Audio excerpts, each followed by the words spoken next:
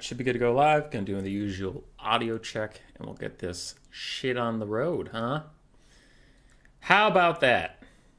Should be good to go live. Gonna do the usual audio check, and we'll get this shit on the road, huh? Sounds good. How's everybody? Hey, Cuden. How you doing? So, this is a tournament. This is the Ladies Quest hosted by ODM. I mean, I've talked to Hanniden's about this stuff, so I just kind of assume it's his thing, but for all I know, all of ODM's involved. Don't really know. It was a big tournament. They had everybody signed up through their Discord, and then you got put into pods with random amounts of players, and, well, not random amounts, but random players, and then you played in your pod. Top 2 out of that pod advanced to this top 16 you see here.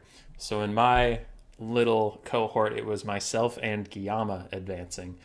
I made a top 16. From there, top 16 is more traditional. Maps were set in challenge, best of 3, all the way up, I think, to the finals is best of 5, or the semifinals is best of 5. I don't remember. Hannons would have to tell you, but I know it's best of 3 for today's thing. So we are going to be casting the replays. Everything has already been done. I only know the results of my best of 3 or best of 3s. That's all I know. I have avoided spoilers as much as possible because replay streams, if you already know the result, can get a little ho-hum, but we are going to bust through some of this. The top 4, so the 2 semifinals, the finals, and the losers finals. So those 4 best of 5s will be live streamed when they occur. We are thinking maybe Saturday, but we're doing some scheduling stuff. There is one weekend in February where I am busy, and it is the weekend that ODM wanted to host this, so they're trying to figure out right now, can we schedule in a way where I can host it, or are they going to have to find a different host? All those things. But the finals will be live somewhere, and even if it's not on my channel, I will promote it in my Discord and through the YouTube community stuff. So it ends up not being hosted through me. If it does, I'll just post in YouTube community. Hey, check out the finals for that tournament thing over here. But yeah, sound good? Patrick, Mark, Mr. Casual, Trader. I missed so much cool stuff. I don't know. This one's been running early January to about now. We know how we already won. I didn't get knocked out first round because even making it to the top 16s means you made it through that thing. All right, so I'm going to go in order of the thing here. So we're going to have Azrael Vistora versus Bowmore. We'll start with game 1. So I'm going to hit watch replay and then real sneaky fast pop over here and turn the scorecard to actually be correct. Bowmore, accidentally hit enter. And as this is a very serious tournament, I actually forget if there's a cash prize pool or not, but I know it is very, very serious, so you're probably going to see a lot of meta stuff, not a ton of tomfoolery around here. Azrael Vistora, haven't seen a lot of him, but when he does play, he plays pretty well. Unfortunately, he does have lag a couple of times that I've played with him, but he's overall a pretty good player. And Bowmore, I used to think of him as a Skaven main in Warhammer 2, but he kind of just plays whatever now. An awful lot of Dark Elves, which makes me want to die. Fucking Dark Elves. Anyway, I am dressed kind of like a clown because I just got off of work for lunch break. I'm going to stream this, run some errands, and then go back to work and finish out the time. So I do look like a bit of a goof. All right, Skaven versus Dark Elves. This matchup is Dark Elf favored in my opinion, though I do have some sneaky builds I kind of like, though I still usually just global ban Dark Elves because I fucking hate them. We have 2 Harpies, one of which is the Crows of Cain. We do have a single Feral Manticore for a terror-causing piece, 4 Dark Riders, a whole bunch of Black Ark Corsairs mixed with Dread Spears. Okay. And then 2 Dark Shards and Malekith up on his dragon. The only comment I have about this build is the Dread Spears feel a little unnecessary because if you're attacking the Skaven, the higher melee defense the Dread Spears get is going to be kind of wasted. You probably want Bleak Swords. Just do a little bit more damage in there. But it's a minor complaint because all this stuff's just going to die to globes. For Azrael, we do have a Gracier of Ruin with his Howling Warp Gale net, plus Warp Lightning and the Dread 13th spell, and Malekith taking a lot of damage from flying over those Gutter Runners. Gutter Runners have been getting integrated more and more recently in Skaven rosters. Rat Ogres, Skaven Slaves, couple Globes. We do have an Eshin Triad sitting next to Rat Ogres, the ROR Knighted Boobo Sharpshooter. And we do have a Chieftain on a Bonebreaker. This is part of the tech that I have been discovering versus Dark Elves. Again, I still usually just ban them, but if you do get stuck with it, I find Gorich or a Chieftain on Bonebreaker, though I prefer Gorich, is actually decent at holding off Malekith. Now, a problem here for Azrael is that he's not deployed near his Greyseer at all, so there's no bodyguard for the Greyseer. The Greyseer is currently just fighting Malekith completely on his own. Fury's being used to take out the front line. Skaven Slaves running in every direction.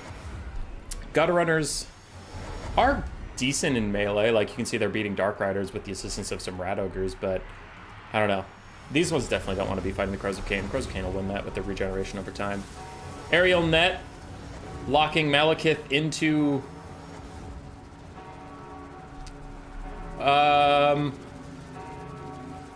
That looks like he can't move.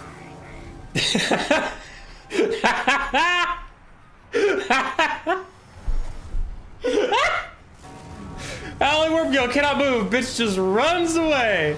Oh my god. Okay, I'm gonna need to save this one for a different reason. But anyway, what are we doing? What's going on? I got distracted by the bug. Malekith's jumping down some Rat Ogres. He's gonna get surrounded, but I don't know. This is why I started banning the matchup overall, is just Rat Ogres have such a hard time punishing Malekith.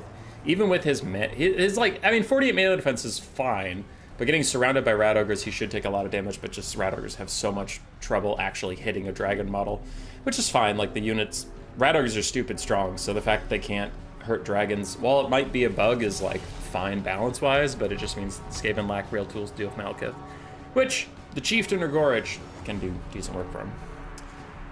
Now the Skaven, their globes are having a tough time staying active, which is the usual Skaven late game. The early game goes really well, the late game, things start to fall apart, and it's just about how far ahead did you get before everything collided.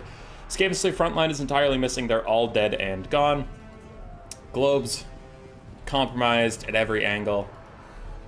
But the Dark Elves are having a bit of that sticking problem. Their Dark Riders have overall suffered a lot of damage.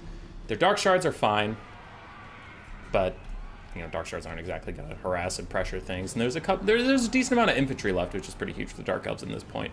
So I think the Dark Elves are in a commanding position, just judging by the fact of how much stuff they have left on the map. Skaven are really down to 2 Rat Ogres, a Chieftain, for all of their melee prowess. That Storm Vermin Halberd is just a summon, it'll go away. Yeah. Good thing something like this was just in one of your uploads. True, but that was hilarious. That was really funny. I don't know, just how fucking messed up that was. It was great. Malekith throwing down a breath attack onto the Greyseer. And I just don't see how the Skaven can do it. They did secure 1 globe in the backfield, gonna push off the Crows of Cain, the Dread Spears and stuff like that, but you have 4 or 5 Dark Elf infantry closing in. Malekith's full HP in this guy. I don't know how this is gonna go.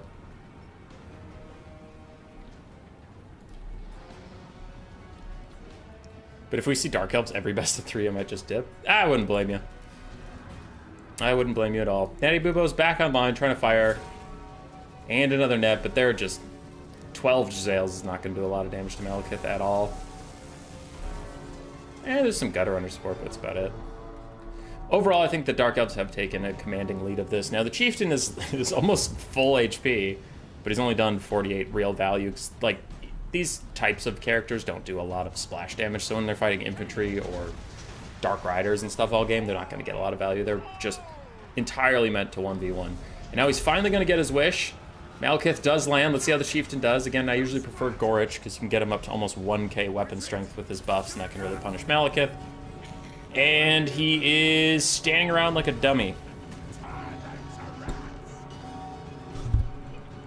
Alright. I forgot this had a spoon in it. I just poked myself in the mouth. Another Howling Warp Gale just trying to keep Malekith in the fight. But he's going to win that fight.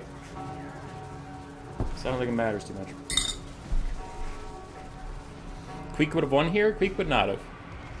I'm going to hit the ×2, as I think this is all but decided. Skaven are getting routed in every direction. Malekith is perfectly fine. Manticore is also at half HP over there. It's just a hunt for the Greyseer, a hunt for the red Greyseer. And that'll be a Dark Elf W. No cash since the Cleason mod unfixed. Hey, Bowman.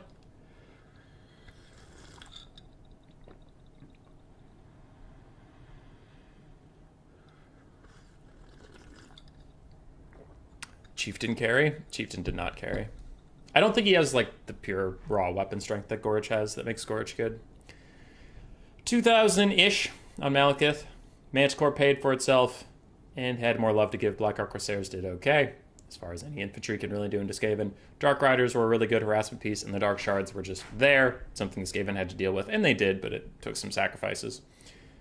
For the Skaven, really low values on the Lord and Chieftain, though the Lord is mostly a support piece. Globes got mixed value, though overall pretty good. Natty Bubos did fine, Rat Ogres did fine, Ashen Triads did okay, and Gutter Runners actually did pretty well. It's only 750 without poison, so yeah. Hey, Hanadins. How you doing, buddy? Hanadins, I stalled out early in the stream because I don't remember. Is the semifinals and finals best of 5, or is just the finals best of 5? Or is nothing best of 5, and I misremembered that entirely? All right, Bowmore goes up 1-0. And I need to remember not to get rid of that game because that was really funny. Yeah, that was really funny. All right, game 2. Oh god, it's undead. Not a mirror, but undead versus undead. Coast Tomb Kings. Honestly, don't actually see this matchup that much. It is 2 undead, so at least crumbling is equally non-existent on both sides.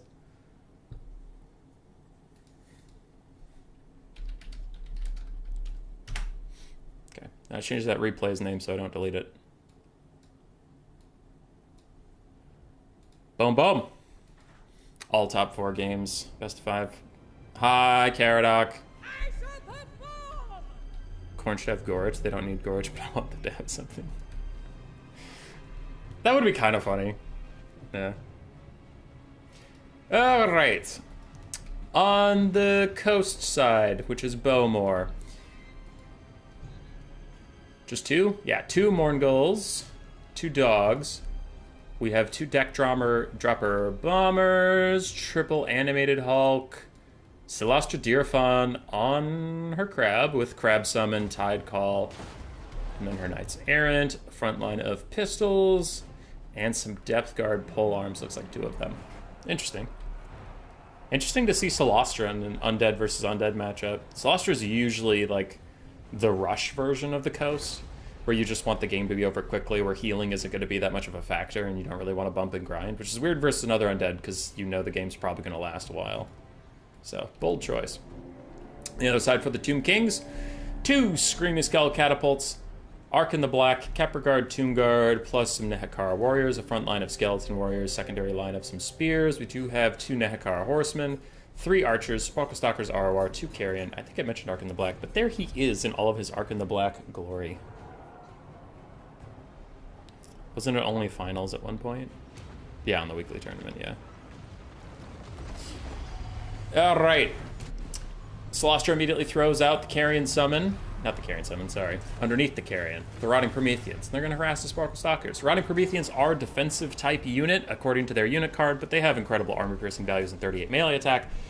So they're actually a huge pain in the ass if they get deployed on anything. Anything at all. And a quick tide call. Do you have the AoE? Yeah, the army-wide Mortis Engine type passive for just spamming out spells. Okay, could be an interesting take.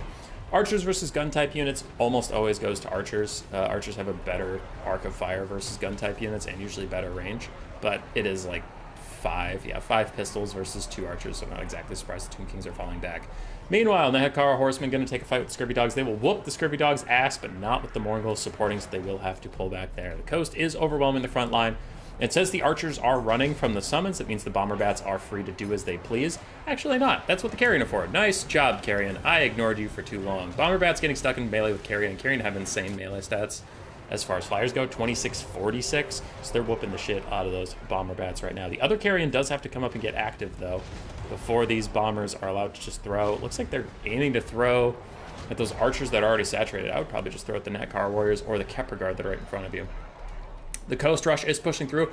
Morngul's got deleted by something. Good God, what happened to you? Okay, they're almost dead, fighting Skeleton Warriors and Nehekara Warriors. Their regen from the hunger is trying to keep them in the game, but the Bomber Bats on this side were entirely ignored after putting in melee combat with the Carrion, getting murdered, and these guys are too. Bomar, unfortunately, sleeping a little bit on his aerial units. I think he was just thinking about the archers, and as soon as they were compromised, he thought he had free reign, but those Carrion are just whooping a ton of ass right now. Arc in the Black fighting with some animated Hulks, and the Morghuls did fade off on the side. The other side, they're still doing okay. Where are the other Morghuls? Yeah, they're full health. They're fine. They're chilling. But without both of the Bomber Bats, that is a lot of the infantry killing prowess of this build gone, because it was relying pretty heavily on those two bombers. Pistols aren't good at clearing out lots of random skeletons. Animated Hulks aren't good at clearing out lots of random skeletons. Celestra can be. She can be, but these Sparkle Stalkers could be a big issue for if they're allowed to escape. Now, the Damned Knight Errant summon is out, and Celestra herself is taking care of business in the backfield. Looks like she killed the catapult crew and some archers. Damned Knight's Errant should probably go straight after the Eyes of the Desert, considering they're the only real threat to Celestra on the battlefield, and Ushapti summon is also out. So both armies using their one-time use summons rather early. Celestra does have one more use of the Crab summon left, and then no more summons. Wait, it's Arkin. Okay, lots of summons. There's going to be summons all day. That is a Fate of Yuna if it's taking that long to cast. Boom, boom. And a great target onto the Depth Guard.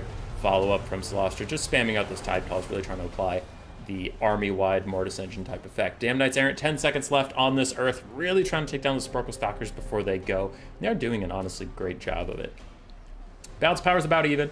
Front line, the Coast are slowly working their way through, but at high cost. And the back line, it has been utter destruction, as Celestra, her summons, and some dogs threw their lives away, but wreaked a terrible cost. Took out one catapult, got both archers, Sparkle Stalkers down to very low HP. Ushapti summon fades. The units are what the units are now. Nahakar Warriors and the Kepler Guard still grinding away on the front line, but that's about it for the Tomb King's infantry. Everything else has faded away. I don't get the point to take swords instead of Spearline. Morghuls lose to Nahakar Warriors. That is really sad. Oh, hey, here's the other archer. I thought it died. It just walked away from Celestra, but she went and found it. Sparkle Stalkers doing what they need to on the backfield, and remember, there is no Vampire Caster for this army. Celestra has no form of healing whatsoever. So any damage on her really sticks, despite her being an undead, and you're used to thinking of them as having regen. Animated Hulks in this little clump, just taking Screaming Skull catapults straight to the face. And Nahakar Horseman gonna finish off another animated Hulk. We still have a full health Morghuls. Ooh, that's a problem. There were two Depth Guard, weren't there? Well, one of them died off screen, and this one is now gone as well. So that actually is a very expensive part of the Vampire Coast army that is entirely dead.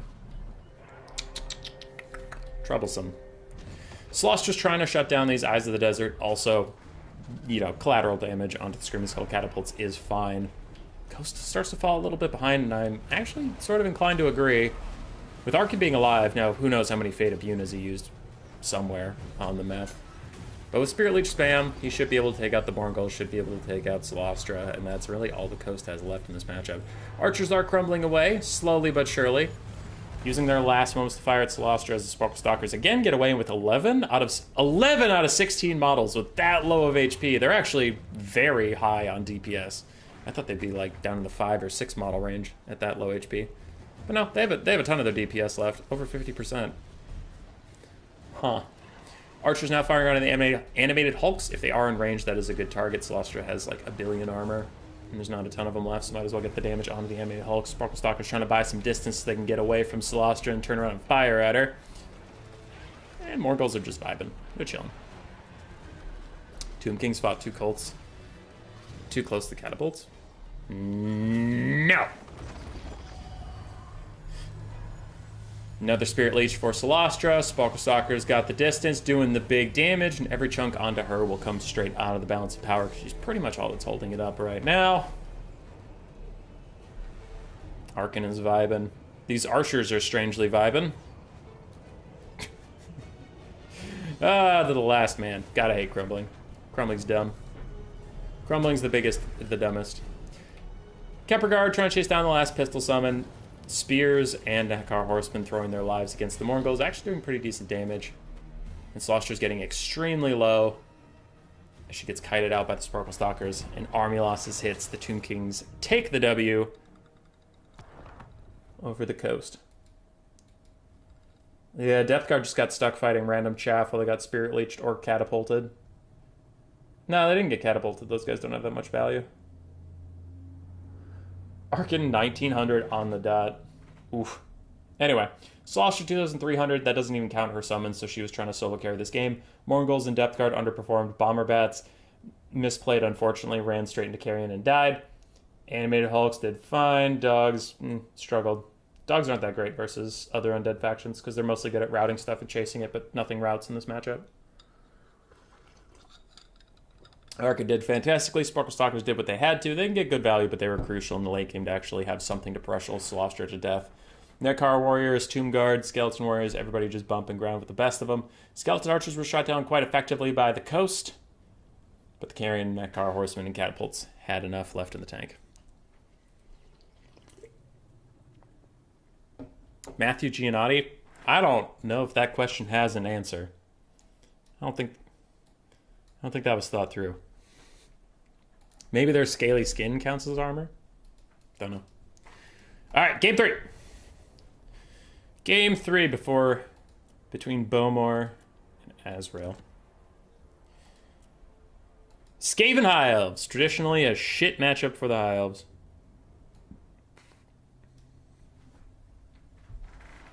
Traditionally terrible, though recently the Arcane Phoenix has been making a comeback, and that thing is silly. It's not overpowered, it's just silly. Because there are times where it does its little vortex and it covers 1/4 of your unit, but does 3/4 of your unit's HP. And I'm like, how could 1/4 of my unit possibly have had 3/4 of the HP? Explain that to me, CA. But it's fine. It's a super expensive bird unit, so I'm kind of glad it's performing well. It was a good try by Coast. This matchup was extremely Tomb King's favorite. Catapults totally ruined the matchup for Coast. You're silly. You're silly, traitor. Tomb Kings suck. All right, now Bowmore is on the Skaven versus Azrael's High Elves. We have 2 Jezzails, one of which is the ROR Natty Boobos. We have 2 Globes, 2 Slingers, and the Night Runners, the Skaven Slaves. Skaven Slaves it is! Triple Rat Ogre, 2 Ashen Triads in the back. What the hell is going on with Ashen Triads? These two, both of them took Ashen Triads, and that unit is trash to okay at best. I don't know. I hate it. I think it's dumb. Howlin' Warp Gale, Warp Lightning, the Dreaded 13th. Then we have an Assassin. Cool. Why is everybody taking Jezzails? These things suck. Skaven vs. House is basically even in Warhammer 2. When was it shit? Oh, I had an insanely high win rate on this matchup. Jezzails out-skirmish anything the High Elves bring. Anyway, on the other side we have an Archmage of Death with Fate of Buna, Spirit Leech, and then her Go Invisible spell, which she was just using a second ago. Now, there is going to be a Howling Warp Gale on her right in front of 2 Jezzails, but she'll largely be okay. She's on an Eagle mount, so when she gets shot, she will do that little flutter, and then most of the bullets are going to miss her, so she'll be okay. Will take some damage, but it's not the end of the world for her. Is it Overcast? No, it's not Overcast. It already faded. Fate of Buna deletes an entire Poison Globe unit. I personally would have used it on the Natty Boobos, but it looks like that was not the case. Archmage of Death does need to run away. Warpstone Scroll follow-up. It's kind of a Spirit Leech level of damage with a slow attached to it, so she ends up taking a lot as she went from netted to slowed. Rip. Arcane Phoenix flying around. I never actually covered the High Elf build, though, as the Archmage of Death is going to run away. Arcane Phoenix is going to go all over this, and that's fun for you. Meanwhile, 2 Illyrian Reavers. We have Archers, Lawden Sea Guard, so 5 Lawden Sea Guard, 3 Archers. Nope, 2. 2 Archers, 2 Spearmen, 2 White Lions of Crace, and 2 more Illyrian Reavers, so 4 total. Okay. Globe Eaters are too hard for High Elves to deal with. Yeah, it is pretty tough for them to deal with. Chariots, when Chariots are good, are pretty decent in this matchup, but I don't know. I think Skaven just have a lot of really good tools. Lawden Seaguard getting Shrek'd by the Jezzails, though of course they will. They do need to just push up in general, get in range of the Jezzails, and do a lot of damage to them. 70 armor and silver shields helps a bit, but only 4,000 health. They will actually take a lot of damage from archers. And I expect the Gracier of Ruin to be tempted to throw down a Dreaded 13th on one of these archer units somewhere at some point, but the High Elves overall taking a pretty bad value trade so far. 1 globe has been deleted by a Fate of Buna, but it costs you most of your caster's hit points. 2 Lawden Sea Guard. Can he dodge the bound Scorch? No, half HP off of that unit. And Skaven are pretty happy to just sit and let their clan rats take the shots in the face, because some of them have shields. If they don't have shields, they're Skaven slaves, who gives a shit. I'm curious why these rat ogres are so far up, though. That's just inviting free arrows onto them, and they don't want to be shot. 30 armor, no shields. Bad time. Dreaded 13th spell is out. Does not do a lot of damage on the explosion from the spread out white lions, but it's still a summon. It'll chase around these archers, be annoying in general. What are the Giselles shooting at these days? Looks like they're still shooting at Lava and Seaguard. Yeah, they're just ignoring this Arcane Phoenix, which is, you know, fair. Birds don't take a lot from that. The Archmage of Death is back. Another Fate of Buna, this one onto the Natty Bubos. This is why I wanted it to be the first cast, because that Natty Bubos has already used about 2/3 of his ammunition, so he got what he needed out of them, but still, the Fate of Buna will just Aetus delete us that entire unit. She tries to fall back. She did not get netted this time. She'll stalk soon. Fate of Bahuna and dead Natty Boobos. GG. I don't really like Fate of Bahuna. Because you can't dodge it. It's just kind of a dumb spell. It's fine how much damage it does. It just sucks that it's literally a point and click. Anyway, the Archer duel still continues. Skaven slaves, slingers, and Giselles firing back. Though these Giselles are running a little low in ammunition. The other one is, of course, dead. Skaven are down to just 1 half HP globe. That'll have to do a lot of heavy lifting in the late game, if we're even allowed to get there.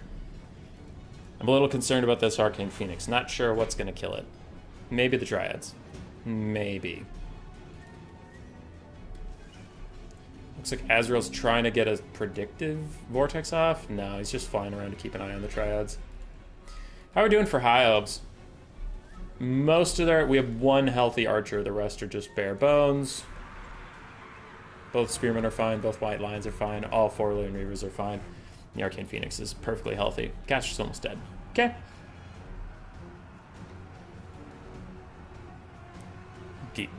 Game Rule Dinica? Hi. How you doing? Rat Ogre is going to fight the Spearman, but the Spearman can maybe honestly 1v2 this, because the Rat Ogres aren't going to be able to get through their insanely high melee defense. And there is the first Arcane Phoenix Vortex that'll actually do a good amount of damage, because the other one was on globes, and they generally don't take a lot from that sort of thing. But say goodbye to those clan rats very soon. 17 leadership, and they are not ITP, because why would they be? But they could get terror out of it. Looks like the Phoenix is not actually going to commit to that fight. Lune Reavers tried to charge in. Eshin Triads did catch them and push them back out. Giselles almost entirely out of ammunition, so I would hate to see the High Elves now commit trying to shut them down. Just let them shoot. They're about done. It's not worth the units you're going to lose to do that. What will they do? I'm going to put... No, not ×2 just yet. Lune Reavers, don't get baited. Don't get baited by those Giselles. It's not worth losing a whole Cav unit over almost out of ammo Giselles.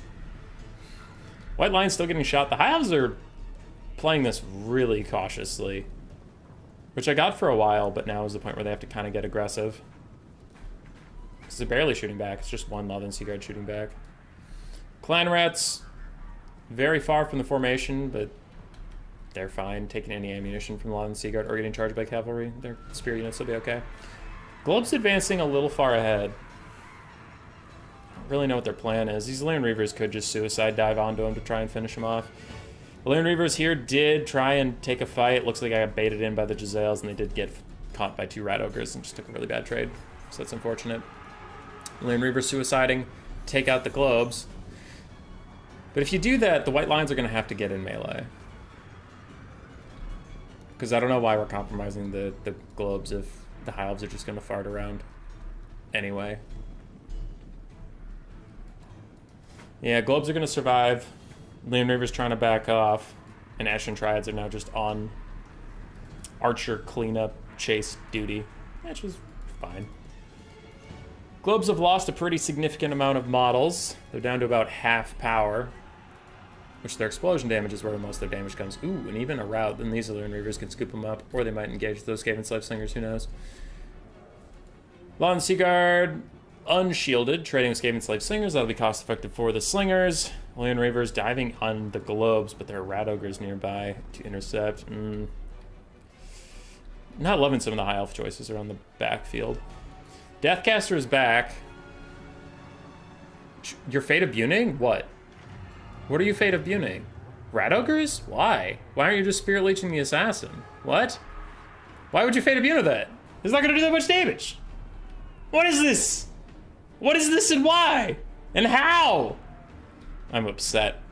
I'm very upset. That was a wasted Fate of Buning. Boo. Boo, says I.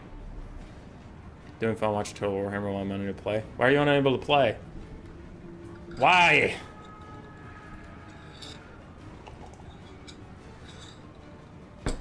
Alright. This game formed me up into a bit of a death blob. White Lion's pushed off. I'm gonna go into ×2 fast forward because this is a very slow battle for some reason. Ashen Triad's trying to run away. Illyrian Reavers and Archers are going to turn and fire at them. It looks like the Illyrian Reavers are actually just going to fuck off. Skaven have reconvened. Spearmen are being fed in one by one. Rat Ogres did get caught out by double Illyrian Reavers. That should finish them off. Should. A rear charge from other Illyrian Reavers is enough leadership to shock them down. Giselles are out of ammunition officially. Do still have 2 Skaven Slave Slingers. Ashen Triad's out here fighting Laud and Seaguard in melee combat, but Laud and Seaguard only had 40 armor to begin with, so the Weeping Blades passive isn't really going to do that much work on them. Rat Ogre's getting pushed around. Arcane Phoenix being full HP at this point in the game is a little concerning, to be honest, but the Halves don't have a ton to back it up. The High Elf army is essentially that Arcane Phoenix, this White Lion, and 4 almost dead Illyrian Reavers. Triads pushing off the Laud and Seaguard. Rat Ogres, this very healthy Rat Ogre unit is chasing off an almost dead, almost out of ammo Laud and Seaguard, which I could see being a problem, because if the Rat Ogres commit to too much different stuff, the Arcane Phoenix can start going wild, and I'm honestly confused why it feels like it hasn't done too much. Show me its value. 500? Yeah. Because the only healthy Rat Ogre being over here, this wounded Rat Ogre is what's left defending this, so why isn't the Arcane Phoenix cycle charging in and out a little bit here? Trying to rout off these clan rats, or trying to damage the assassin. Now the assassin's pops Assassin's Trophy, lowering its melee attack to 6. So, alright, take the win, back off.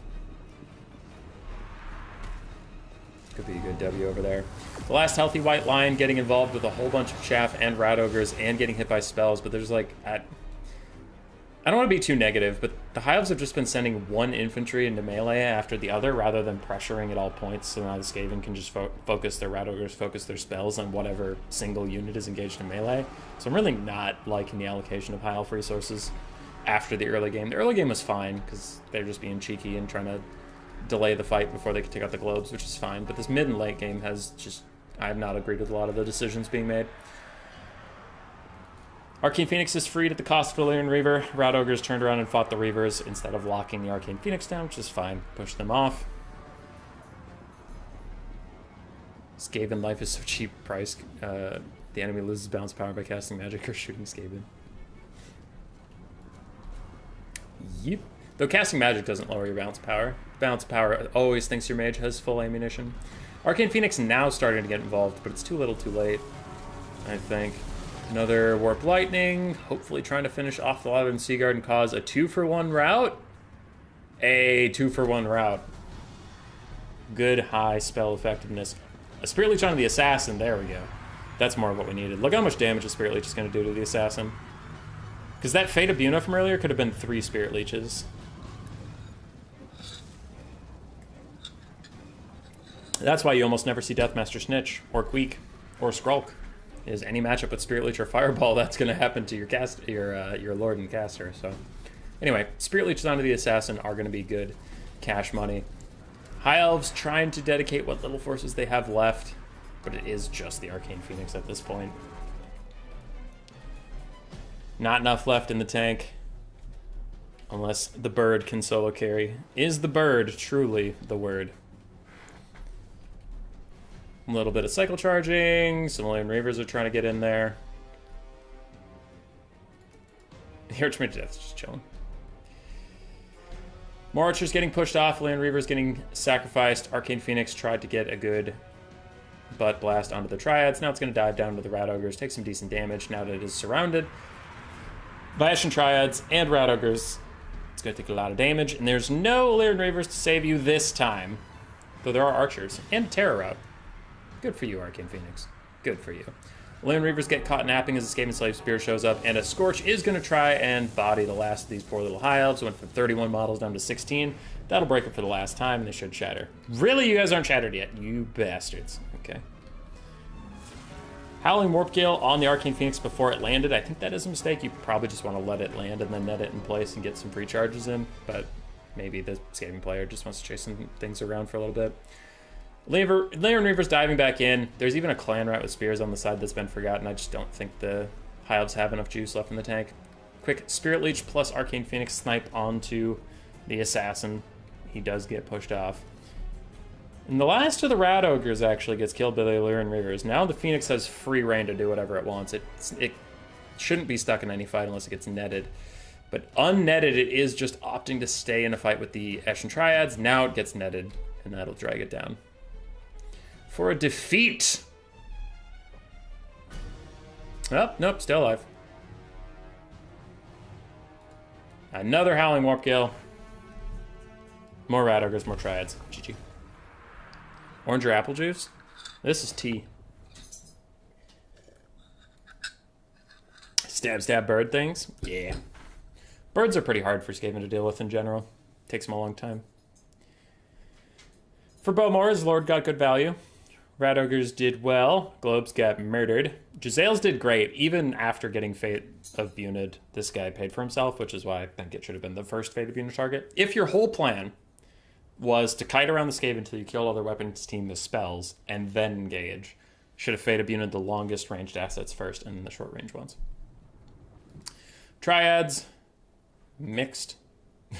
Even after all that, mixed. Slingers did great, and then Skaven Slaves were around.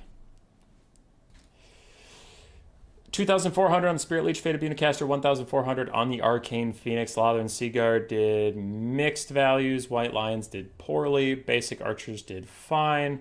Spearmen did okay. Illyrian Reavers did fine. Clan Molder got create wing variant. I don't know if you would trust the Clan Molder wing variant. No, actually, Molder's got a pretty good hit record. It's Scryer that you wouldn't want to fly with. So Bowmore will win, 2-1.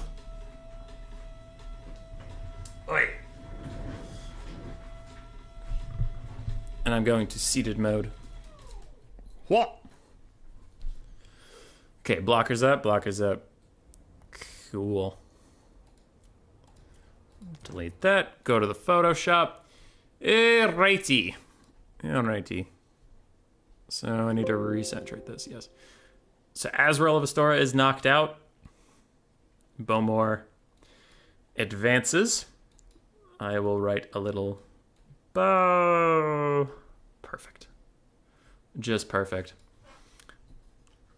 Game 2 will go to Marcus Magno and Sabrus Regnum. Let me find it. Sabrus versus Marco Magno, game 1. Okay. What happened at the curtains? I just got off work, hopped home to do this stream real quick, then I gotta go back to work, so I don't have time to do the whole setup thing.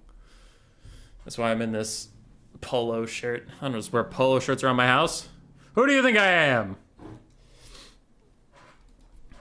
Alright, match 2. Sabrus Regnum versus Marco Magno.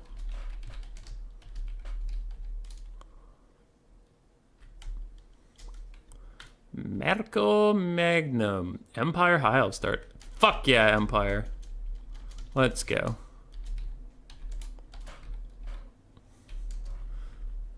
Everybody loves Empire. Everybody. Can we see the number of games? What do you mean number of games? I put up the blocker so you can't see what series are a 2-game series or what series are 3-game. That would be spoilers. You can see number of games? What? Shouldn't be able to. Whatever. Fuck it. Alright. Empire versus High Elves. For Sabrus, we do have a front line of White Lions plus Spearmen, a secondary line of Lothern Seaguard with shields, and a tertiary line of Archers. 4 of them. We have a Lifecaster with Earthblood and Regrowth. Imric up on his dragon with his full kit. And then for Cav, we only have 2 Illyrian Reavers. So actually pretty minimal Cav presence from the High Elves. On the side of Marco Magno in the Empire, we have 2 War Wagons, Boris Todbringer, Amethyst Wizard with Fate of Buna and Spirit Leech. Sterling's Revenge, Free Company Militia with Armor Piercing and Stock. You have 2 Mortars to deal with all the archers. Double basic archer, not even huntsman. Front line of swordsmen, spearmen, and then a back line of triple Empire Knights. Okay. So the Empire is going to want to advance, as something we've talked about before. It's too late now, but for the sake of posterity, you're going to, if you have artillery and the enemy doesn't, you want to advance your front line far enough that archers can't get in range of your mortars. Because if the High Elf archers start shooting at the mortars, they're going to die extremely quickly. Boris Todbringer plus his war wagons just peel off the Lyrian Reavers and run them straight off the map. Cool, good for them. But I think these mortars are going to be short-lived. It looks like the High Elves don't actually have attack orders onto the mortars, so for now they're just taking damage they don't have to. But once they get through with the archers, they will for sure move on to the mortars. I think they assumed, like I did, that these are huntsmen and higher value targets than they really are, because 350 gold archers aren't even worth shooting, to be honest, when there's mortars nearby. Mortars are taking their day out on the High Elves, though, so they're paying a terrible cost for not shooting the mortars earlier. There you go. As soon as they get attack orders onto them, these guys are going to get shreked. Empire frontline is losing, backline is getting outshot, and I will say the Empire Cav needs to be much more aggressive. They have extreme Cav superiority, 2 light Cav versus 3 heavy Cav. They need to be flanking, they need to be shutting down the archers, but instead they opted to just outshoot the enemy, which they can't do. It was 2 archers and 2 mortars versus 7 High Elf archers. And the 2 war wagons are now starting to opt in, but the war wagons are extremely squishy to ranged fire. So you'll see they probably won't actually do that well. War wagons and Scourge Runners benefit in melee, not in range. So unfortunately, the Empire just not realizing they had a Cav advantage early enough and not doing enough with it. Now you can see the mortars are pushed off. One of them shattered, the other one's just routed. Archers are coming back, but they're essentially gone. War wagons have taken a lot of damage, and Boris is trying to take a fight with Imric that he won't even win. I do think the Empire is in a little bit of dire straits. Their front line isn't feeling so good. Now there are a sheer amount of... Yep, okay. The players realized at this point there was a sheer amount of unwashed Sigmarite bodies, but that was just not enough because Lothran Seaguard could beat them in melee, so they could just stop shooting at any point and walk up and beat the Empire to death. And the Empire player realized it and just dipped it.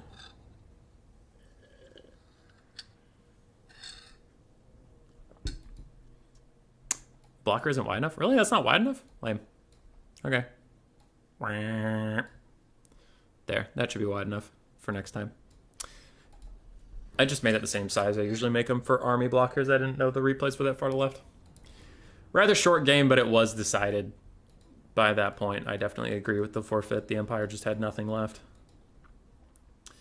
Archers already paid for themselves, and none of them have been really compromised. Lothran Seaguard were still firing away, doing okay. The High front line killed some Sigmarites and then died, so good for them.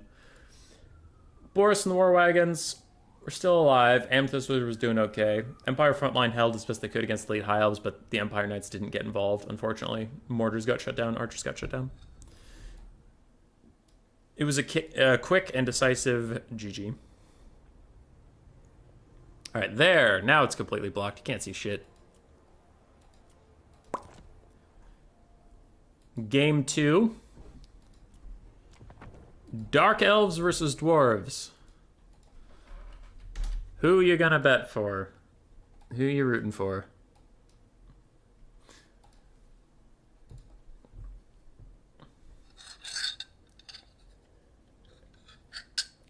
At the point you won, fight a dragon 1v1 with a sword shorter than his teeth. I realize there's something not going well. Yeah.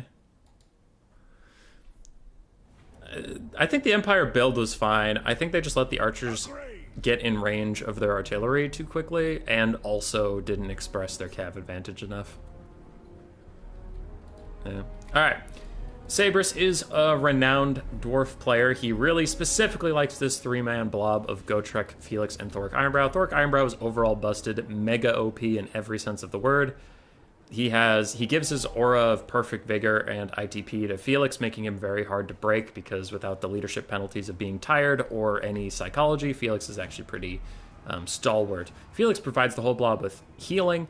Thork provides the whole army with army-wide fear and plus 24 melee attack on a cooldown. And he's a spellcaster that has infinite winds of magic, because dwarves are balanced around not having magic, but then a rune system was introduced that just gives them magic, but none of the winds of magic. So fuck Thork. Thork's a piece of shit.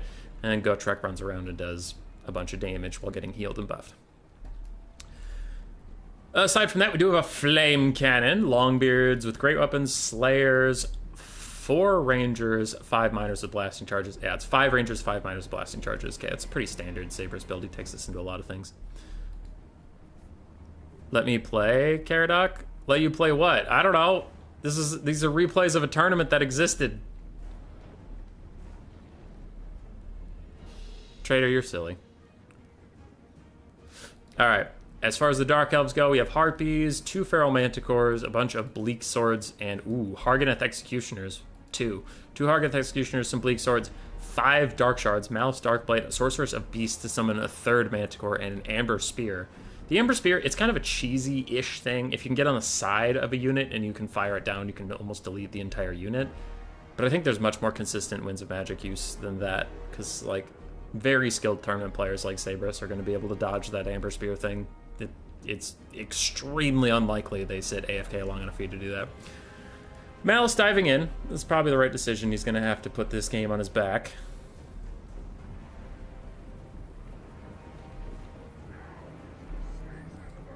And he has some good abilities that could do a lot of damage here. He has like an explosion, right? No, that's his Arcane form. Okay, I was going to say with that nice clump up of things, I was surprised he didn't use it as explosion, but that's because he didn't have it yet. Flame Cannon's getting dove on by the Harpies. The Harpies just accepting their death, and the Manticore also joining in. Slayers coming over will make very, very short work of the Harpies. We'll have to see how that goes. Malice does not want to be here when that hero squad shows up. They will beat his ass. Is Malice on Spite? Yeah. Yeah, Malice is on Spite. Gotrek has arrived. Marco Magno is going to need to get Malice out of there. He can't hope to fight the hero blob, not 1v3. Because what is Gotrek's stat at right now with the Rune of Doom? He has 94 melee attack plus bonus versus large. So yeah, he's gonna delete Malice quite significantly. On the far side, Rune of Wrath and Ruin, hurting some Bleak Swords, doing a little bit of friendly fire on the Rangers, but overall it's fine. Flame Cannon's actually still alive, still firing. And completely whiffing. Nice accuracy there, dwarves. Hargoneth Executioners unhurt over here. I thought I saw their little unit card on the other side. There they are. So the Hargoneth Executioners actually got to the Dwarven lines unmolested, which is good for them. Usually they take a bunch of blasting charges to the face and are already at like half HP. Malice did take a bit of a chunk, deciding not to do that any longer, and Dark Shard's actually doing pretty well. Bit of a rough start, but Dark Elves are getting their steam now. Harpies attacking the Flame Cannon yet again. Slayer's going to be called back to deal with them. Malice running up the front line. Yeah, things are going okay. Things are going okay. Minus Blast Charges getting rear charged by the Hargoneth Executioners, but they just ignore them. Ignore them entirely and focus on shutting down the Dark Shards with their blasting charges. Oh, dwarves. Dwarves with your weird kamikaze blasting charge unit.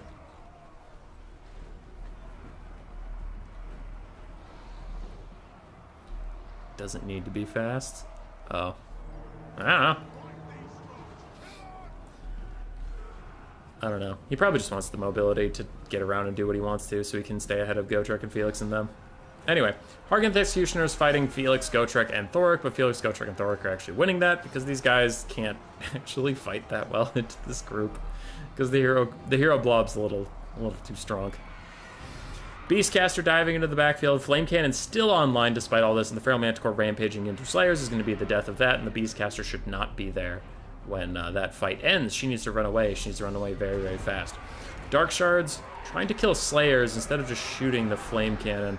I think the Dark Elves have a bit of sunk cost fallacy, just assuming everything they've thrown at the Flame Cannon in melee will stop it, but really they should have just used the Dark Shards to kill it from a distance, nice and safe, a long time ago.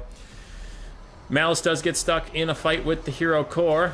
Takes a bunch of damage, starts to run away. He's probably going to have to transform soon. He has a bunch of regen back, which I think Marco wants to get that regen out before transforming, but he can't afford to actually naturally route where this game will probably end. Dark Shards focusing on Slayers, trying to peel them off of the other Dark Shards. Unfortunately, that's probably not going to be a winning strategy. A full health Hargoneth Executioner is pretty nice. A summoned Feral Manticore to help out the 2 real ones. And that is the second summon, I think, so she has no more summons. Yeah, it's just the Amber Spear now. Slayer's still chasing down the Dark Shards, and an almost dead miner kills a half-health Bleak Sword with one volley of blasting charges. Because explosion damage are working as intended. All 3 Manticores committing to the fight, Flame Cannon ignoring them entirely and just taking their day out on a Dark Shard, which they are killing. The Dark Elves are down on the balance of power. I would tend to agree. Most of the balance of power for the Dwarves is locked up in these here Dwarven heroes. But Malice gonna go try and regen off some Rangers in melee. Argent Executioners still killing anything that gets in their path. Slayers are killing Dark Shards, and these Dark Shards are trying to peel them off, but they're really bad at hurting Slayers. 0 armor, but they're spread out models. The way they run and being bronze shielded if they're facing the right direction means Slayers don't actually take a lot of damage from Dark Shards at all. A little bit of fast forwarding here as the Flame Cannon continues to fight. Sorceress takes a thump in the back from Gotrek. Now the Harganeth Executioners are dealing with the Hero Squad. I think they should maybe focus the Slayers as they are. Is that a Rune of Wrath and Ruin? How much damage is this going to do? Actually, a pretty good amount. Anyway, killing the Slayers would be significant. Because Malice can't? Well, he could after he transforms. Yeah, the Harganeth Executioners get entirely deleted. That was full health like a second ago, and now they're all dead. Oof. Just oof.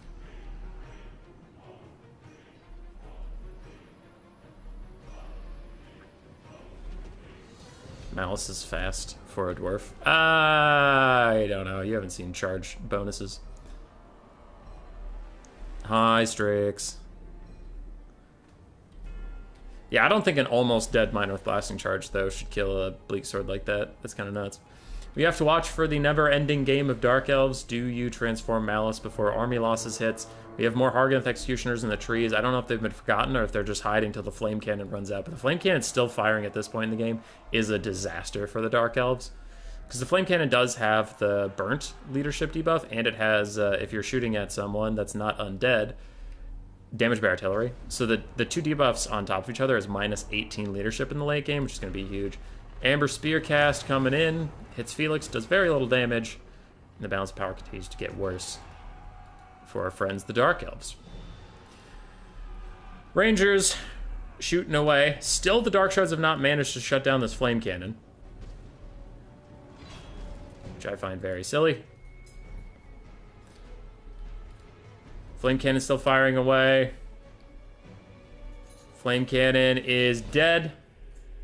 Harganeth Execution all dying. Malice is going to dive in. Malice is going to run out. He has to transform or he's going to army loss, but it doesn't look like he's going to. And he army losses. How many Malices have we seen recently army loss before they transform? Come on. Come on, guys. Press the button. Press the button. Don't you army loss. Press the button. If you think you're going to army loss, press the button. If you see army losses coming in, press it. If you see the game end screen, press the button. Doesn't matter. If you're in the main menu, press the button. Press it! Press the goddamn button! Minus blast charges did well. Rangers did well. Slayers did well. And the hero blob was there. Also doing well. Flame Cannon. Malice struggled to get his payment back. Harganeth Executioners did okay until they ran into the hero core. Manticores got wrecked. Dark Shards did okay. Harpies and Bleak Swords did fine. Grievin, how dare you? How dare you? Now, to be fair, I say the same thing about Poison Wind Globes. Like, in my chats, man, I have never said that I don't think Poison Wind Globes should get a nerf. I hope they do get nerfed, because there's a lot of other ways to play Skaven that I want to play and I want to see, but when there's just a better way sitting in front of you, it's like, why would I not take Globes? I'm not throwing the game. Anyway, Photoshop. Boop. So Marco Magno is knocked out. Saberus Regnum goes forward to fight Bowmore.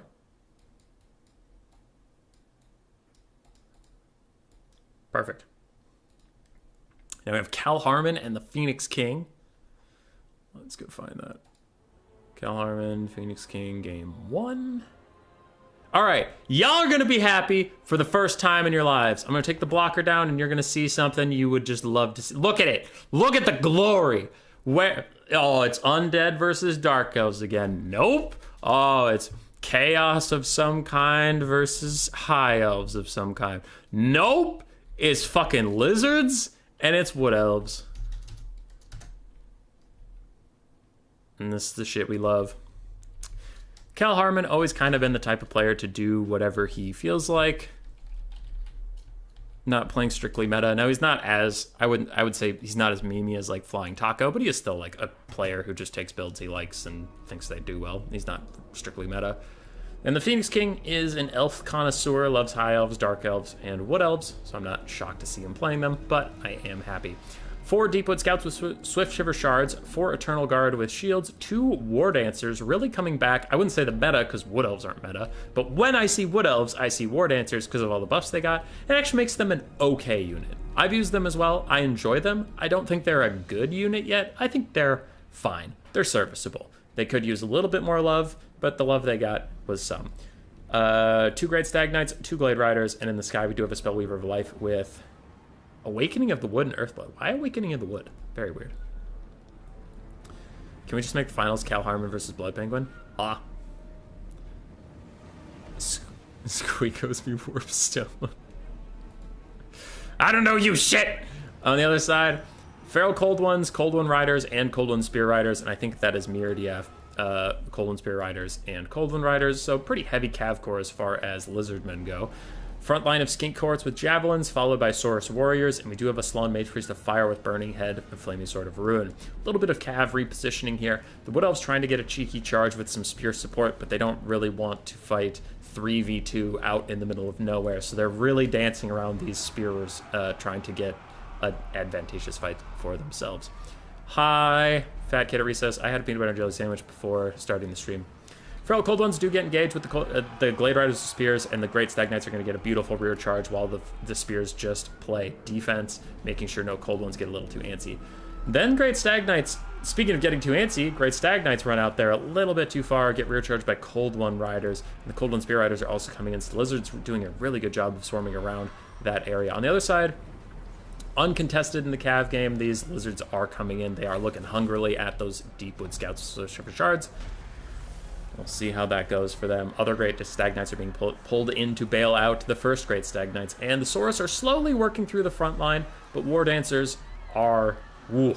War Dancers are doing some slapping, plus so are these Swift Shiver Shards. Banishment from the Slann, going to take out a lot of the War Dancers, so it's a trade there. War Dancers are only a 750 gold unit, so while that sucks for sure to have them get deleted by a banishment, they did manage to take out an 800 gold unit in the trade by holding them in place.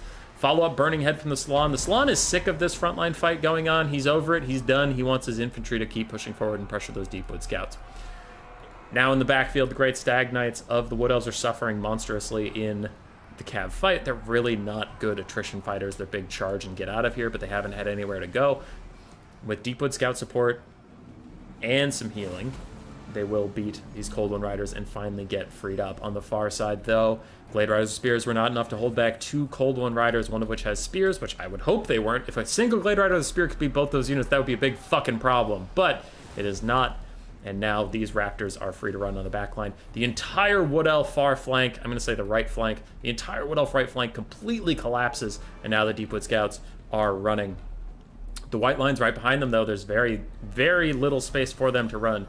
The Wood Elves are working frantically to get them an escape path over here. They're busy trying to clean up these Saurus, or at least hold them in place. They're getting rid of all the Cold Ones, just really trying to get the Deepwood Scouts somewhere to go. But it looks like it's not going to happen fast enough. As the furthest ahead one gets caught up by the Cold One Riders, that makes it much harder for these guys to get out and around, as Saurus are still grinding.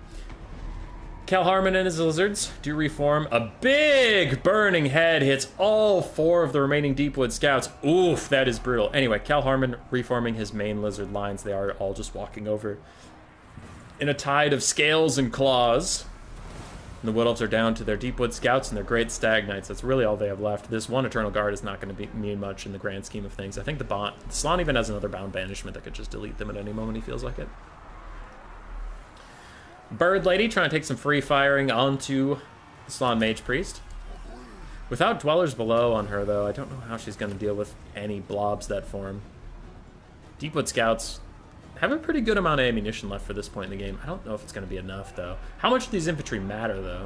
How many of them are skinks that are out of ammunition? It's mixed, yeah. Honestly, it's not the best Lizardman quality left in the game. A lot of the Saurus got taken down a peg.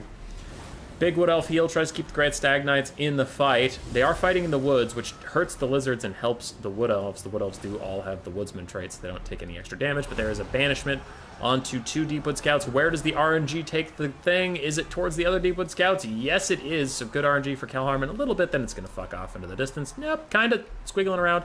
And a follow-up Burning Head. He's like, RNG this, bitch. And it goes straight down the line. Just murdering 2 of the Deepwood Scouts, tickling a 3rd, and that tips the balance of power pretty heavily into the favor of the Lizards. Now, while the Woods fight was pretty clever for the Wood Elves to get a benefit while their opponents do take a detriment from their Coldwind Riders fighting in the woods, it's just not enough. Great Stagnites are not built to sit and grind, and they will slowly lose to the Cold-Blooded Tide. The only positive for the Elves is the Lizards are getting tired trying to get to the battle.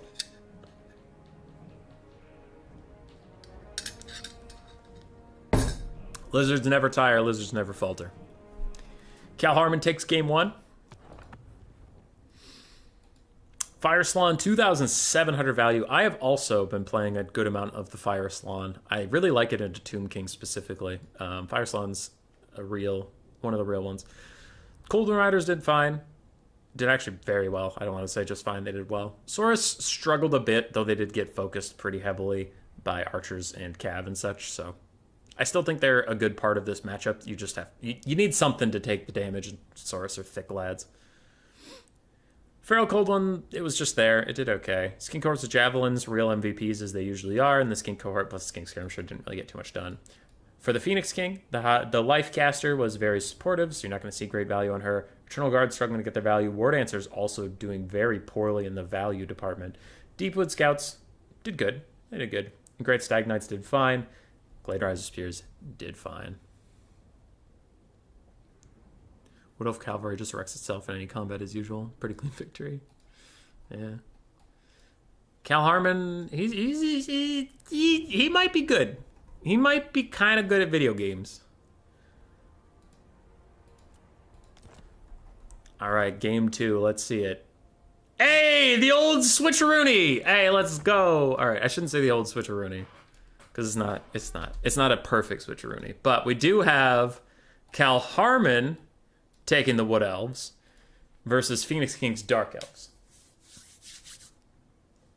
So he says, let me show you how to Wood Elf. Teach me how to Dougie.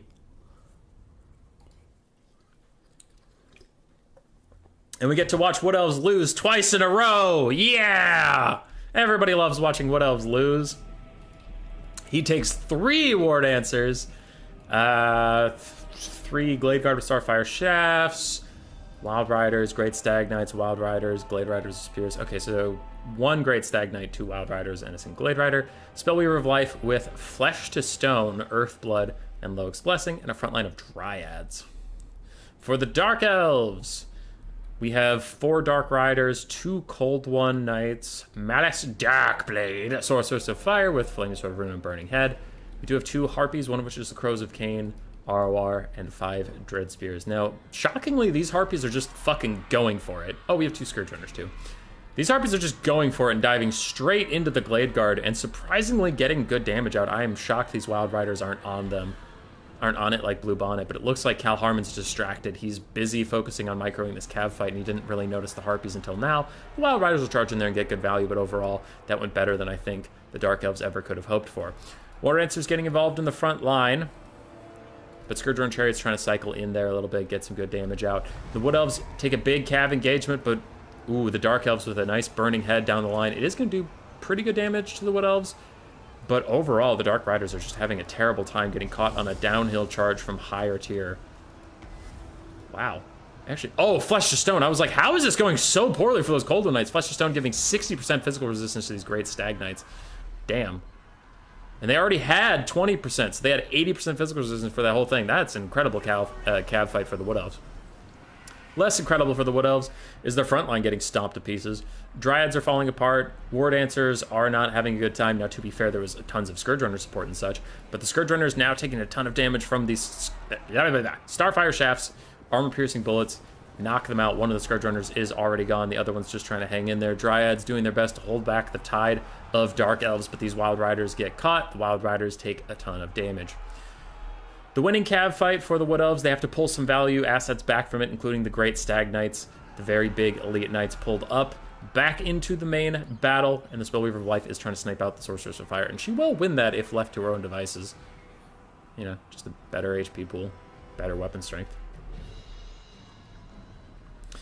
War Dancers chasing down Coldwell Knights, because that's a thing that happens in 2023. And Wild Riders trying to finish off Dark Riders, but they have other Dark Riders chasing them around. It looks like they'll just stop and take that fight with them. Good for you. Malice says, you know what, fuck this, and leaves all these War Dancers to kill his Coldwell Knights. He's done with it. He's over it. He knows War Dancers are OP, and he doesn't want to fight them. Everyone likes watching Wood Elves lose. Blood Bowl commentator Bob Bifford.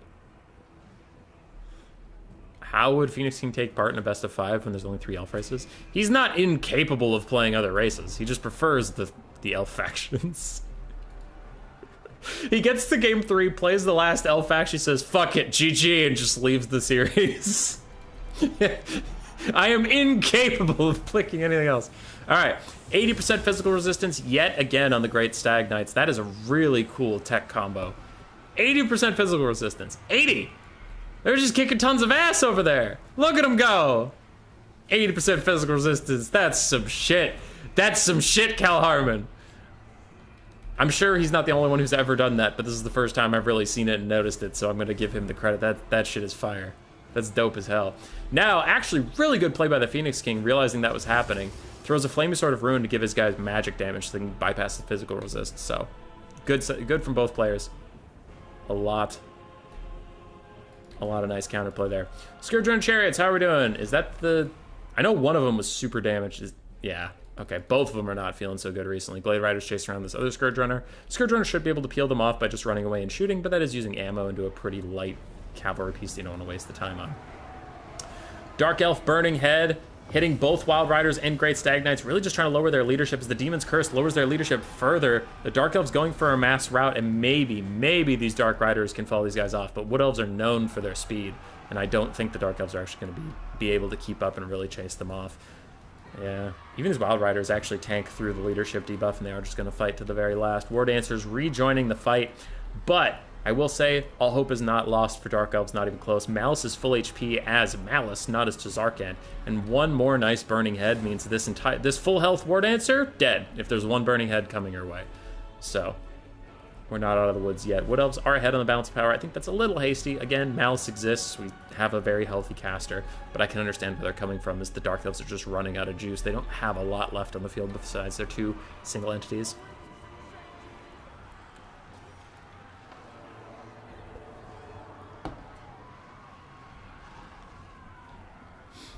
First time public saw that was Bowman versus Taco in the faction war. It's still really cool.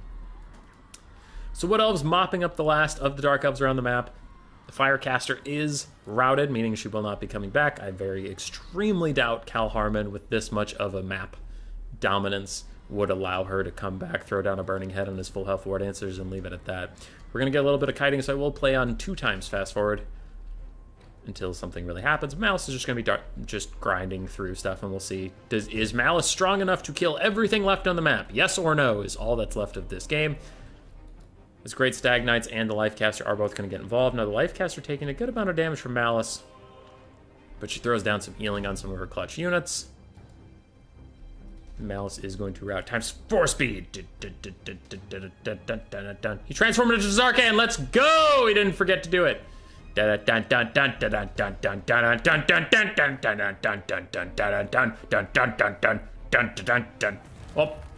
alright, GG.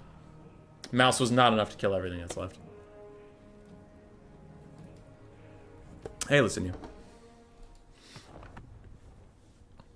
If anybody wanted to watch Malice slowly slap Glade Guard on ×1 speed, too bad. For Cal Harmon, his Lord got 800 value while being a support, but 2,100 on the Great Stag Knights, 1,200 on a Wild Rider, only 700 on the other one.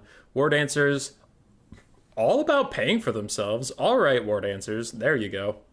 Glade Guard did overall quite well. Triads did overall well. And the Glade Rider Spear doing really, really nicely. Getting Sword of Cain flashbacks. Well, it wasn't enough. Sword of Cain's not nearly enough. 2,600 on Malice, 800 on the Firecaster. Bleak Swords did mixed, but overall quite well. Dark Riders did mixed, but overall quite well. Cold One Knights did okay. Scourge Runners really struggled, and the Harpies did fine. So I think the Scourge Runners could have gone down into the pit to support the Cav fight down on the low ground, and that would have both gotten them away from the archers that did so much damage to them and actually support the fight. Because they got stuck fighting War Dancers in melee, which, like, yeah, they're chariots, but chariots in general aren't that good in melee right now. So that's largely what happened there. Otherwise, it was just top-tier gameplay that I really don't have any suggestions for. Both players played really well. It's just, the Scourge Runners was the only thing that I saw, and I'm like, that was a mistake.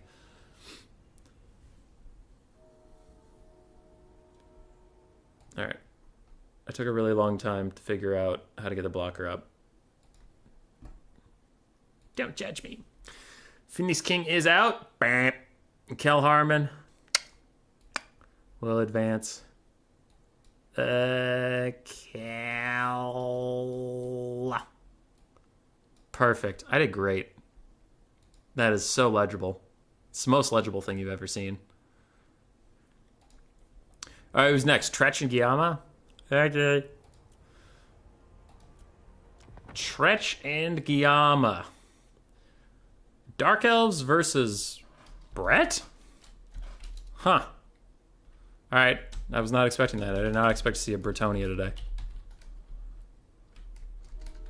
It is the Fey double paladin of old. Is that going to be strong enough to overcome the new hotness that is Brett? I mean, we saw someone take Bjorn. Bjorn was on Dark Elves, and someone fought him with Bretonia, and it was a pretty close game, but that was because Bjorn's fucking Malekith missed every single attack for literally no reason. If he had hit any of his attacks, it would have been a much shorter game. But we'll see. Maybe it's a good matchup, and I just don't know it. Dark Elf side, we have the Crows of Cain, ROR, Harpies. Triple Cold One Knight. Bleak Sword, Dreadspear mixed frontline with some Blackheart Corsairs. Triple Scourger and Chariot, Malekith on his Dragon with Soul Stealer. Not fucking around. Very good build. Appreciate the high production value you got on here, human boy. You know what? Jeremy, I don't like you. You're a meanie. You're a bully. Why you bully me? For the Bretonian side, we have Battle Pilgrims. Looks like 3 of them. 2 Peasant Spears, 3 Peasant Mobs, 3 Archers, 2 of which have Poison Arrows. We have 1 Trebuchet, the Companions of Quenel's Questing Knights ROR that has the anti-large, a basic Questing Knight as well, and 2... Well, 1 Knight's Around, 1 Knight's Errant, and I did mention Fade Elf Paladin. Dude, I could have a whole fucking soapbox about the Companions of Quenel's. Their melee stats are awesome. 50, 48, and then they have a 10 bonus versus large. Melee stats are awesome. They have armor piercing, anti-large, physical resist, fire resist, perfect vigor stuff. No, wait, that's Grail Knights. They still have ITP. All these things, yet for some reason, I can never get the Companions of Quenel's to do, like, any damage. I swear to God. I have tried this unit so many times in Warhammer 2 and 3. It just sucks. I can't describe it. I don't know. Questing Knights in general, for some reason, always feel like they're lackluster for me personally. But the Companions of Quenel's are extra special pieces of shit. I don't know why. I don't know why. They feel like they're bad. Anyway, a beautiful breath attack from Malekith does entirely shatter a Peasant Bowman, taking out 1/3 of the range DPS of Bretonia, but both of the poison arrows are still alive, so I guess that's the best case scenario for Bretonia to lose their worst archer. Peasants are engaging with the Bleak Swords. Faye and her Mortis Engine effect are going to try to go deal with them, because these Bleak Swords and Blackheart Corsairs are just going to tear through the Bretonian front line. Even with Battle Pilgrims, I think the Blackheart Corsairs will do just fine, so the Faye does have to offer some support. Malekith coming over like he owns the place, diving straight into the double paladins and the Fae, hits 1 charge attack, then misses the 2nd, hits the 3rd, and this is what Bjorn was hoping for. Bjorn, watching, if he is watching, he's just like, oh, okay, so your Fae Enchantress can fucking hit, but mine can't fucking hit, and oh god, no, the paladins are abandoning her! Where are you going? Protect the lady, don't protect nothing! Why are you going to save peasants? They are not the lady. They are stupid fools. They are poor. They cannot even pay taxes. Why are you going to support them? Fuck them. They are all going to die anyway. Protect your lady. Protect your manhood, you fucking idiots. All right, Knights Errant almost dead to Scourge Runner Chariots. Their Companions of Quenel's did escape that fate. Fae Enchantress rejoining the fight. She did get away from Malekith. Lucky for her. Malekith, however, is just like, all right, I'll kill your stupid peasants then. And your little dog, too. I joined Patreon explicitly to bully you. Yeah. Bullies are bad and good. Crows of Cain regenerating up in melee combat, dealing with some of these archers, while Malekith also runs around and hurts more archers. Oh, there are 4 archers. Okay, I thought there were only 3, because we saw one shatter, so we know it's gone. I can see 3 on my screen right now. Okay, well, 2 are routing, so good for them. Meanwhile, the Battle Pilgrim front line is holding. All right.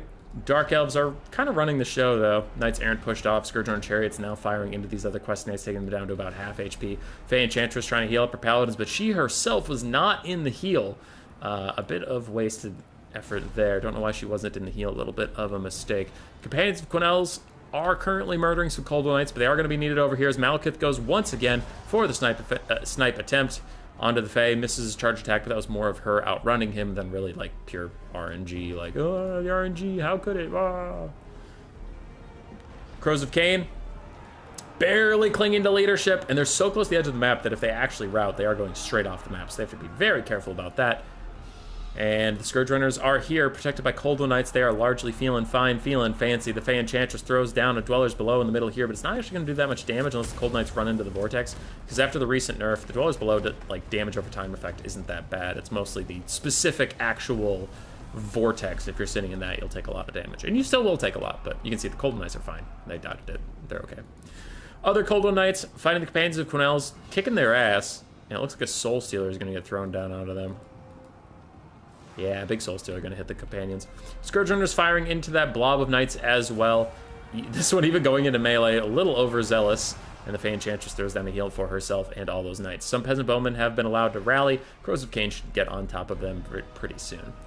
Frontline fight is a bit of a wash. Neither side really feeling too good about it. The cavalry fight is honestly going to the Dark Elves, mostly due to Scourge Runner Chariot support. Again, these Scourge Runners are outside combat, which is good. I don't know what this one is doing in combat. I am very concerned, scared, and alarmed. Fae Enchantress taking a lot of damage. Both Paladins trying to take out their day on Malekith. Cool, cool. Crows of Cain gonna go deal with those archers. And these questing Knights losing to Coldwell Knights slowly, but surely. Don't call me Shirley. Haha, airplane reference. What are we doing? Oh, yeah. Metric shitload of peasants are coming back to the fight. Malekith is being a little bit abandoned by his friends and colleagues, cohorts. It looks like Coldwell Knights are now coming to help him out. Scourge Runner Chariots are trying to fire in, but they're all trying to fire at the Fae rather than just killing the Companions of Quenelles and then dealing with the Fae, because the Fae's kind of hidden behind Malekith and all this stuff, so they're either going to get obstructed or they're going to shoot their own boss in the face. Yeah, Companions would have been a better target there. Crows of Cain take out one archer, start on to the next. Malekith chucks a Soul Stealer out to hit the Companions, plus both Paladins. That'll heal them up nice and quick. As Scourge Runner is honestly probably going to finish off the Companions here, plus the Soul Stealer. That is a dead ROR Knight. Dark Elves take the balance power lead, even though they just have 3 low ammunition Scourge Runner Chariots and Malekith and the Crows of Cain. That is plenty, as one of the Paladins continues his impudent display of resistance against the Lord of all Darkness. Malekith probably should just fight him rather than letting him get rear attacks constantly. Looks like he will do just that now. Companions pushed off. Scourge Runners need to start kiting, need to start running.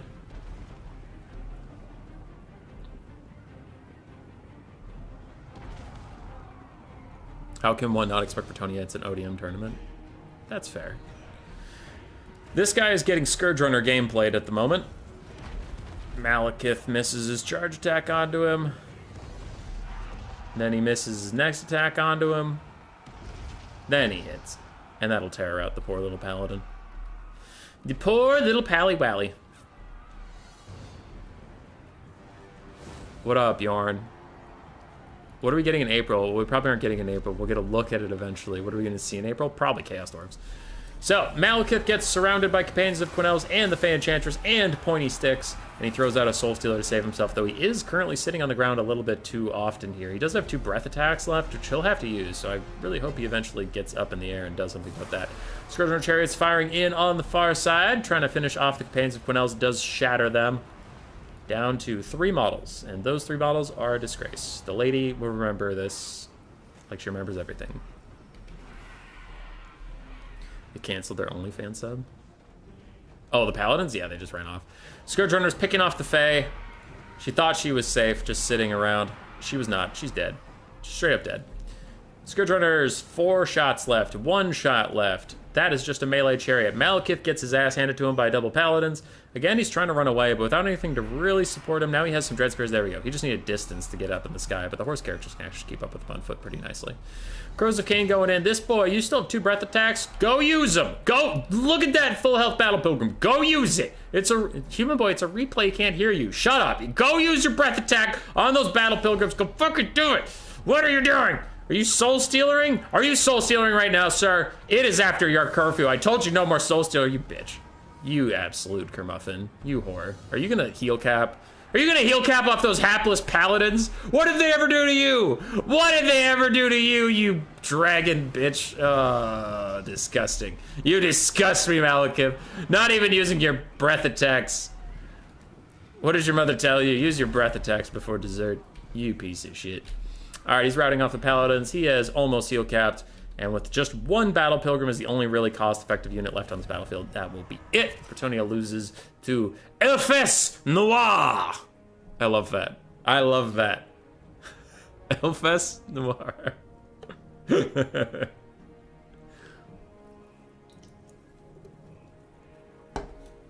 More likes people if you don't do it. Hazel doesn't eat. That's true. Hazel does not get to eat. Ever. 3,700 on Malekith the Mighty. Crows of Cain getting 800 damage value. Golden Knights did okay. Scourge Chariots did fine. And Bleak Swords and Dread Spears did what they had to. Fey Enchantress, 1,100. Paladins both kicking Malekith's ass all game. Companions of Quenelles, 1,200 value. I think they cost 1,500. Knights of the Realm did well. Knights Errant and the other questing knights struggled. I think they just got Scourge Runner gameplayed, unfortunately for them. Peasant Archers did okay, and the Trebuchet did fine. That was very... yeah. Spirit of the Gorg, I got that one. That was a very close game. It was a very close game, considering how I thought. Like, as soon as I saw Dark Elves spread, I was like, this is a Dark Elf victory, like, super easy. And then it ended up being kind of a banger. Kind of a banger. So what are we doing? Where am I? Guillaume Tretch. There you guys are in the list. Game 2! What the hell?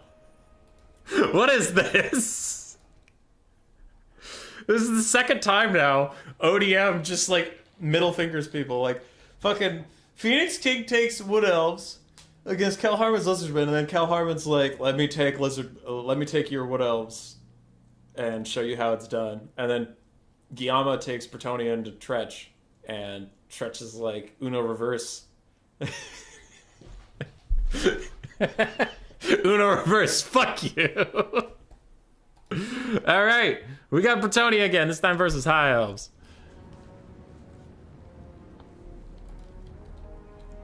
Tony, I think you're wrong. I think use your breath attacks before breakfast is the right thing.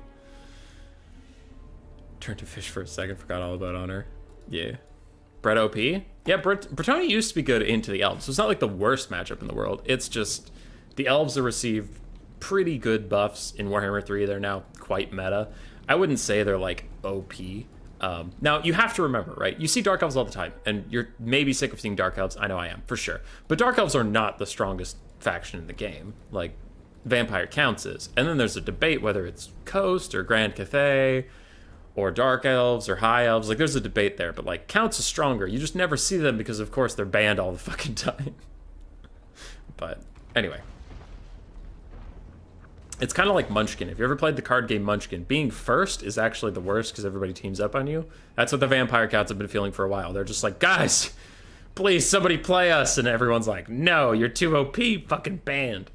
Which, I sympathize. I started banning Dark Elves just because I hate them, not because they're actually the strongest faction. All right. For Bretonnia and Tretch, we do have Superman-at-Arms protecting 2 Trebuchets, 2 Paladins who are flying, the Fey Enchantress on her mount, 4 Knights of the Realm, triple Foot Squire, a front line of Peasant Mobs, and then we do have a single Grail Relic to give ITP and a leadership bonus to everybody around them. That is hot. On the other side, for the High Elves of Guillaume, we do have Spearmen, plus some Silver and Guard, Archers mixed with Lothern and Seaguard in the backfield, And then we have Illyrian Reavers and Silverhelms 2 and 2. 1 Bolt Thrower and a Phoenix Guard supporting an Archmage of Ombre. Shadows. Huh. That's fun. Pit of Shades and Enfeebling Foe. Illyrian Reaver's going to take a fight with the Knights of the Realm. Knights of the Realm should demolish this, but there is archer support nearby, so it's all about can the Illyrian Reavers hold while the Knights of the Realm take an absolute walloping on the backside. Ow! That's a lot of damage. 90 armor, but their shields are facing the wrong way because they're obviously busy fighting stuff, and god damn, that hurts a lot. Comet cast from the Fey Enchantress, wherever she is, hits some of these archers, and she herself is trying to help mortis down some spearmen. Now, these Phoenix Guard need to be rallied to help out the Shadows caster. It looks like they're not going to in time. Just other things distracting the High Elves. She did not quite make it to safety. Instead, the Paladins are going to pick her off, shatter her, and push her off the field. The High Elves just lost their caster and their leadership at the same time. Bretonia is trying to push to the front line. Foot Squires are decent melee combatants, but they are nothing compared to the melee defense of Silver Guard and Spearmen. For the High Elves, they do need help. Now, on one side, they have the help of the Fey Enchantress. On the other side, they're getting some help of trebuchets and all that sort of things. Cav, so they're not alone.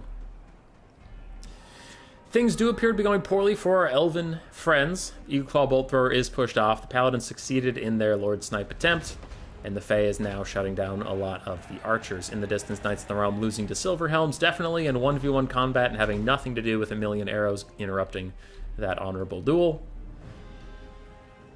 Ooh, some dropped orders on these Illyrian Reavers. A massive flank, very, very sneaky secret agent mission to try and shut down both field trebuchets. If it works out, it will be worth it. I still don't know if it'll bail out this game, but it will be worth it, because the main carry threat left of the High Elves, everything else is going to shit. Main carry threat is this Phoenix Guard, and the Fey Enchantress can deal with them easily. She even has Dwellers Below, so Dwellers Below plus her Mortis Engine is just going to mean that those Phoenix Guard get deleted. Now, this is pretty sneaky. I don't even know if Tretch has any idea these Illyrian Reavers are back here. His Spearmen might just be auto going into combat because they're so close to the enemy. But this is sneaky. Like, I definitely, if I was playing the Bretonian side, I wouldn't have even noticed those Illyrian Reavers going from my backfield. Paladins stuck fighting Lothar and Seaguard. They are not going to enjoy that. They don't have the best melee defense stat against Lothar and Seaguard, and their Pegasus mounts aren't that tanky. But you gotta do what you gotta do. You gotta shut them down somehow. Bolt Thrower's back online for a mere moment before Knights of the Realm plow into them, knock them off their mounts. And their health goes really, really low because they got knocked off things, so they don't have the Eagle Claw health anymore. They have just peasant health. Well, these are High Elves, so High Elf peasant health. Oh, that is too blobbed up. Oh, no, that is too blobbed up. Oh, God. Oh, lordy, that is the blobbiest blob I've ever seen blobbed up. And the Dwellers Below hits 3 things. A Comet of Cassandora, Chalice of Potions, but it's just a reskin of the Comet of Cassandora is also coming down in this blobby blob blob. And all the blobby blob blobs are dead. Oh, my God, that was so many kills. That was so many elves. Oh, no. That was a disaster. Spearmen, Silverguard Spearmen. That's 1,800 gold worth of infantry just fucking deleted. Oh my god. Alright, Paladins are doing fine. The Illyrian Reavers and the Vanguard are shutting down the trebuchets, so good for them. Good play from Guillaume there. A little bit too much blobbed on the Fey Enchantress. As we can see, this just pile of elven bloody bodies. So much so that it's glitching out the ground. Damn. We are down to just the Phoenix Guard, and I really don't think the Phoenix Guard have it left in them. Fey Enchantress is going to rejoin her Paladins. Do some good damage over there. She's probably saving up for another Dwellers Below, as both artillery pieces, when they are even online, so actually they're both shut down. I was going to say they're both shooting at the Phoenix Guard, but now they're both dead. Another Dwellers Below is going to hit the Phoenix Guard, doing great damage, and even causing us to go into army losses.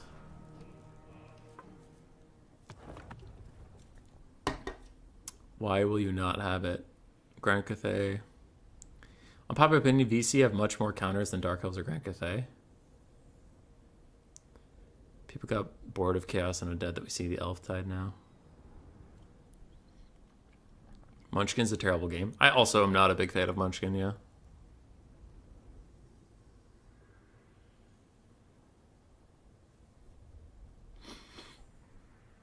Tretch. The Tretch Pichet.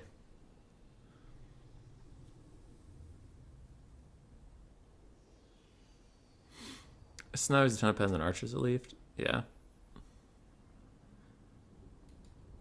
Alright. For the Fae, 2,100 value. Paladins, 900 and 600. Knights of the Realm getting really, really good value. Foot Squires doing nicely as well. Trebuchets were doing okay. Like, they were largely safe and fine, except for one really good Vanguard Illyrian Reaver play that shut them both down. Otherwise, they would have still been firing late to the game. For Guillaume, his caster got sniped. Unfortunate micro drop there. Didn't quite get her to the Phoenix Guard before she got killed outright. Spears all did okay. Archers also did fine, but yeah. Bolt Thrower and Cav and the Lord just not doing what they needed to.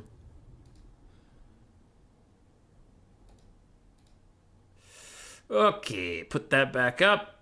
Go into the Photoshop. We'll do this, and then this.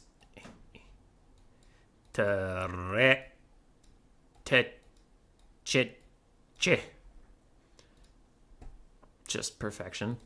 Utter perfection. Alright, next one. Bowman to Beast Slayer versus Danilagi. Denagilagi.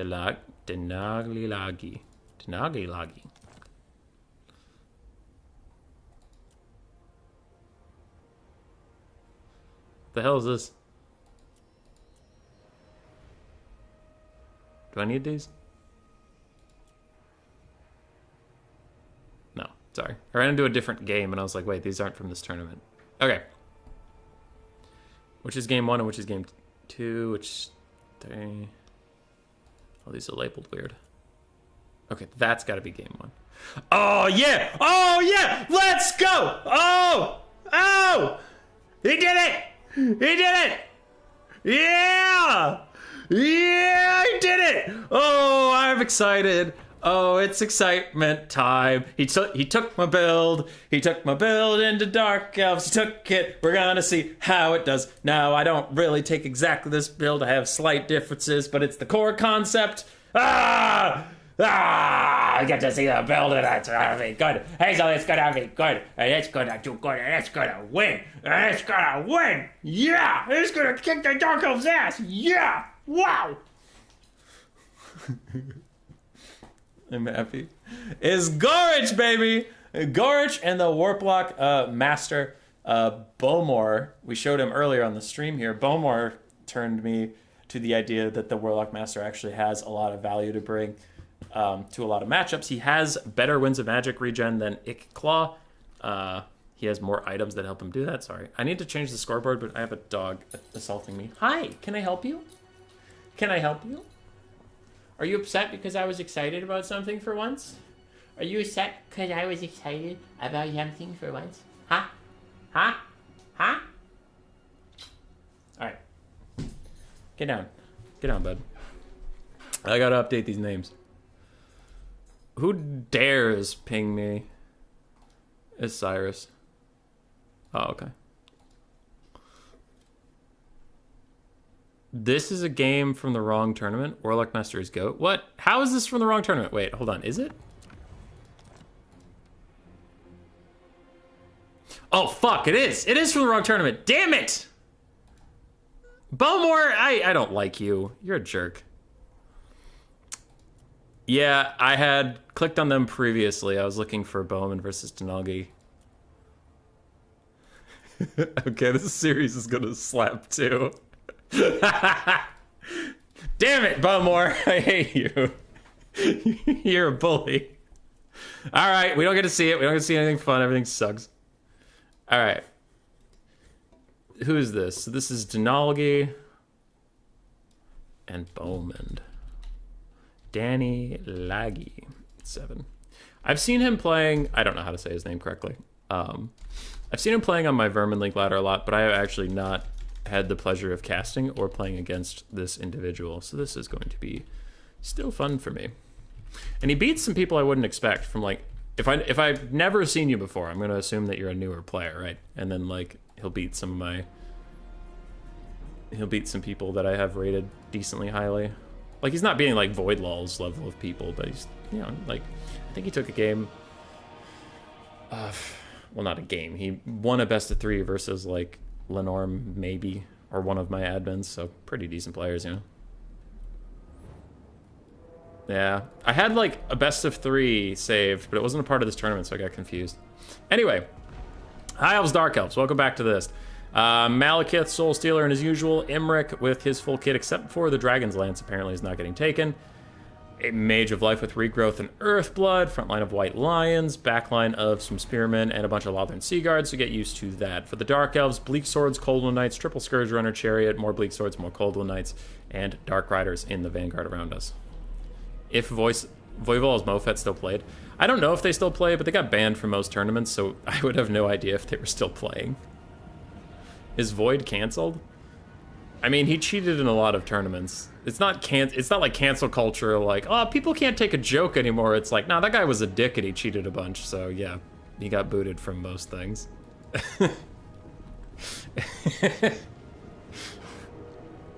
All right. Malekith diving into White Lions, interestingly enough. And he's going to throw down a Soul Steal on the Mage and some archers and whatever, and Imric's just fighting Dark Riders in the back. I'm kind of surprised Imric hasn't been pulled over to fight Malekith. VC banned too much? No. Void got banned entirely, separate reasons. He cheated in multiple tournaments. So, yeah, it's just unfortunate. He's a bit of a dingus. Alright, Lothern Sea Guard, White Lions, all that stuff fighting. Now, these Lothern Sea Guard got pulled a little too far forward, and they're now running back. They're still spear units. They'll be okay against those Dark Riders overall. Though they were caught not being braced, they actually did take good damage on the charge. But the Dark Riders aren't going to DPS them too much after that charge damage wears off.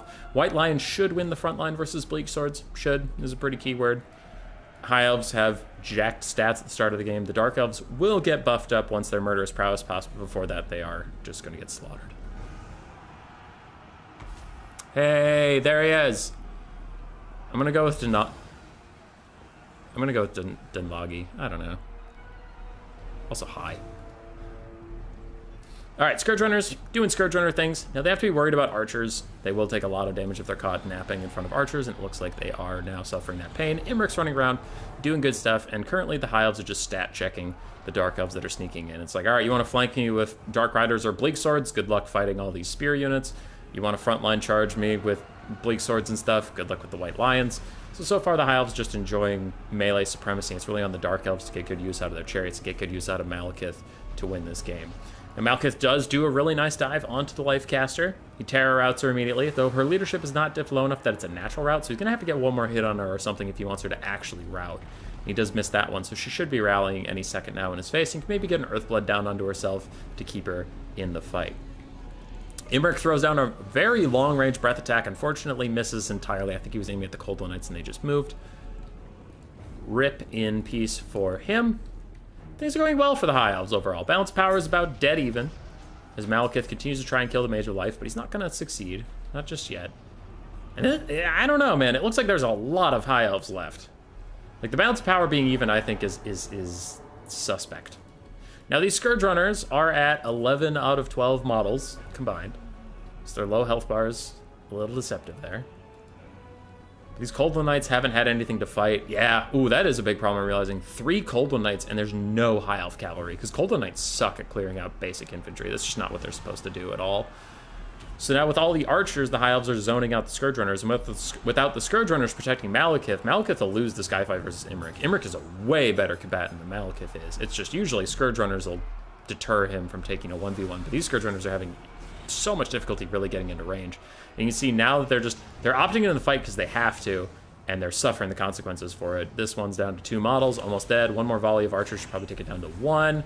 These other guys are going to try and charge, but Malekith's getting his ass kicked by Imric. Across the field, High Elves are holding it down, holding it back. Doing very, very well. Yeah. Might see a High Elf victory over Dark Elves. Still a loss for me. Void was really good. Void was really good. Though I will say his playstyle was terrible to fucking watch.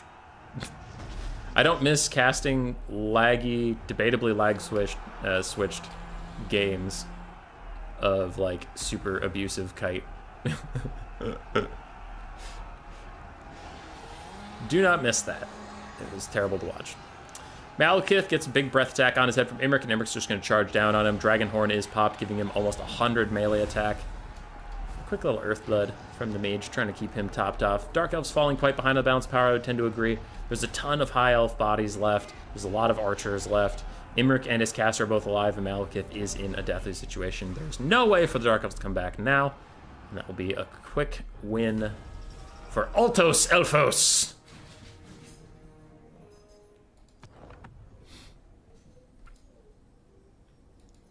$2,200 on Imrik. White Lions doing fantastically. Lowland Seaguard also doing incredibly well. Spearman, we're just holding down. Malekith on the other side, 2,100 value, was not able to carry the whole game. Coldwell Knights were shit out of luck. They just had nothing to do. Scourge Chariot still actually got really good value considering how murdered they got. Bleak Swords and Dark Riders were just outclassed. Rip in peace. Rip in peace.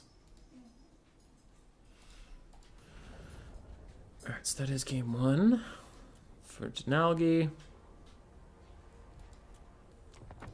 And the sauce. Okay, alright. Okay. I don't believe in this build, but sure. That is a small Empire build. And that is a very small High Elf build, but that's more standard for them. That is a small Empire build. It's the smallest build you've ever seen. We get a Lethanar. Okay. Alright, Lethanar is a little more acceptable. So Mofet is Void Laws? Yeah, they were the same person. It was just a Smurf account so that he could take it into tournaments where if there was a big cash pool, prize pool, he could take it into tournaments for like a second life. So if he ever did fuck up and loses one of his 2 accounts, he has another shot. And if he ever faced himself, he could just have his friend play on one of them and just lose, and then it doesn't matter. But, yeah. It's unfortunate. Hazel! Be nice to the cat.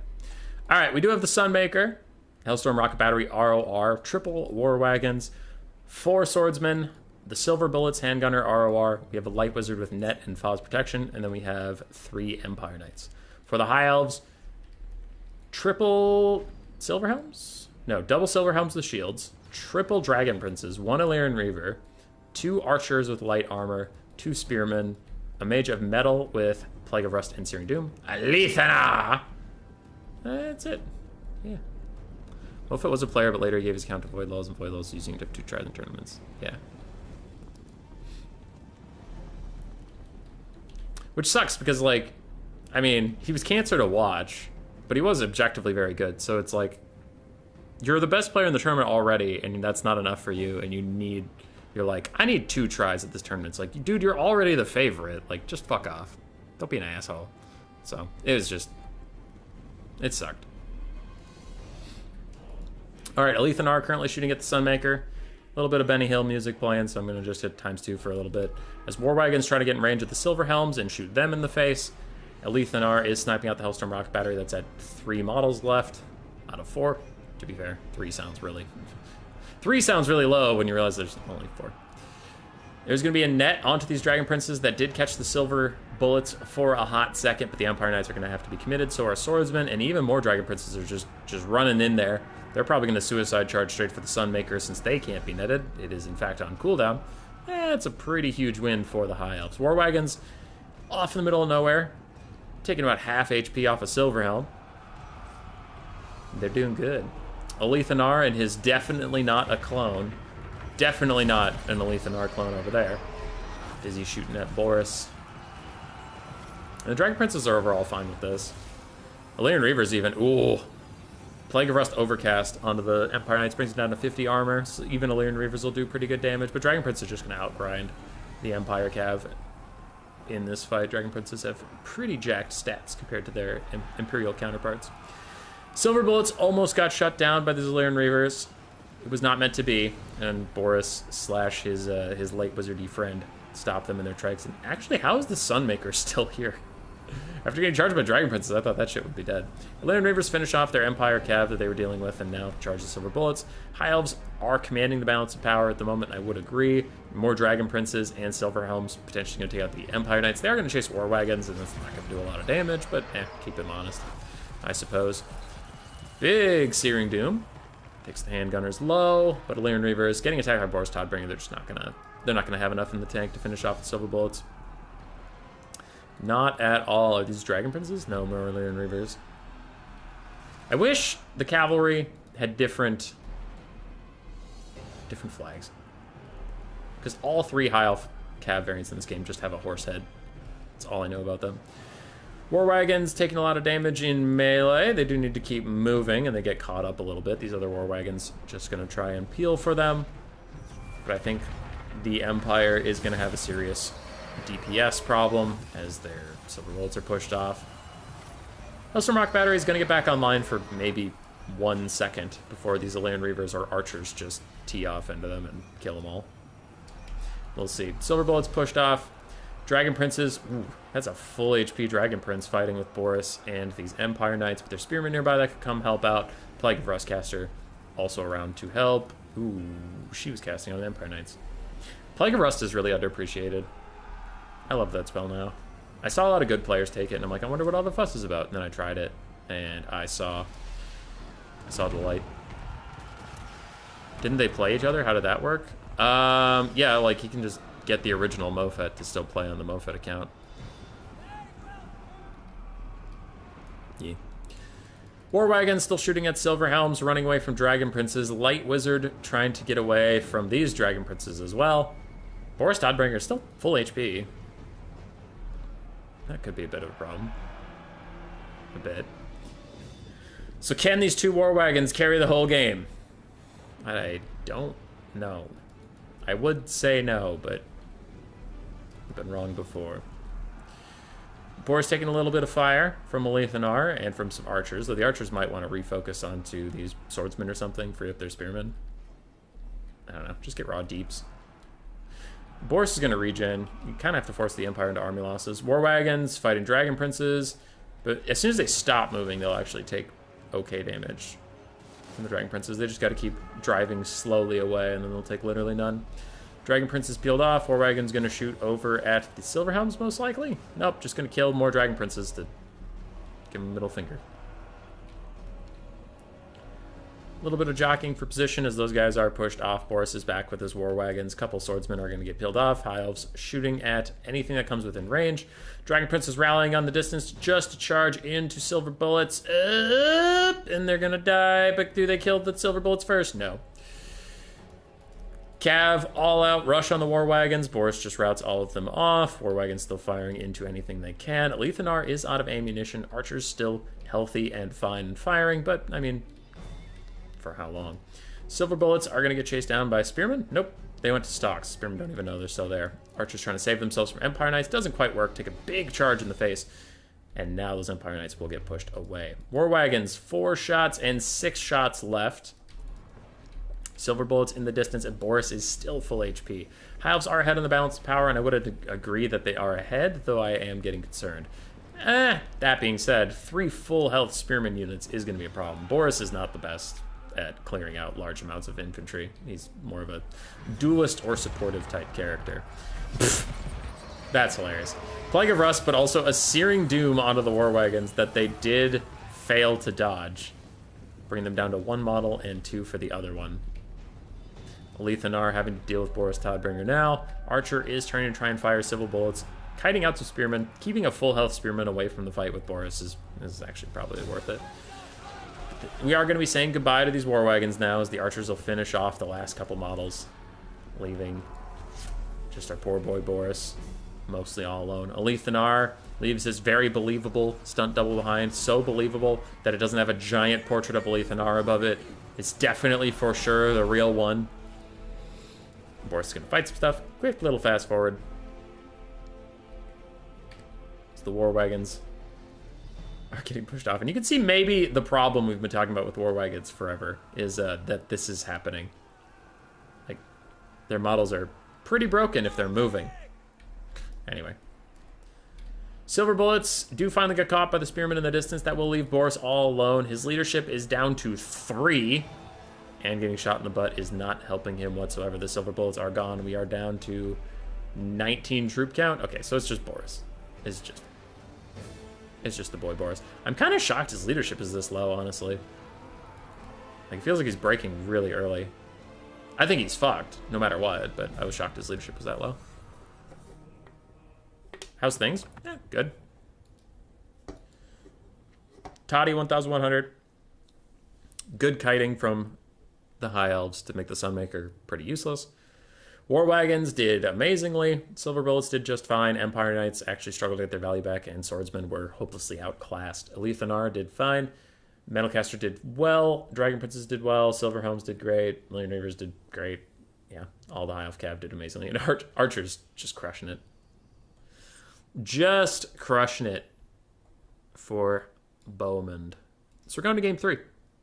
Had a couple 2-0 series in there, but this one will go the distance. Yeah. What's the last matchup? Tomb Kings and Ogres. Hey, let's go! I've actually been liking Ogres in this matchup. I think they're pretty... They have some teeth into Tomb Kings. Let's go, Ogres. Danilagi bringing the Tomb Kings versus Bowman's Ogres. Ogres. Oh gee, oh gosh, oh my, Ogres. Push the horse's face against it long enough and the wagon should fall apart. Hey, definitely the way wagons work. All right, for the Tomb Kings, triple Sepulchral Stalker, one of which is the ROR, 3 Carrion, Arc in the Black with Spirit Leech, and Soul Blight? What the hell is this? Triple Tomb Guard with Halberds, a front line of 5 Skeleton Spears, and we do have the Chosen of the Gods of Shopti Great Bows ROR. This is a very strange Tomb Kings build. Not bad, just strange. I get it. Sepulchral Stalkers, anti-large, armor-piercing, missiles, all of the infantry are anti-large.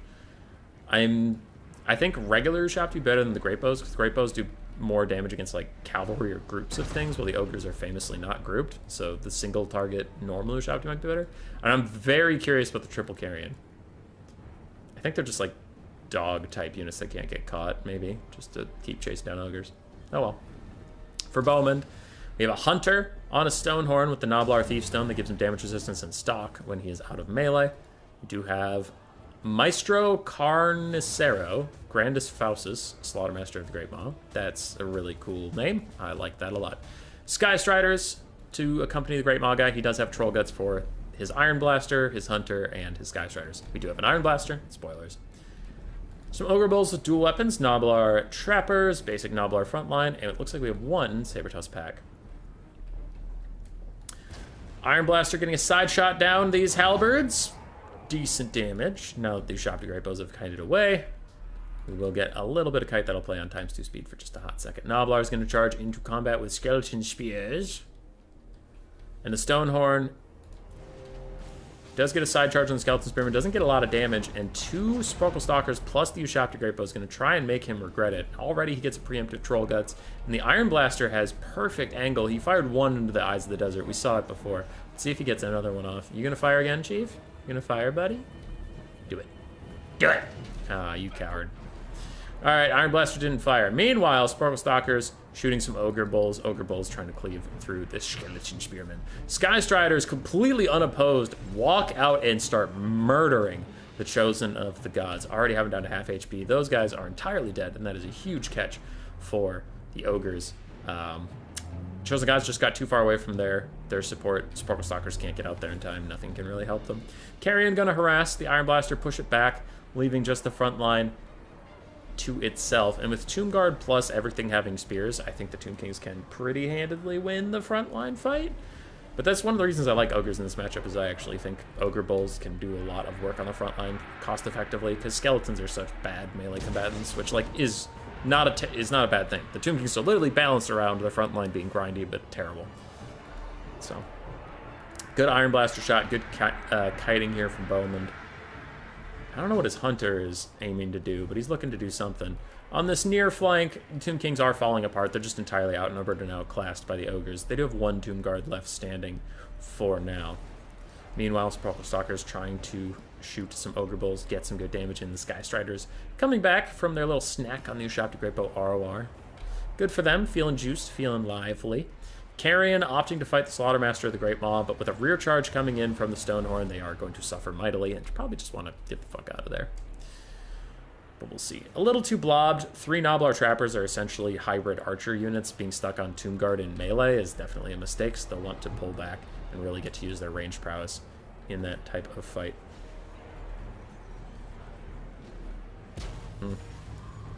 Arcan Spirit Leeching plus the Carrion, but the Carrion, they were full health literally a second ago, and now they're almost dead. It's only 300 gold units. I guess it's like losing a clan rat. Still hate to lose anything, though. An Arcan Skeleton Summon, annoying Noblar Trappers while Carrion continue to chase the Iron Blaster around the map. And Arcan needs to fuck off, because he's taking anti-large armor-piercing spears in the face the longer he stands near that Hunter. Meanwhile, the Tomb Guard and Skeleton Spearman front line is engaged. Sky Striders picking themselves off, another very powerful construct team in the Sparkle Stalker, taking that down. And these Tomb Guard and Skellies need to find a home. They need to find a home quick. Iron Blaster murdering these Sparkle Stalkers. Goddamn.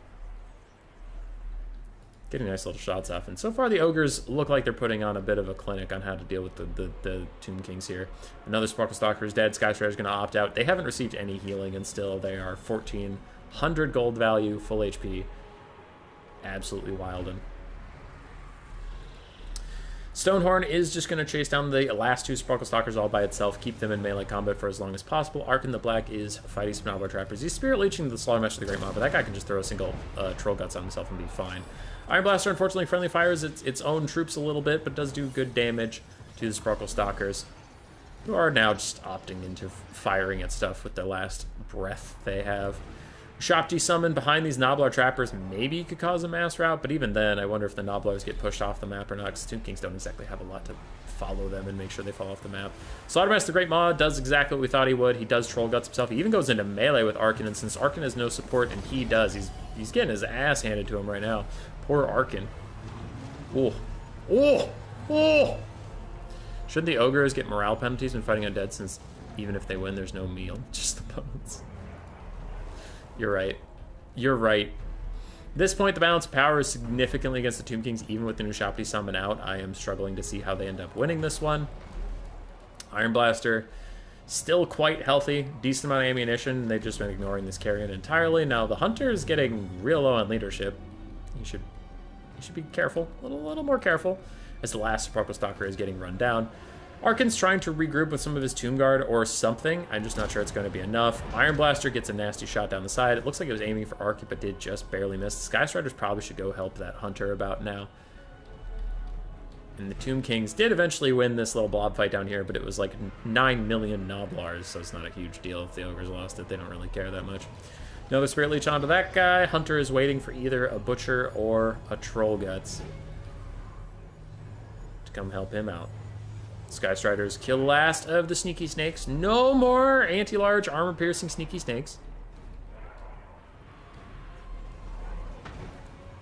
And there's another Troll Guts. I do not see how the Tomb Kings could possibly win it. Noblars are scattering to the winds like we mentioned earlier. Skeleton Spearmen are just too slow to keep up with them, so they are rallying in the distance.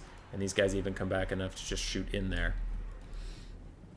All 3 Tomb Guard are still alive. Arcan's still alive. Other than that, this is looking a little sus. Iron Blaster, nice shot. This is a summon, so 15 seconds till that goes away. Yee. Stormhorn gonna hunt down Arcan a little bit, get a rear charge on him, get some pokes, get some pokey pokes. Pokey pokes for pokey folks. And the Hunter is just not going to let Arcan move at all.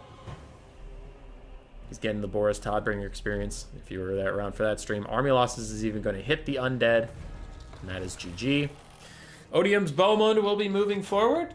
Ogres defeating the Tomb Kings. Everybody out here saying Tomb Kings are good. Nah, man. Tomb Kings are trash. They're a trash faction. No, they're not trash. They're just... I think them and Coast are overrated. I think they're good, not great. And a lot of people think they're great. Nothing really paying for itself on the side of Denalgi, unfortunately. For Bowmund, his Hunter did fine. Sky Striders did great. Iron Blaster did fantastically. His front line struggled a little bit, but it was never meant to really win because it's mostly Noblars. It was just meant to hold.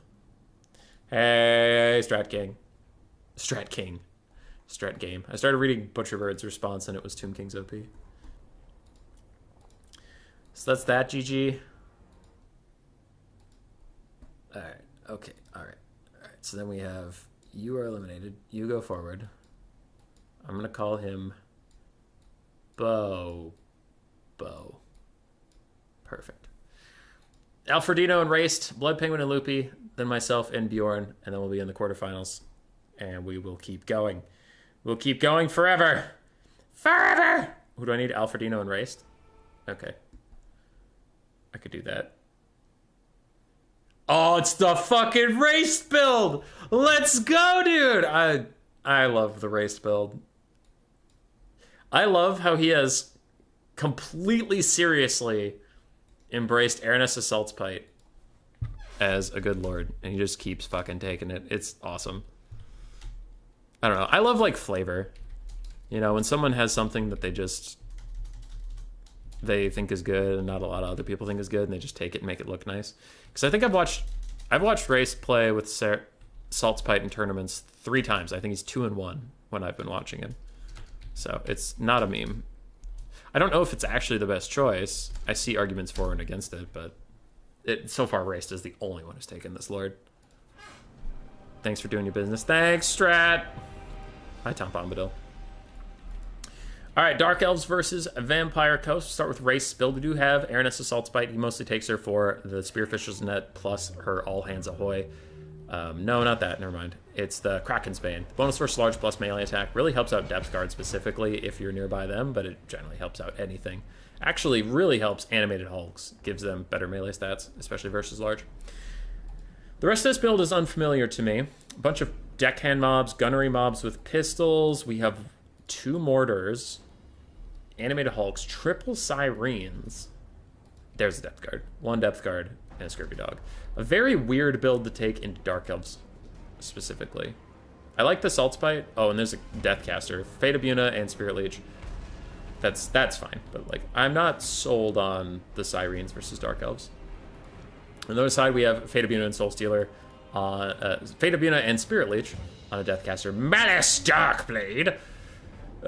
Cold One Night, bunch of Dark Riders, 3 Harpies, one of which is the Crows of Cain, 4 Shades, and a front line of Bleak Swords. So a lot of Shades, and they're getting awful close. Yeah, they're immediately targeting the Mortars, trying to shut them down. Sirens coming outside the box, coming outside the formation to try and kill off the Shades. Fate of Buna plus Pistol Fire entirely killing one of the Shades, pushing them away. Good for them. Tomb King's OPM just terrible. Denogi, you are not terrible. Look at me. You're a beautiful, gorgeous, perfect player. It's just Tomb Kings are bad. They failed you. You did not fail them. Anyway, Fate of Buna onto the Sirens is going to take out most of that unit, to be honest. Shade's trying to rally, but Shade's already... One's at half health, one's dead, and 2 are running away. So it's not looking great for the Dark Elves. It's been a tough start. Dark Elves almost killed the Mortars. One is going to crumble away to its death. The other one is so far just fine for all the trades. And the Bleak Sword frontline is not having a good time. I'm actually kind of surprised Race didn't take any bombers to clear out the front line. He's just relying on honest to God, not Tomb Kings, Vampire Coast melee prowess. Okay. And it's working out for him. Alfredino dominating the mobile game with his cavalry and bats versus, like, 2 dogs. Woo, 2 dogs. So, yeah, I mean, if all this lost to 2 dogs, I would have serious issues. And this is where it's about to get spicy for the Coast, because they don't have a ton to stop cavalry. There's some animated Hulks in here, but they're blockers. They're not going to kill a lot of it. So if Alfredino's on top of his cycle charging, he should be able to shatter the outside lines quite effectively. Shade stopping, firing in, almost deleting an entire pole arms mob. Though it is just a mob, no one cares, and the Bleak Swords aren't doing that hot either.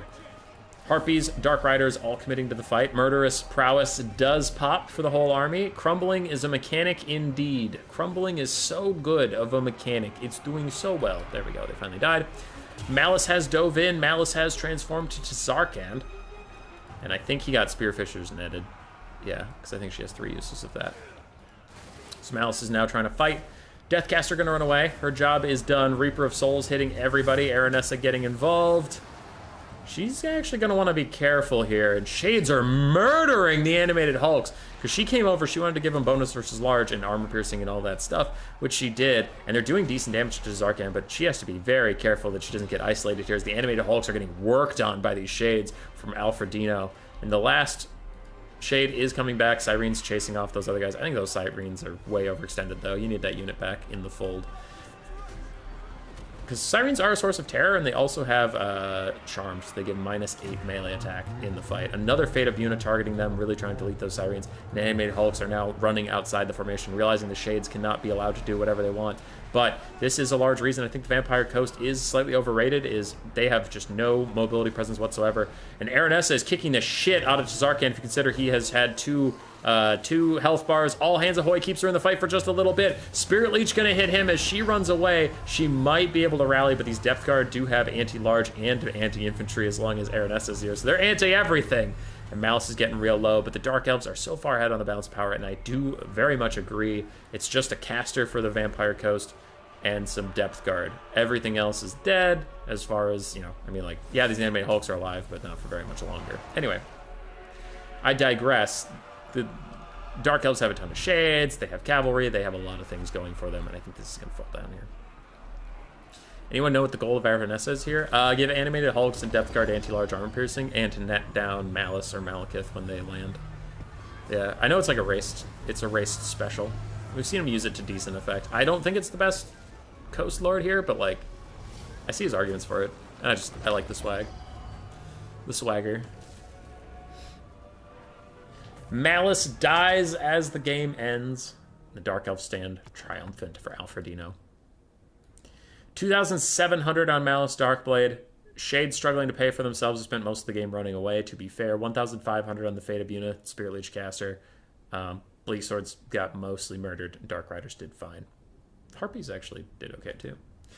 Aranessa, 1,300 for her. Deathcaster, 1,100. Depth Guard, 1,700. All of the Sirens got shut down quite effectively, and that's 2,500 plus gold spent on those guys that just didn't get anything done. I've been disappointed in Sirens in Game 3, because they got some buffs, but still they are an ethereal unit, and they are suffering. But they're not bad, they're just not great. So when I see 3 of them, I'm usually like, that's a lot.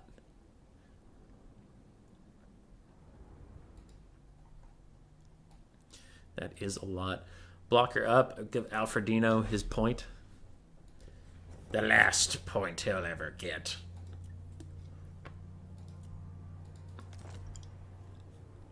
Spoilers. Empire versus High Elves.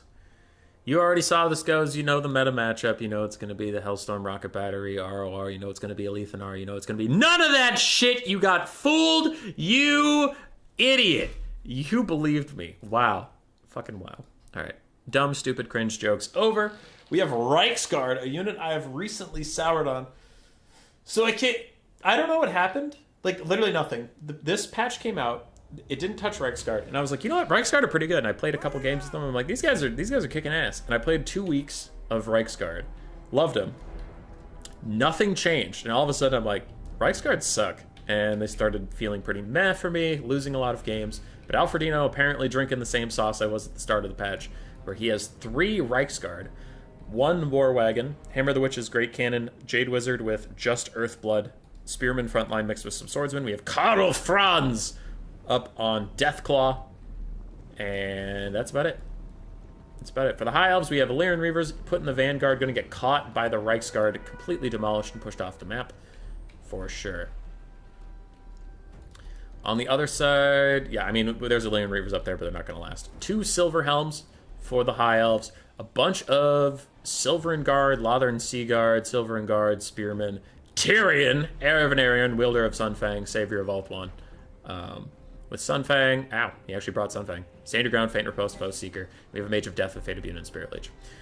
1 Bolt Thrower trying to duel with the Hammer of the Witches. I think the Hammer of the Witches might win that, but I'm not sure. I know Bolt Throwers are like really small, so a lot of straight shooting artillery can have issues hitting the actual models. 4 Reiksguard have been played by Rame since Warhammer 2. I just think it's weird. So it looks like the High Elves is just going to opt into the artillery fight. The Hammer of the Witches is already in range of the Bolt Thrower. Well, the Bolt Throwers are trying to catch up. Ooh, big shots coming in. Takes out 1 out of 4 models. Bit of an artillery duel for just a hot second. Franz thinks about landing, but with Tyrion right there, he wants nothing to do with it. Franz is considered a good duelist for, like, the Empire, but compared to Tyrion, he is absolutely nothing. Look at this. Look at this. 8372 on Tyrion without Feint and Riposte, without Stand Your Ground active. I'm not saying that's OP. It's like, I mean, Tyrion needs help in other areas, but Tyrion's stats jacked as fuck. You don't just fight him. You don't just fight Tyrion. And Franz is like, absolutely not. I am so sorry, Mr. Tyrion, sir. I did not mean to even look at you. I'm sorry. I'm ashamed. Hi, fat kid at recess. So the War Wagon's now helping out the Hammer of the Witches, taking this Eagle Claw Bolt Thrower to task. Tyrion is getting War Wagoned in the mouth. He decided, never mind, I don't like getting War Wagoned. I'm going to leave. I am so sorry. He even used Foe Seeker to try and catch it, but he's not going to set.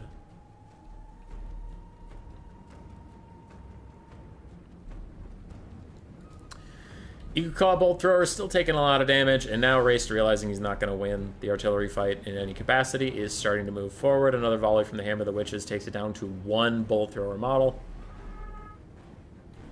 Reichsguard are solid versus High Elves, always have been. I was just saying I liked them, and then recently I've decided they weren't worth it, and I went back to just Empire Knights, but... yeah. I don't know. You know what? You know what? All of you are right. Nothing's cool ever, and I'm sorry for being excited. You know what? Is this what you want? Is this the future you want? This is the future the left wants. I love that meme. All right. War Wagons dodging by Alfredino at the last second just to avoid most of the archer fire, teeing off onto Tyrion, plus the Hammer of the Witches is keeping him honest as well. Franz is walking around. He's just walking around. Go, Franz, go. And now the Empire doesn't have to do shit. The Empire's chilling. They won the artillery fight. The High Elves have to walk up to them. So the War Wagons are firing into some random spearmen. That's probably a waste of ammunition. They should stop doing that. And these Reichsguard are getting free charges onto spearmen all day, living rent-free in their heads. Looks like Alfredino is trying to use some of the High Elves' ammunition. Oh, he has Earthblood. Yeah, he's like, whatever. I'll take some damage, come back and Earthblood these guys up.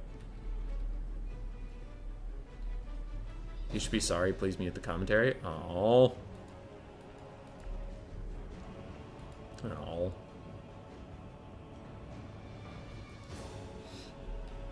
All the trucks are done now. I just sit. Is that good? Is that bad? What are we doing? Bolt Thrower getting pushed away. Spirit Leech onto Franz, and still the High Elves are delaying their advance a lot. I'm not super sure about this. Like how long they're just letting the Hammer of the Witches shoot at them. Big Fate of... ooh, big Fate of Buna onto the Reichsguard. 57 models out of 60, so if they go get some Earthbloods, they'll be okay. Meanwhile, the Empire Cav and the High Elves are just having a time. Finally, 6 minutes in the game, the High Elves decide maybe we should go stop that Hammer of the Witches. And Alfredino is retreating pretty far. Now, what I worry about is that the High Elf archers are just going to get in range of the Hammer of the Witches and shut it down. It looks like now he's decided to actually go take the fight in melee, but it might be too late for the Hammer of the Witches. Yeah, it's going to take a lot of damage from these guys, so I kind of wish the Empire had taken the fight with their swordsmen out, like, here, rather than here. It's a little difference, but you can see these red overlapping arcs are just on top of the Hammer of the Witches, and they are going to shut it down. Now, Alfredino takes the crew off and retreats them, but it'll be very hard for him to get back onto those cannon models.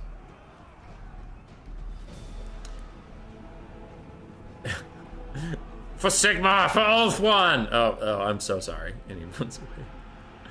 Yeah, Franz does not want to fight Tyrion in anything like a fair fight. But Tyrion still not having a good time with that Grand Cannon shooting him or the War Wagons.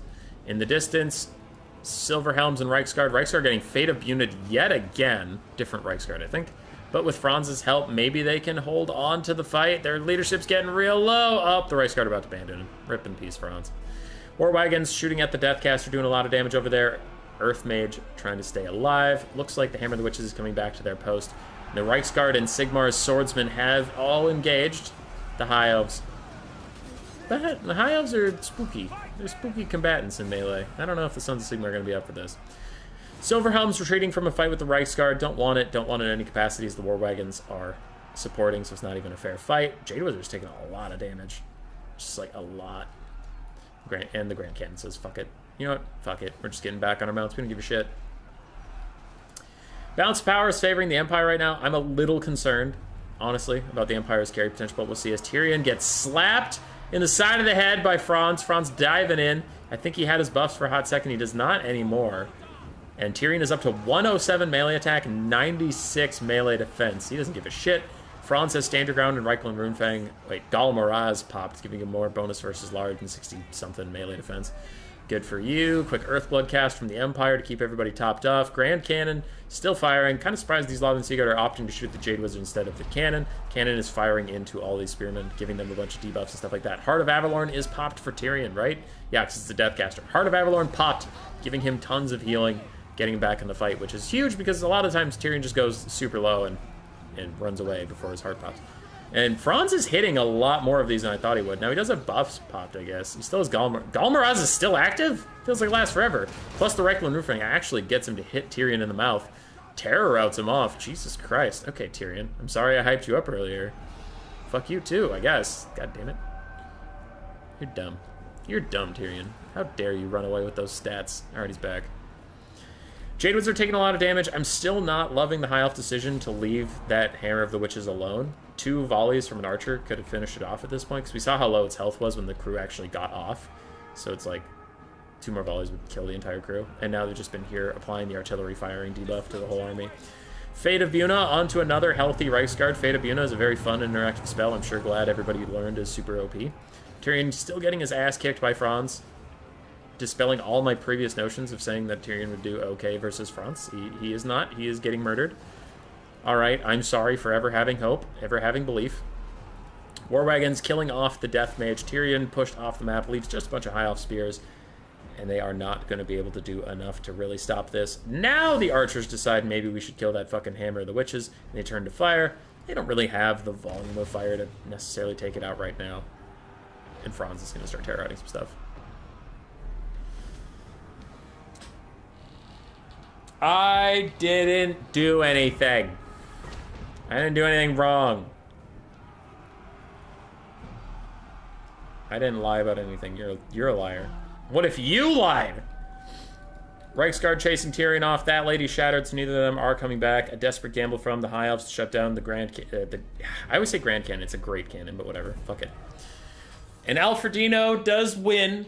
He's still kind of good at video games. Ugh. Stupid Alfredino being good at games. What did I say? It was plot armor that took care of the fight, clearly.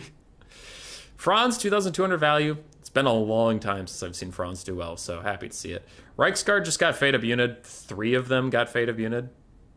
So they're just not going to get a lot of value, unfortunately. Hammer of the Witches did all right. War Wagon, 2,500 value. If you hear me say artillery is struggling to perform in Warhammer 3, the ROR Great Cannon got less value than a single War Wagon when it was firing all game. Just saying. War Wagons are fucking busted, though. The Empire frontline got mostly murked. Tyrion, 1,100. Didn't get to fight Franz as he wanted to. 2,200 on the Fate of Unicaster. Eagle Bolt Thrower and a lot of the High Elf infantry got shut down. A lot of the Seaguard did okay.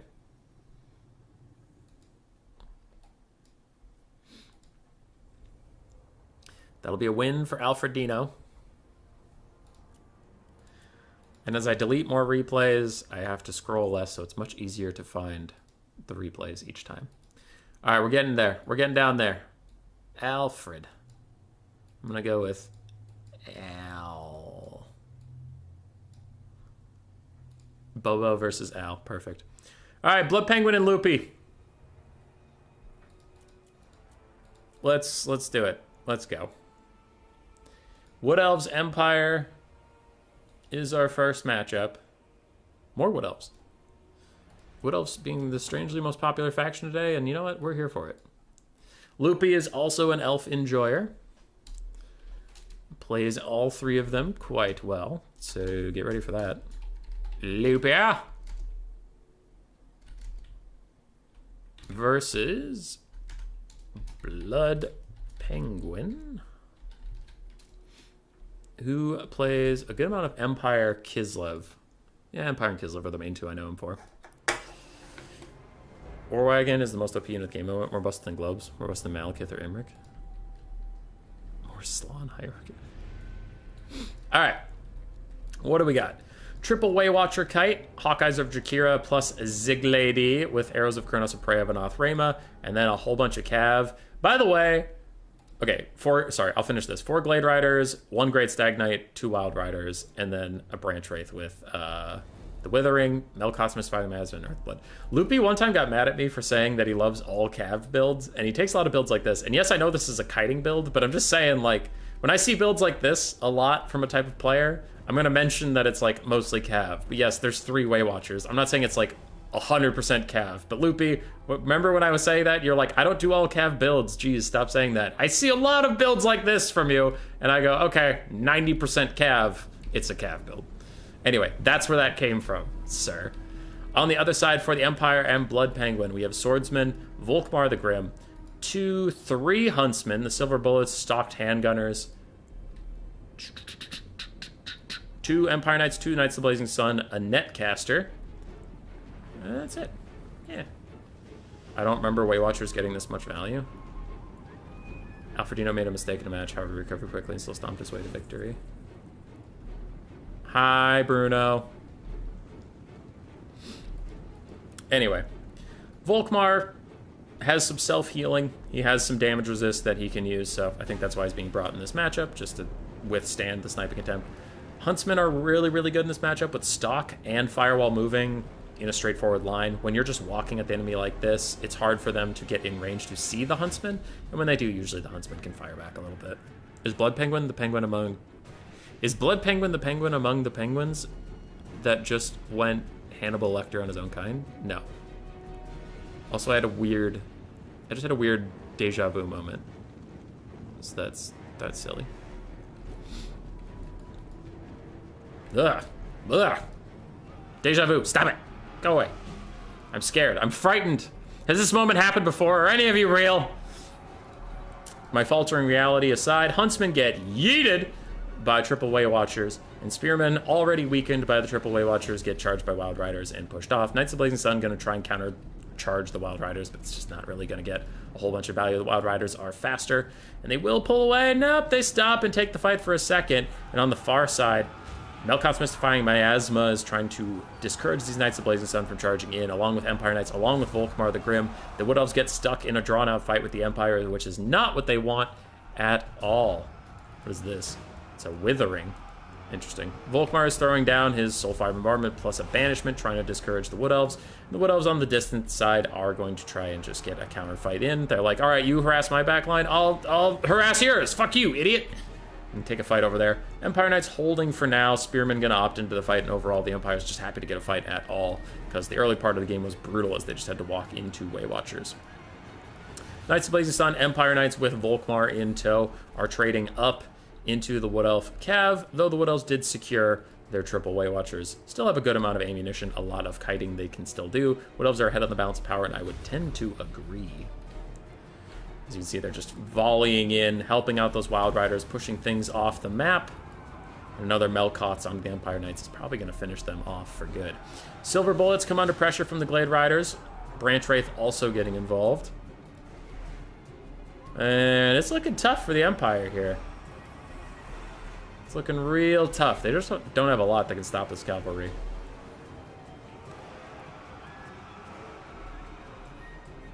I haven't seen that Penguin movie yet. I haven't seen any Penguin movies. I am happily non-Penguin media familiar. Glade Riders and Wild Riders running off a bunch of Empire stuff. Meanwhile, Triple Waywatchers in a really good position. If Prey of Anoth Rema comes out onto Volkmar, he could actually die. Hey, there's Prey of Anoth Rema onto Volkmar. Hey, he's gonna die. I am a genius. Fire again. Fire again. Make me right. Stop aiming at the guy at the top of the altar and just aim at the big giant altar, you idiots. Whatever. Great Stag Knights charging into Volkmar might be the end of him, but these Waywatchers do have to get moving once more as they are caught up to by Swordsmen. Fire one more time at Volkmar, take him down to 600 HP. Wild Riders will charge in to try and bail them out. Wood Elves pulling further ahead on the balance of power. Huntsmen now starting to fire back, and Great Stag Knights are going to take a ton of damage from this, but the Waywatchers are still shooting at Volkmar, and he even goes down entirely. That'll cause the Empire troops that are barely holding onto their leadership to all of a sudden start routing. That'll be a pretty big problem. Pretty big problem for the Empire.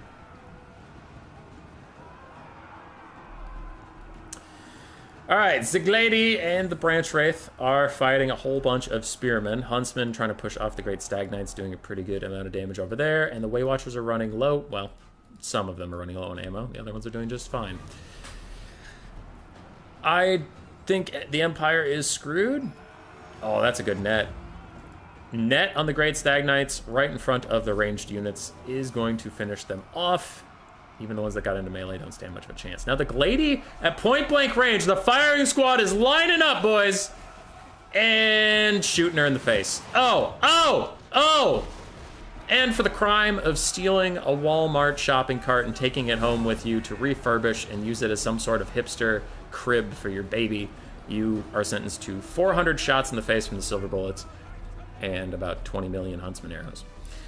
On the far side, Spearmen trying to chase around Way Watchers, and they're not going to do too much, they're just being annoying. But the snipe onto the Wood Elf Lord finishes! Both Lords are dead, and the Branch Wraith is still surrounded by a bunch of Spearmen, not doing as well in melee combat as you might have thought. Less Great Stag Knights? Yeah, they are less great now. She also runs into the firing squad, though they don't get as nearly good of a shot out of her because she's an infantry-sized character. And Huntsman gonna get rear charged by Wild Riders. Blood Penguin has to be careful of this. He can't let that happen, and he is. If he has any Winds of Magic left, he should... Actually, I haven't seen too many net usages here, so he has to have Winds of Magic left. He needs to cast it on probably... It would have been nice onto the Wild Riders before they got the Huntsman, but that ship sailed. I think the next usage is probably going to be on the Branch Wraith when the Silver Bullets come back. You got to net her in front of the Silver Bullets and just leave her there. Empire Knight's going to charge netted Wild Riders. Since they got caught napping by, being netted, they are going to take a lot of damage. The Empire Knight should be able to win that. Balance Power's about dead even. You have just an unwashed horde of Sigmarites trying to kill these Way Watchers. 2 shots, 4 shots, 7 shots left with Wild Riders peeling for them. I think that the Way Watchers are going to be just fine. Empire Knights finish off the Wild Riders. They now go after Drycha.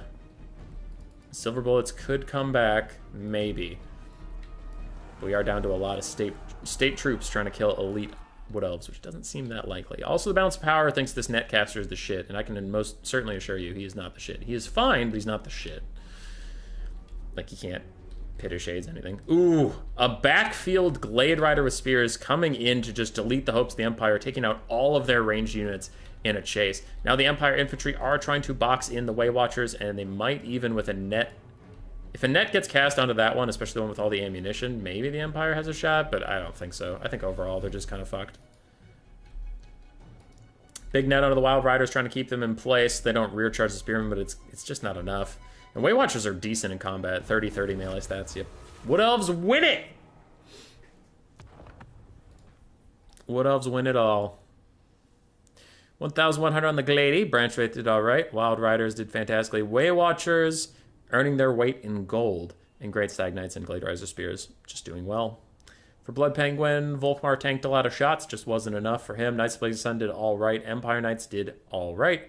Netscaster, I don't know if he could have been more aggressive with the nets or something, but I forgot they had a caster a lot of the time.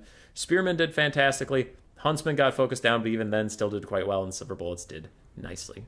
If it was Khorne versus Empire, Khorne would have already crumbled due to Balance of Power hating them. Yeah, Balance of Power way overfavors mages. Loopy's up 1-0.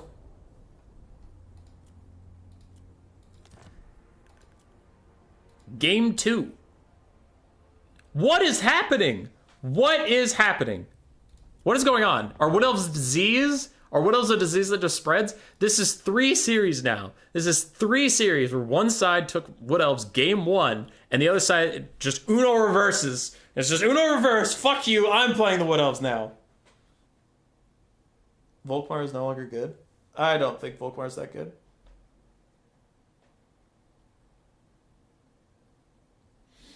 I don't think he's bad. I just think he's like moderate. He's tanky, but he's not like the I can kill infinite infantry guy anymore.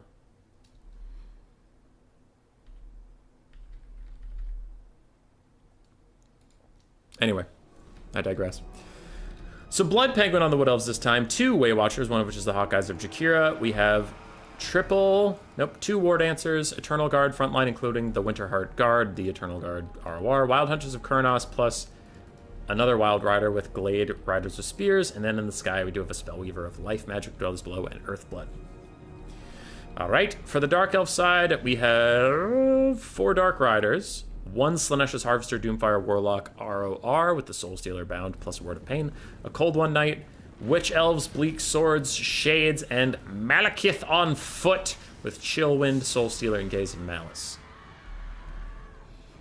Wood Elves are cool. Wood Elves are cool. I'm fine with seeing it. It's just really funny that, like, so many series in this tournament have been people being like, well, now I want to play Wood Elves.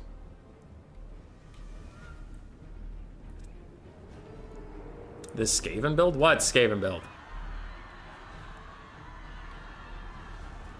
Alright. Bleak Sword's trying to push through the War Dancers, but they are currently getting absolutely murdered. The Cav on the flanks for the Dark Elves are currently holding their position, waiting for other stuff to get in range. And War Dancers are doing their best to fight against Bleak Swords, but it's not going great for them, especially with Malekith nearby supporting. Shades firing into the Hawkeyes of Jakira. Pretty good trade for the Shades. Actually, both Way Watchers have been having a tough go of it. Yeah. For now, the Wood Elf frontline is holding. It won't hold for too much longer. The Dark Elves do have more elite support coming in with the Sisters of Singing Doom. Especially if these Wild Riders take enough damage to proc the Rampage, they won't be able to get out of here.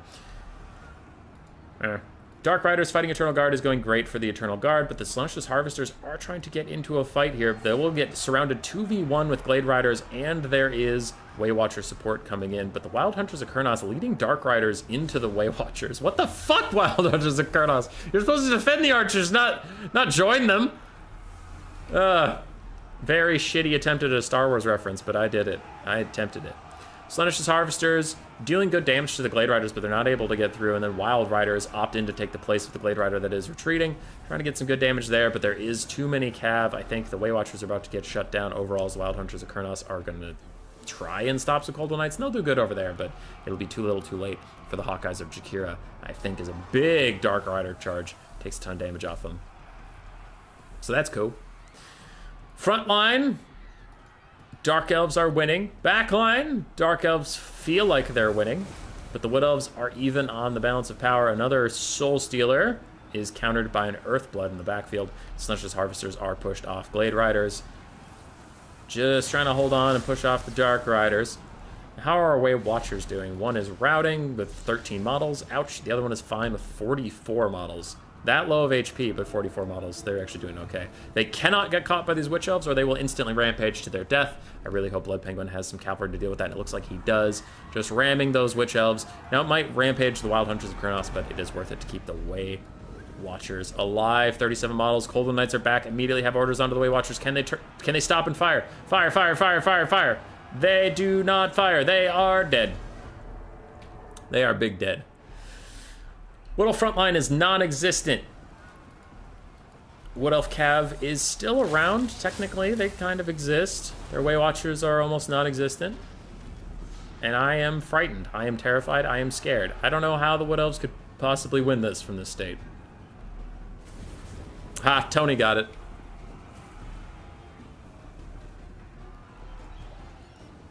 War Dancers no war. They do no war. Apparently not that good. So, Wild Hunters of Kurnos, other Wild Riders trying to peel off the last of the Dark Riders. We do have our Way Watchers rallying in the distance. There's 32 total between both units. There's 32 of them still alive. Dark Riders sprinting straight at them, and the Way Watchers are going to try to peel themselves with the Discourage aura from the ammunition of the Hawkeyes of Jakira. That does save them for a bit. Malekith's running after him, but he's on foot. These Shades are going to be a big problem. There's a lot of them left. 3 Shades, tons of ammunition. Ooh. Oh! And the Dark Elf frontline has a lot of Bleak Swords. Yeah. I'm getting spooked. I'm getting big spooked. Spellweaver of Life dives into some Shades, trying to stop them from firing for a little bit as the Wild Riders attempt to join the party. Wild Hunters of Kurnos do escort those Dark Riders off the map, and for the most part, the Dark Elf Cavalry is gone, meaning that these Way Watchers are finally safe, even if there's not really that many of them left. You're not Frank, you're hubby. Shush! How dare you! Gaze of Malice hurting the Wild Riders a bit, taking out some Eternal Guard. Shades getting rear charged by the Glade Riders with spears. The other two shades are just fine. Doomfire Warlocks charging back in to rout everything off before they themselves get peeled. Nope, 2 leadership holding strong, hanging in there, chilling out. The Spellweaver of Life is getting surrounded. I wonder if she has a Dwellers Below or something to save herself. It looks like she does. She is going to throw it out, and it will do some damage, but the shades are mostly outside of it. It's not going to do that much damage overall, but it will give her some space, get her back in motion. Wild Riders get word of pain by the Slaanesha's Harvesters wherever they are, and they just want to avoid a fight for a little bit as the Waywatchers continue to kite. Kite. A lot of Bleak Swords left. Shade still firing into the Wild Hunters of Kurnos, trying to take them out. We have War Dancers coming from the backfield. Is there anything else the Wood Elves have that I'm just not seeing? No. Balance of Power still... It's now Dark Elf favored slightly, where it used to be, honestly, dead even. And now it's back to being dead even. I am so scared and terrified how you're going to kill Malekith and all these Bleak Swords, but we'll see. As the Shades that used to be such a threat are actually all shut down, so good on you there, Wood Elves. And War Dancers do need to finish their attack orders over there. Man, these Wild Riders are putting in a day's work. 1,300 on that. 1,200 on that. They're still going, still kicking. There's healing left. Wood Elves leaders just watching his archers get run over by Pegasus or Flying Unicorn, whatever it is, refusing to help them. It's on Eagle, but yeah. Oh, that's going to be a nasty Soul Stealer. It hits both of the remaining cavalry, but a counter? Ooh, really good. Really good counter Earthblood there. Hits both units as the Soul Stealer hits both. Nice job mitigating the mistake. The Waywatchers have a good amount of ammo left. Even if their models are so low, they can just fire forever.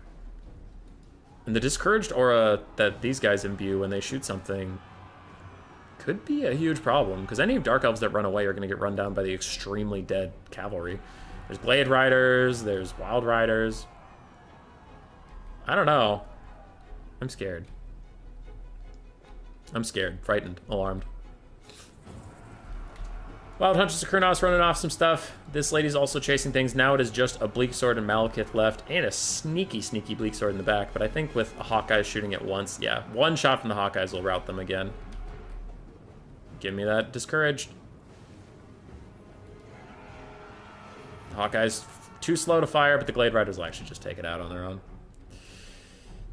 They are fine. Malekith has abandoned his last Bleak Sword, realizing it is a losing proposition to stay in a fight with them. Bleak Swords are pushed off. Malekith's getting kited.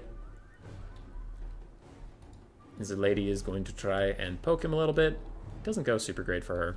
As Wild Riders come back to deal with Bleak Swords, they rout off those Bleak Swords. Malekith just fighting. Soul Stealer's the big lady for some healing. She heals herself and her Wild Riders some more. Dark Elves getting run off in every direction. Malekith's alone. Malekith is behind on the balance of power. This is Footakith.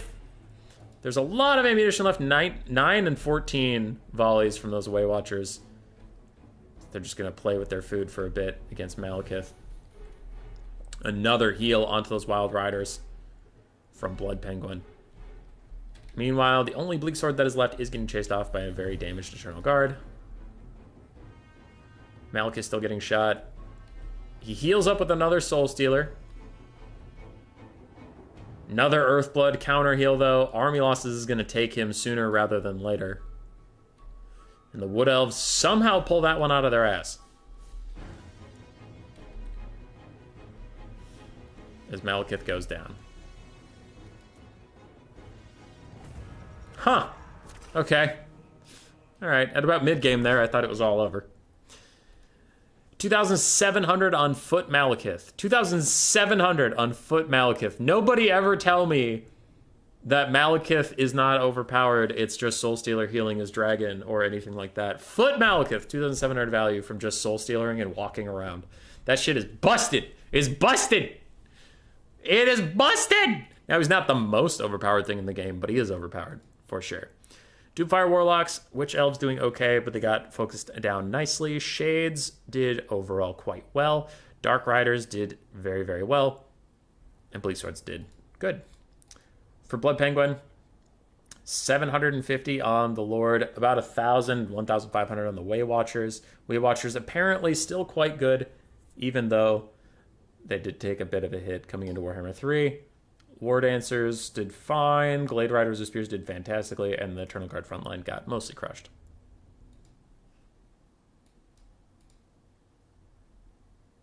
Foot Malekith has always been great versus Wood Elves.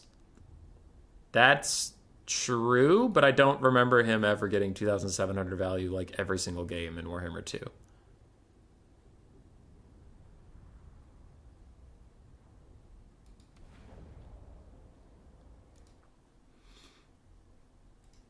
Like Malekith is definitely too strong, for sure. I will not even pretend to humor the argument that he isn't. He is 100% too strong. He's not the strongest thing in the game, but he is way too strong. All right. Game 3 between these two. It is Blood Penguin's Kislev. I did say at the start that he likes Kislev and Empire, so it looks like when it came down to Game 3, he settled on what he knew versus Loopy's Slaanesh. So Loopy not finishing it out on the High Elves. Now, I don't know what the picks and bans were, so maybe his High Elves were banned. Or he just didn't want to fight High Elves into Kislev, which is also a pretty reasonable take. But somehow he ended up on Slaanesh, which is very much, you know, that tracks. It's very much in his wheelhouse.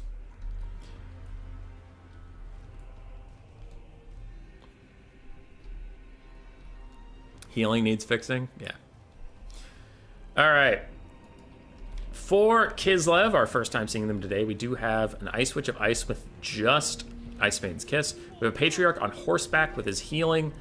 We have one Warbear Rider, one of which is the ROR, Oath Brothers of Tor. We have some Armored Kossars, two Streltsy, Armored Kossars, and Zargard with great weapons. On the other side, we have Prince Sigvald the Magnificent for Loopy and Slaanesh, Chaos Warriors of Slaanesh, and Devoted Marauders across the front line. We have one Chaos Knight of Slaanesh, a Pit of Shades caster? No, a Slaanesh caster with Lash of Slaanesh, Pavane of Slaanesh, and the Rod of Torment. Then we have 3 Hellstriders and 2 Seekers. Soulstealer is hard countered by Earthblood. It can't kill models, so it won't work, I think.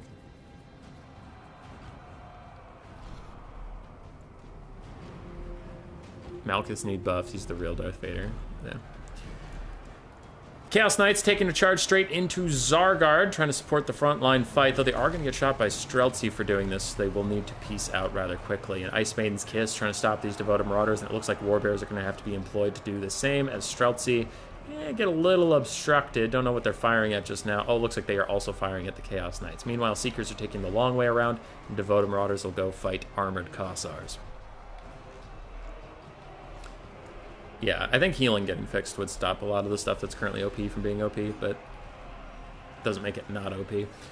Zargard opting out of the fight with Chaos Warriors. I wonder where they're going right now, but the Warbears and the Patriarch look like they're going to go pick a fight with some Seekers. And here are more Hellstriders now fighting the Oath Brothers of Tor. Big Ice Maiden's Kiss down 3 Hellstriders. That's a lot of damage for such a cheap spell because it hit 3 units. The Chaos Knights of Slaanesh do at last get through the front line. They sneak around these Zargard, but they are extremely injured from the experience. Kislev up on the balance power, I would tend to agree. Seekers charging in and out, trying to get that damage value, but the Kislevite passive making them unbreakable is a bit of a bitch for Slaanesh. They really just want to get their army passive stocked up and stuff. They want these guys to start running away. Some spells coming in, but the Hellstriders are getting routed off by the Bears. Chaos Knights are also going to get routed off by the Bears pretty soon. The Zargard front line did fantastically, even versus Chaos Warriors, even with Sigvald supporting. They're doing quite nicely. Now, they are expensive, and they pay for arm piercing and all that stuff. Yeah. But they did win it when they got there. This could be a problem. Ice Witch getting caught by Sigvald. She needs to get out of there. She's not that good of a melee combatant, especially not versus Sigvald. She needs to leave. She needs to run fast. Bears are opting into the fight. I think they're mostly going for the Chaos Knights, but I think in all the chaos. Anyway, in all the chaos, she could slip away, but she's opting back into the fight. Blood Penguin, please run! Run with your mage! Why are you fighting Sigvald in melee combat with your mage? Run! What are you doing? Oh, Lash of Slaanesh hits the Armored Kossars, doing a lot of damage. Oath Brothers of Tor and the Patriarch fighting these Seekers, really trying to get their leadership blown if they start crumbling, but this is a huge mistake with the Ice Witch. If she ends up getting sniped, it's just losing your mage and lord because you wanted to melee fight Sigvald with a caster for some reason. And it looks like finally she is starting to run away, so that is good. Ice Maiden's Kiss plus some bear charge is going to do good damage to the Devoted Marauders. Slaanesh is hanging in there. They are ITP across the board, so they're not really... The cause fear isn't reducing their leadership at all or anything like that. Streltsy trying to find a place to set up and shoot. There isn't really one on the map left for them, and these guys are even going to rampage with these Slaanesh. The Pavane of Slaanesh. Not even the army ability. Sigvald is still catching this Ice Witch. How is this happening? This is a huge mistake from Blood Penguin. Like, the Warbears could push him off for a second, let her get some distance. She's faster than him, right? Yeah, she is faster than him, especially when she applied her slow. This is just a huge mistake, unfortunately. Another Ice Maiden's Kiss trying to deal some damage, but Sigvald is chasing down the Ice Witch. Maybe Zargard can be pulled in, but now she's running towards her Warbears away from the Zargard. Are the Warbears actually going to help her out? They need to push him. They need to push him. They have a Patriarch for healing. Okay, maybe she'll be okay. Yeah, so looks like they're going to heal her up. Okay, that was getting very concerning for a little bit there, that she was just going to die. She should be able to dodge it if she keeps walking, but she does get caught up a little bit and does not end up getting away. There are some Seekers left, some Hellstriders left, but Slaanesh is mostly running on fumes. There's some Chaos Knights as well. Sigvald is very healthy. The Caster is rather healthy. And Warbears are not going to be the best at taking out Sigvald. So the balance of power is favoring Kislev, and I'm getting a little frightened as far as that goes. Warbears, Patriarch, everything trying to heal up. These Warbears are not healing. They're not close enough to the Patriarch to apparently heal.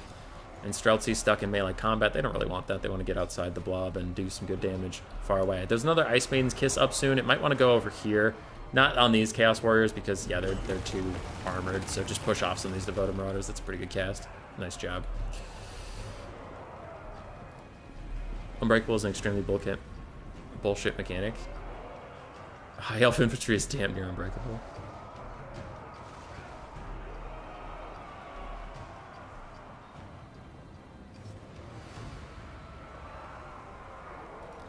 Alright, I'll catch up with chat later. You guys are popping off. Streltsie firing into the oncoming Seekers and Hellstriders. Other Streltsie going to back them up, probably fire over the shoulders of their brother. And Sigvald still trying to run around, and Ice Maiden's Kiss is going to hit the Seekers, really just trying to get them to crumbling, because the Seekers are a demonic unit. They are not mortal. Ice Witch getting a little bit of healing from the Patriarch here and there, wherever he is. These healthy Zargard, I don't know where they were, but they need to get in here. They need to get into this fight real soon. Seekers... Hellstriders got pushed off and even shattered. Seekers are not crumbling just yet. Ice Witch routes, which actually helps her get away from the problems, and she's getting Silvex low by healing, so she will be okay. Kislev is sending a whole bunch of troops into the fight. Army losses is hitting for Slaanesh, and Kislev will win it. Malchus Malith, healing nerfs, yeah. Can't change any damn abilities. It's this stupid unbreakable faction. Then they have good matchup versus Slaanesh. You play Dark Elves and High Elves and Kislev. Triggers you. Those two factions are far more triggering than Kislev.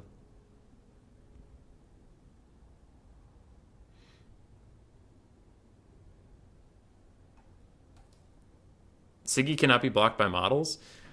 Well, I mean, the Bears did push him away, which was an important thing to just get the Ice Witch some space.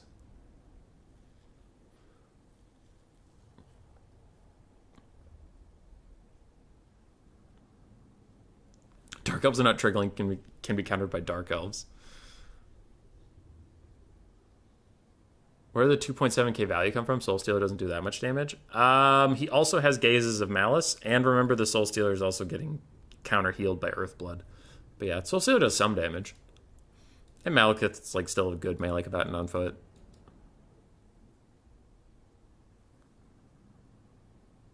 Anyway. Sigvald, almost 1,000 value. I mean, he had tons left to give in that game, but army losses just took him out. Slaanesh Caster, 1,400. Chaos Knights of Slaanesh, only 500. Seekers actually both did really, really well.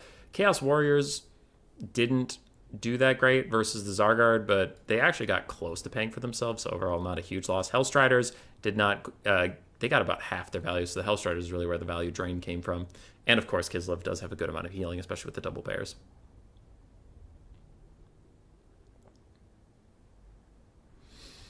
All right, for Blood Penguin, Ice Maiden got about 900 value. Honestly, probably paying for herself, considering she was on foot with one spell and nothing else.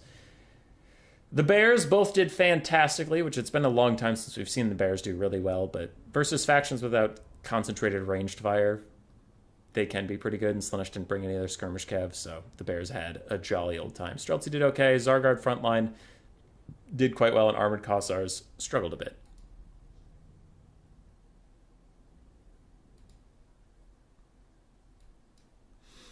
I would vote that Dark Elves are more boring than Kislev right now, because Dark Elves are in every fucking game. That's just my 2 cents. I think, like, if I hadn't seen either faction for a very long time, yeah, I'd probably be more excited about Dark Elves than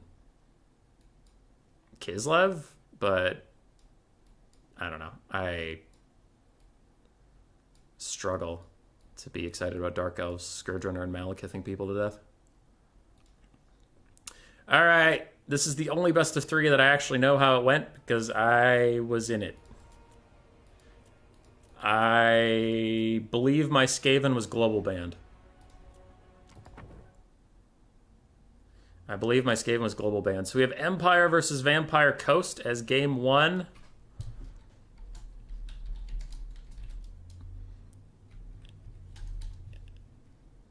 Of me versus Bjorn. Bjorn.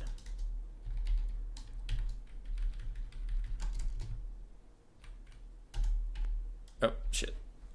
9-0. Yes, that's how this series ended. That's an order.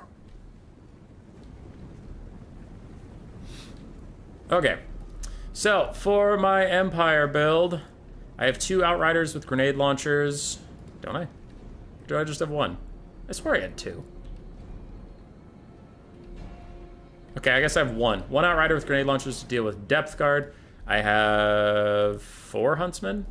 4 Huntsmen, 4 Crossbowmen, Balthazar Gelt with Searing Doom and Plague of Rust. And then we have Reiksguard and Empire Knights. So 4 Empire Knights, 1 Reiksguard. A front line of basic unshielded spearmen because I just had the money for them and you need something to protect your archers, but you know your front line's just going to die to bombs anyways, it doesn't matter. 3 Scurvy Dogs in the backfield for the coast. We have 1 Cyrene, a bunch of handgun mobs, pistol mobs, depth guard, bombers, Count Noctilus on foot, the Black Spot zombie gunnery mob handgun ROR, and animated hulks. My front line gets instantly deleted. Literally no one is surprised about this, and that's why I spent 0 gold on them. Pit of Shades is coming in for my opponent, plus a summon. It will catch some Huntsmen, but some of it is dodged. Now, Empire Cav is being used on the backfield to keep the dogs off the archers. The archers are being used to deal a lot of damage to the front line. You can see for the undead, most of their pistol mobs are already gone. So my spearman units got deleted, and his pistol units got deleted. We both shook hands, said that seems fine, and went about our day. Depth guard running through the front line is very annoying for me. My Outriders are trying to get away from these pistols and get a bit of damage elsewhere. Now, some of my Empire Cav is getting involved on the flanks, leaving these dogs open season on my backline because one of my other Reiksguard got, moved away by my opponent. But I am now diving his backline, stopping the bombers, stopping the pistols, stopping the handguns. Quick Searing Doom hits both dogs and depth guard. These dogs are just going to get shot in the butt by Outriders' grenade launchers while the other crossmen try and help deal with them. Huntsman still firing in. More Empire Knights blocking down the backline. Things are going fast. Okay, it's a fast game. There's a lot happening here. Balance of power is about dead even. Some Empire Cav is getting pushed off, some archers are getting pushed off. The Reiksguard are back, and they will find these dogs. The other full health dogs are going to fight Empire Knights, which is fine for the Empire Knights. But as the threat of dogs lessens, I feel better and better about how the game is going, because really the dogs are the only thing that can stop my archers from arching. These crossmen are forced to run forward because there's Syrenes and animated hulks behind them, so I just have to run forward, and I pretty soon opt almost into melee with the bombers because I was running out of places to go. And our grenade launchers are going to come back. Gelt is still healthy. He is alive. Empire spreading out their archers in every direction. And we do have Empire Knights jumping back and forth, just trying to stay alive. And we are now trying to clear out the zombies so that our archers have somewhere to go. Meanwhile, other archers are all focusing on these animated hulks and Syrenes and all that stuff, all that nonsense. Gelt's walking around. He's just supporting. He's being fine. Now, currently the balance of power is about even, maybe Vampire Coast favored. It also factors in all their ammunition, even if they're stuck in melee. I sacrifice some of my Empire Knights to the Horned Rat, opting to get good damage on the Syrenes and animated hulks instead. Dog's going to dive into these crossmen, but with Huntsmen supporting them and Spearmen nearby, I think we should be able to peel them off. Okay. Gelt's still happy. Gelt's still fine. Outriders' grenade launchers are chased around the depth guard. Unfortunately, allow Noctis a little too close to them, and they're going to run away. They say, nope, not my problem, not at all. And a pistol summon comes out from Noctilus to even deter them further, but they'll try and get far away from here. Empire Knights, Spearmen still fighting on the backside, still trying to shut down these handgun mobs that are lasting forever. And meanwhile, Archers and Cav and Spearmen trying to kite away from these Sirens and Animated Hulks. The black spot get charged once more by Reichsguard. Balance of power still about even. Though the Empire has a lot more on the field. A lot more. What do they need? Like 2 volleys to kill 1 shielded frontline unit? Like, yeah, 1 volley, yeah. Alright, Zombie Gunnery Mob fighting the Empire Knights. They're crumbling so much now that they have to be doomed for sure. But a Wraithstorm does do good damage to my Empire Knights. Everybody's feeling pretty bad. Everybody's taking a lot of damage. This pistol summon is pissing me off. I'm trying to ignore it with my Crossmen because I don't really want to waste time and ammo shooting at something that isn't real while I have Sirens to peel, while I have Animated Hulks to peel. Outriders and grenade launchers are also firing into Sirens. Gelt offers some help with those Sirens. There's a summon. There's a summon. Summons everywhere, and they all got to go away eventually, right? Right? 15 more seconds on that summon, 30 more on the other. Meanwhile, Empire Knights are kiting away. Black Spot is getting shot by Crossmen, as my Spearmen are also chasing after it. Sirens clinging to life, so are the Animated Hulks as Heavy Cav tries to peel them off the Archers, Outriders, Grenade Launchers. Please don't fire into my own troops. Oh god, they're firing into my own troops. Whoopsies. How bad's the friendly fire? Oh, I start to dodge. I dodge my own grenades. That's kind of funny. So it does equal damage to both, but overall not worth it. They just had Fire at Will on. That was definitely a whoops.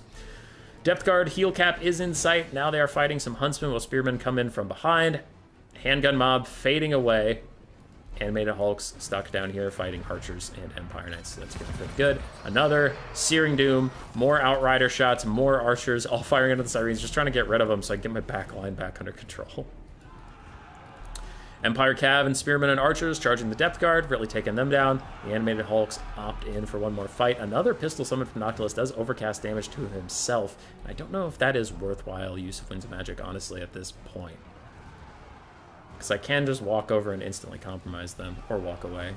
I don't know. Sirens are gone at last. Cough. Go away. Cough. There we go. They go away, we get some Archers back, get some stuff back, we get Gelt back. Another Wraithstorm onto my cavalry. Spearman gonna run at the summon, but it is just a summon, so who gives a shit? Outriders are pulled all the way across the map to deal with the Depth Guard.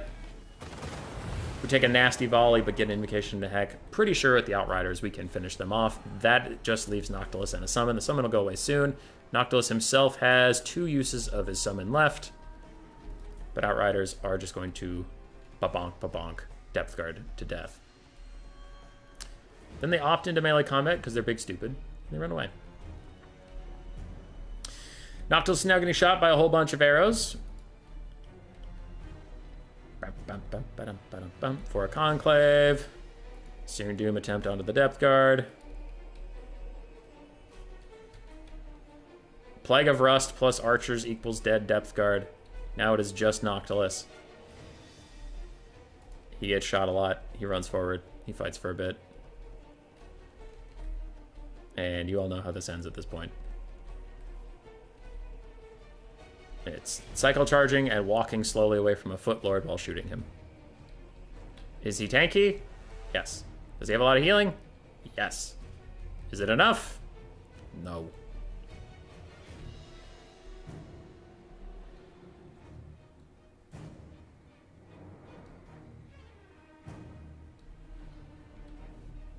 There we go. Sleds are stronger than Scourges still? People don't play Kislev as much? I would sincerely doubt that, but I don't see a ton of war sleds anymore, so I don't know how good they are.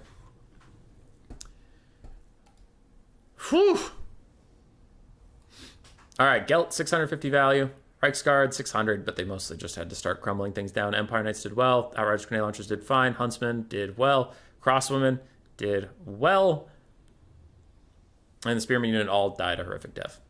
On the other side for Bjorn, almost 1,000 value on Noctilus, 1,500 on his Depth Guard. Handgun mobs are really annoying to deal with. Dogs didn't get much done, unfortunately. Enemy Hulks did fine. Bombers cleared out all my Spearmen, but I specifically didn't take any infantry worth killing for exactly that reason. His pistol mobs did okay. Overall, I like this build versus Vampire Coast a lot.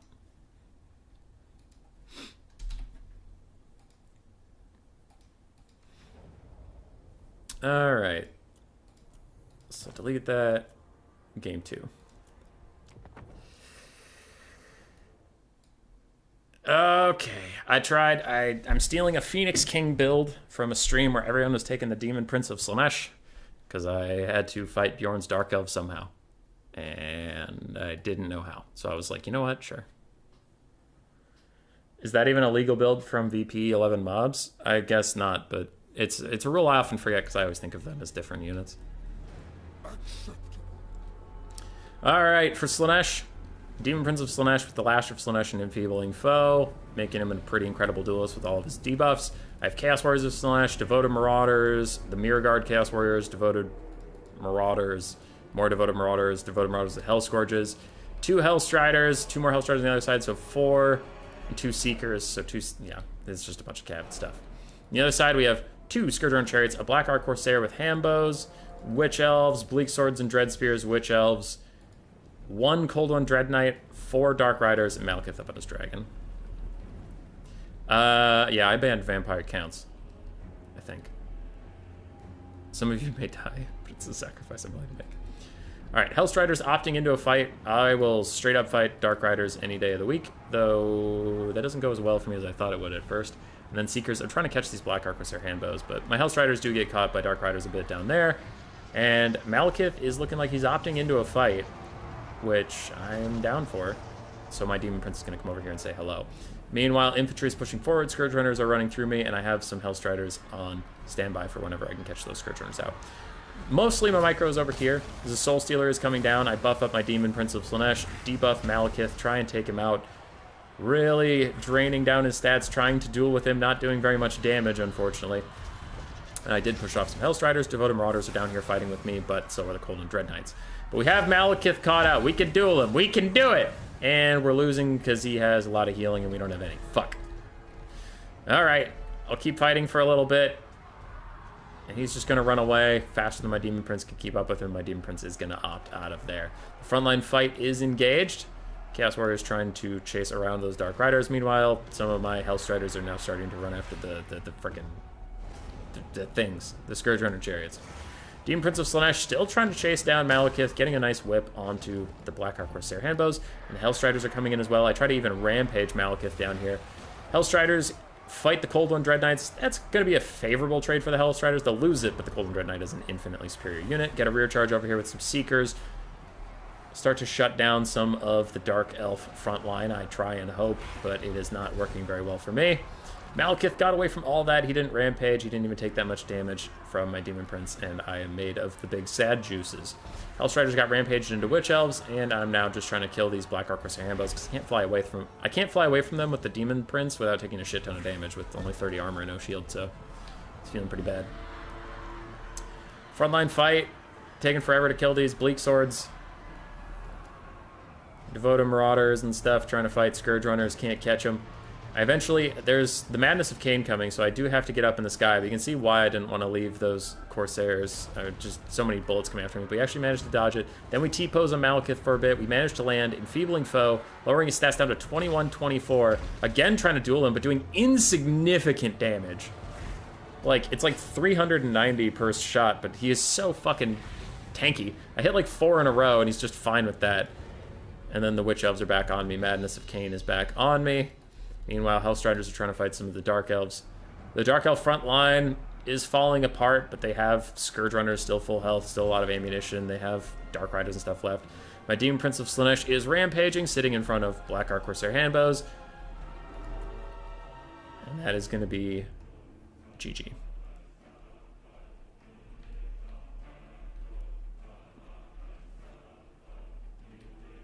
You never see this Lord, the Demon Prince? Yeah, it was all the rage in one tournament, but I don't know. I gave it a shot because this is why I keep global banning Dark Elves. It was after I lost this game. I was like, fuck it. I literally don't know how to beat them. I don't know how. Some of my mods were telling me that like this is a Slaanesh favored matchup, and it just like it felt so hopeless. I'm sure there's better ways to play it, but it just felt so god awful. It just felt terrible. Like, I did everything to Lord Snipe Malekith, and I barely even did half his HP. And meanwhile, Dark Elf Infantry just, like, out-traded mine because, I mean, they have better infantry quality. That makes sense. But you're paying as much for this Lord as you're paying for as they pay for Malekith. So it's like, oh, okay, but Malekith is better, so why am I spending that much money on a Lord? I don't know. I hate it. I hate Dark Elves. Fuck them. They're the worst. They're the worst faction. They're bullshit, and I hate them so much. Ugh. Fuck this faction. Ugh! Ugh, I hate them. That's a good build by Bjorn, though.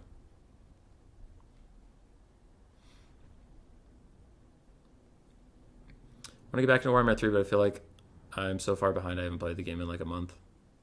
I'm sorry.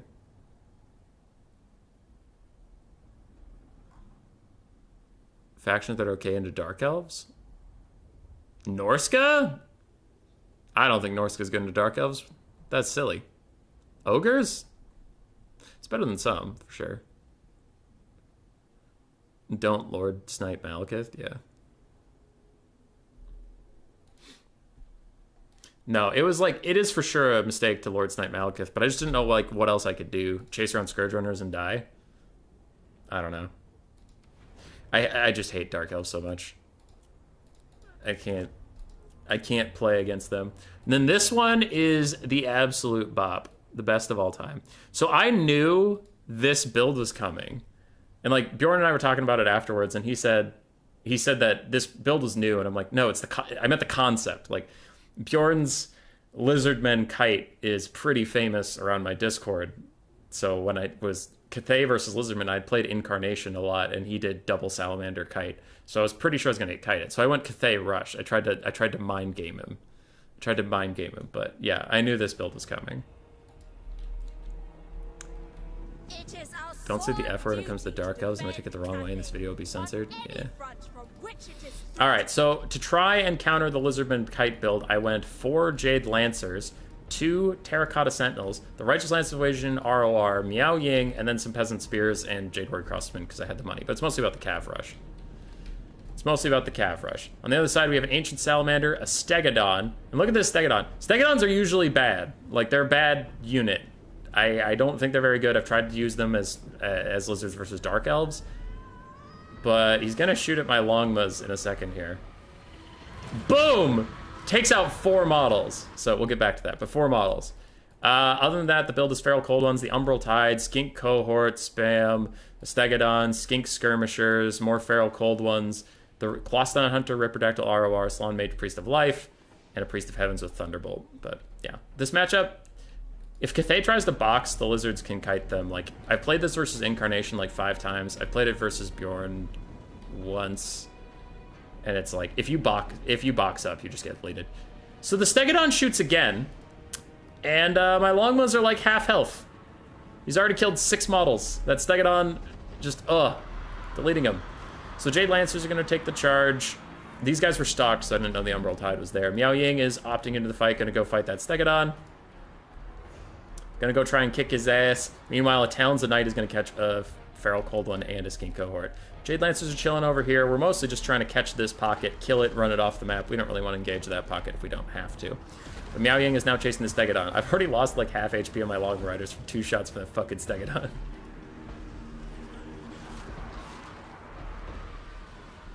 Bye, Mr. Casual. I'm sorry your power's gonna die. So the Closton Hunters are here. There's not too much I can do about this, and my Longmas were already like fucking dead, so I just YOLO'd it into the Closton Hunters and tried to get some damage out rather than running around and getting shot by the Stegodon. Stegodon's gonna get overcasted regrowth as a Terracotta Sentinel. Miao Ying try to take him down. Jade Lancers pushing off all these Lizardman units while these other Jade Lancers come to rear charge and push off these Feral Cold Ones, and my Jade Warrior Crossmen are starting to support the fight. These Jade Lancers are going to run away from Chameleon Stalkers, Red Crested Skinks, and Feral Cold Ones. They're going to try. Miao Ying is going to chase around the Stegodon. A Skink Skirmisher's shooter in the butt. But she's just wiggling. She's just wiggling instead of getting any attacks off. Now, if anybody remembers how I got knocked out of the Faction War, where Feral Manticore hit Ikit Claw in the back 4 times in a row, and then you watch Miao Ying just T-pose on the Stegodon, that's about how I fucking feel. Anyway, I digress. Slon's going to throw out his Bound Banishment onto my Peasant Longspears. I start to dodge that. Stegodon getting chased by Miao Ying. Jade Lancers trying to get away from Feral Cold Ones. Trying, but they're not doing so good. On this end, all the Lizardman units rallied, and now they're kicking the shit out of my Jade Lancers. Feral Cold Ones, with almost no HP, are just demolishing my Jade Lancers, which makes me sad. Terracotta Sentinel still running around. Balance of power is about even, slightly Lizardman favored. I would honestly tend to agree. Miao Ying's still chasing that fucking Stegodon, and she actually does get a hit there for once, but it's still doing just fine. Jade Lancer's still trying to get away from Feral Cold Ones. Still trying to. These Jade Lancers, I just now realized that all of these routing units rallied and started kicking my ass, so I need to get away from there. Those guys are trying to just get away for a cycle charge, and Terracotta Sentinels are running after the Slan, trying to snipe him out, but they're also having a hard time catching a basic Slan. 34 speed to their 47, yet they still have issues trying to catch him. Whatever. Miao Ying's still trying to fight that Stegodon. These guys couldn't get away from the Feral Cold Ones. I tried to get a wraparound, and then with that attack order, most of the Jade Lancers just stop dead in place and stand around for a while. So we try to just fight these Feral Cold Ones. They have killed this entire Jade Lancer, like, by themselves, or where did all of its health go? I don't know. They only have 300 value. Anyway, Jade Lancers running away from a bunch of Lizardmen random chaff. Lizardmen have broke through my tiny little infantry area. Both Terracotta Sentinels are just stuck fighting things. They can't really move. Stegodon's still alive, as Miao Ying's just been chasing around the entire map. Balance power is pretty significantly against Cathay at this point. Feral Cold Ones just body the shit out of 2 Jade Lancers with their little red-crested bitch friends. Yeah. And that's about that. Gonna keep chasing the Stegodon for all time. Talons of Night, trying to catch these Colossodon hunters in the center of it, and they are sitting in it. They are taking, like, literally no damage from this Talons of Night that all of their models are in. So I actually don't know how that one worked. I think some of them were still technically flying or something, but they took no damage from that Talons of Night. Miao Ying's still chasing that Stegodon, because I can't allow it to just shoot her. Terracotta Sentinel's gonna duel a Slan. This Terracotta Sentinel's trying to find the Umbral Tide. She ends up having to go into human form to get some healing. Jade Lancers are rallying on the backfield, trying to peel the rest of these skinks off of my archers and get them back. Miao Ying and the Terracotta Sentinels are doing their best to fight. They push off the Stegodon at last. It finally routs. But then this guy, he can't quite catch it. So he just thumble dumps after it for the rest of the game. Colossodon Hunters and Skink Kiting are beating up these things. Bounce power comes back-ish towards the middle, but I don't really think that that is correct. Salamander firing the last of his shots over here. Big Terracotta Sentinel about to die. Jade Lancers trying to peel off some stuff, but Feral Cold Ones are going to go apeshit on the rest of my army. Slan's still alive. Bounce power comes back to about even, which again is some horseshit. I think the Lizards are pretty significantly favored at this point. Umbral Tide is secure. They fire in. Big Talons of Night kills off 2 Skink units, but it's not going to be enough. We are soon left with just Miao Ying and a Terracotta Sentinel. Umbral Tide trying to run away as I had flanked them with some rallied Jade Lancers. But it's just not enough. Lizardmen are really good against Grand Cathay, yeah. I was extremely disappointed in how Jade Lancers performed. Like, partially unlucky, but also just partially, wow, this unit did not perform as well as I had hoped at all. I was extremely disappointed in how Miao Ying chased around a Stegodon literally all game and couldn't fucking damage the stupid thing. I was extremely disappointed in a Stegodon when I've used Stegodons to try and counter Scourge Runner Chariots and they miss every fucking shot. And when they do hit, they don't do any goddamn damage, but when they're shooting at my Longmas, they half-health the bitch in 2 volleys. I was a little mad about that. I was a little salty that you half-health my fucking Longma Riders in 2 shots from a unit that other times can't hit the broadside of a goddamn barn. Pretty fucking happy that happened to me.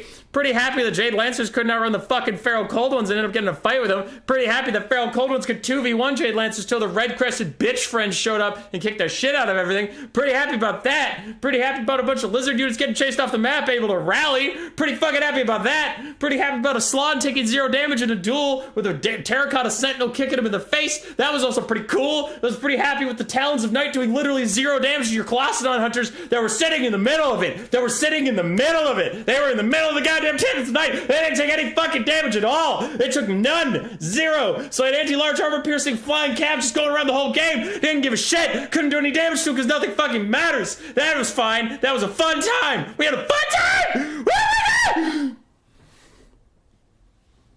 So I lost.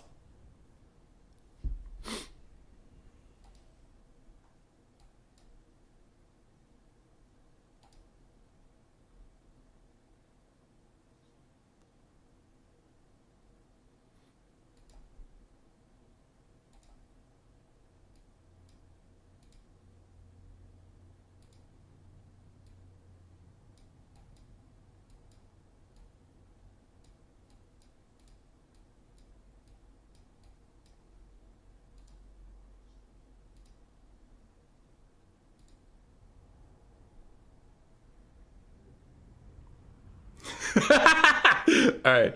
Yeah, that was partially for comedic effect. No, I was super salty. Like, real talk, I was super salty. My opponent played great. I was just so upset that it's like, I knew the build was coming. I took something specifically to try and counter it, and some unlucky shit happened that, again, even if it went my way, like, I'm not saying like, oh, if these things went my way, I would just win the game. Like, it just like felt bad that I'm like, I wonder if this build will work. And then all my units just like sat around with their dick in their hand for most of the fucking battle. But yeah, I was trying to counter his build. So it's frustrating when you know exactly what's coming and you still lose anyway. And also my Jade Lancers just did very poorly. But yeah, no, Bjorn's really good at that build. He deserved the win for sure. Yeah, he deserved the win for sure. We talked about it after. I was so mad, dude. I was so mad. So we're into the quarterfinals. Now, spoilers, I don't know which quarterfinal isn't finished, but I know one of them is not finished. I know I have 3 quarterfinals here in front of me. We'll cast the games we have. One of them's not finished. I don't know which one it is. Because these are labeled behind the blocker. They're labeled as quarterfinal 1, game 1. Or like quarterfinal 2, game 1. Like that. So I don't actually know. It was so I didn't know who won. So I actually have no idea who's going to be playing these games. So quarter 1, game 1. Sabrus versus Bowmore. Okay, cool. Sabrus versus Bowmore. Dark Elves versus High Elves.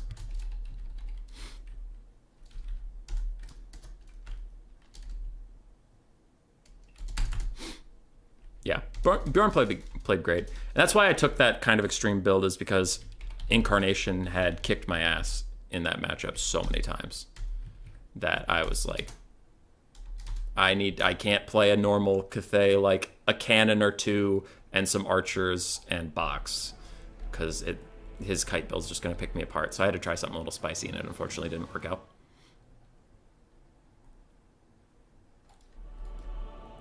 Does kite counter rush? No, kite counters, like, well, it's a little more complicated, but yeah, I get your point.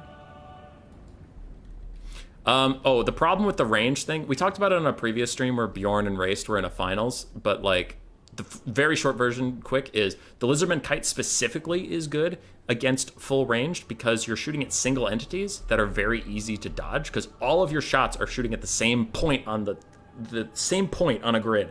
All of them are firing. So if they move 1 square to the side, all of your shots are going to miss. Whereas when you have multi-entity models that they're shooting back at, you cover a range. So when they shoot at the range, even if you move, the odds of all of your units getting out of the location is low. So you're probably still going to get hit. You probably won't take full damage. Like, you'll dodge some of the shots, but not all of it.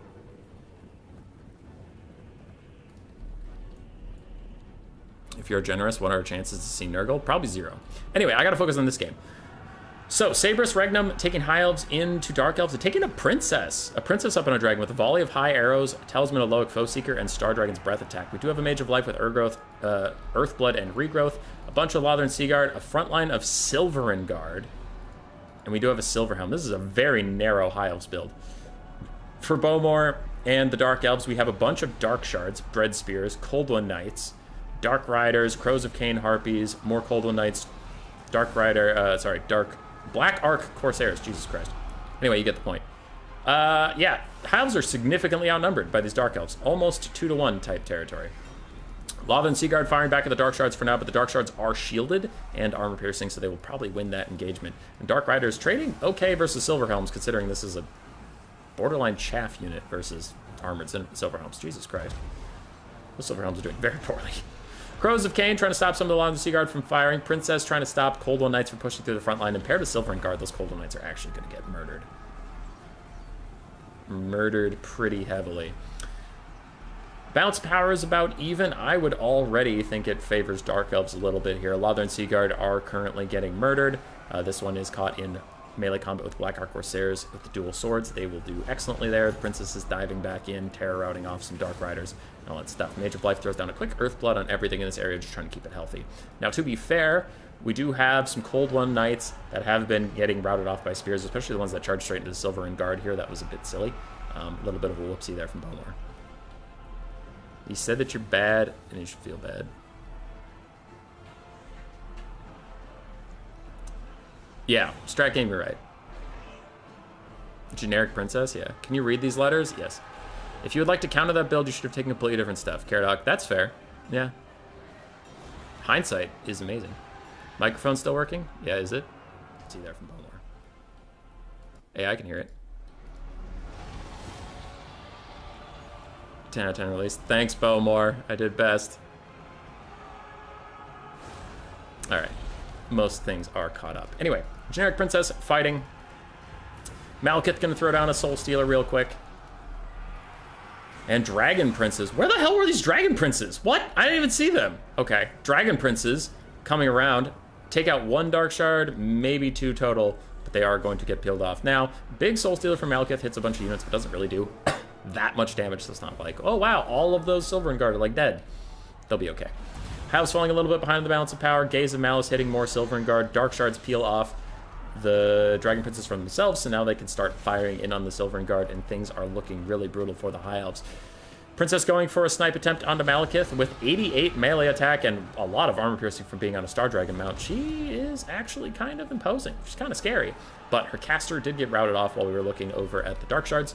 Crows of Cain are going to walk her off the map nice and easy. As long as Malekith doesn't straight up die, even if he does, the Dark Elves have probably got this, just because any dragon character isn't good at sitting in infantry and killing infinite infantry. That's not what they do. Hi, Jordan. Oh, hi, Rusty.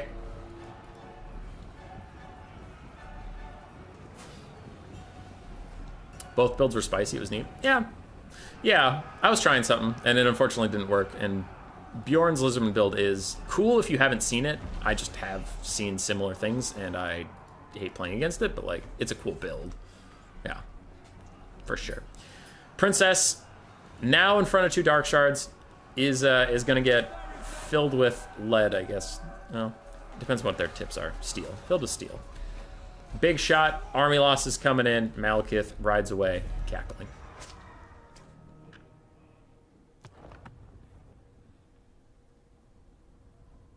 Dark Elf's best lord. Hellebron. Yeah. Bowmore! 1,700 value on his lord. His Black Arc Corsairs, yes.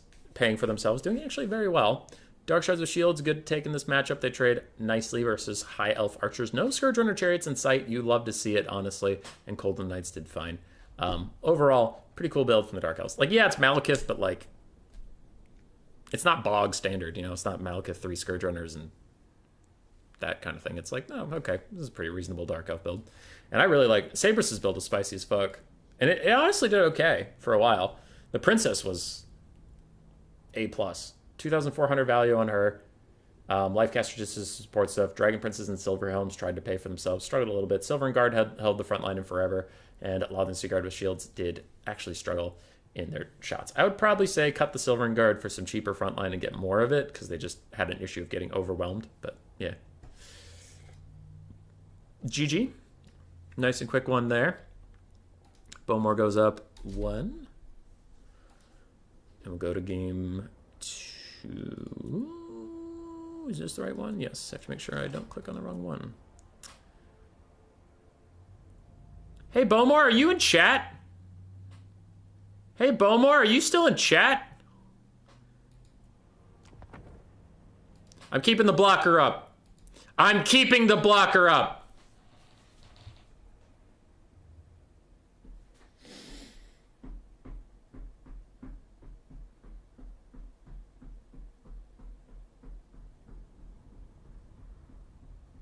Just wait for it to be over.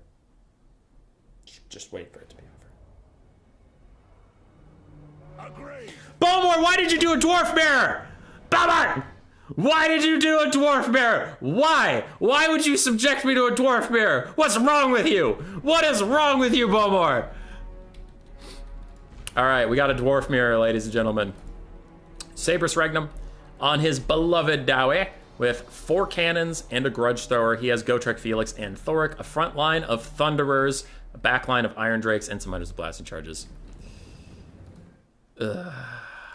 On the other side, for Bowmore, Longbeards with great weapons, Hunters of Blasting Charges, Ulthar's Raiders, which is the Rangers with great weapons, mixed throughout Thunderers, Quarrelers, or those Bugmans. Ooh, Bugman's Rangers. Looks like 2 of them. Yeah, 2 Bugman's Rangers. More Dwarf Warriors with great weapons, everything with a great weapon possible, and Thoric Ironbrow.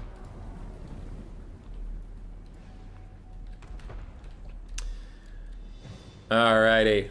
The Dwarfmere actually isn't that bad. I was just having some fun. Oh, and there's one cannon. One cannon in the back. Just gonna fire at Thoric all game. But, yeah. No, I was memeing a bit. The Dwarfmere honestly isn't that bad. Because both parties tend to bring a bunch of armor piercings, so then they cut through each other pretty fast. Anyway. Marks by Ulthar, reducing their armor, missile block chance, all that stuff should make those Thunderers pretty squishy overall. And Gotrek, Felix, and Thoric starting to slam through some stuff. Slam through some things. Giant Slayers are actually really good here. Yeah, some people have described them like cavalry pieces, pseudo, so that's kind of funny. Alright, Dwarves investing pretty heavily on this right flank versus Dwarves. I didn't even mean to do that. That one was an accident. Looks like Bowmore is... The Green Dwarves. The Green Dwarves are avoiding the Hero Core with anything of value, just trying to keep their Thoric away from it because they know they can't win against that kind of thing, so they just don't want to opt into it. And their cannon is firing for free on Thoric. Now, has it literally... It's 60 value. Fucking whatever. Anyway, it's missed a lot. Enemy cannons aren't firing back at them because they're so far out of range that they would have to move up forever to get in range, and it's just not going to happen. Now, unfortunately for Saber's Regnum, it does not look like his 5 artillery build is really doing enough damage, as his front line completely falls apart, and now basic miners and archers and stuff are going to get into range of his artillery very soon, making it quite difficult for him to hold on. Dwarfmere is pretty cool. Yeah. It's just kind of like Napoleon kind of things. Like, just guns and melee troops, and that's it, and shoot each other. So, red is ahead on the balance power for now, but you're going to see that balance of power shift significantly when the cannons get killed. Like, when they rout, it's not going to move that much, but when they actually get killed or get pushed off the map, all their ammunition goes away, and then that's when the balance power really shifts. So, for now, red is enjoying a temporary artificial buff. Ha! Don't sell the dwarves short, because they're short. Miners pushing up on the cannon crews in melee, other miners pushing up on other cannon crews in melee. Bungman's Rangers trying to push off the Thunderers with a couple lasting volleys on their back, and that one was not even close to hitting anything. You Bugman's Rangers have drank too much of your own brew. Cannon still firing. This cannon still firing. Has it hit anything yet? Oh, 170 value. Oh, you're doing so good back there, buddy. Oh, you're the best. You're the best cannon there ever was. Fucking idiot.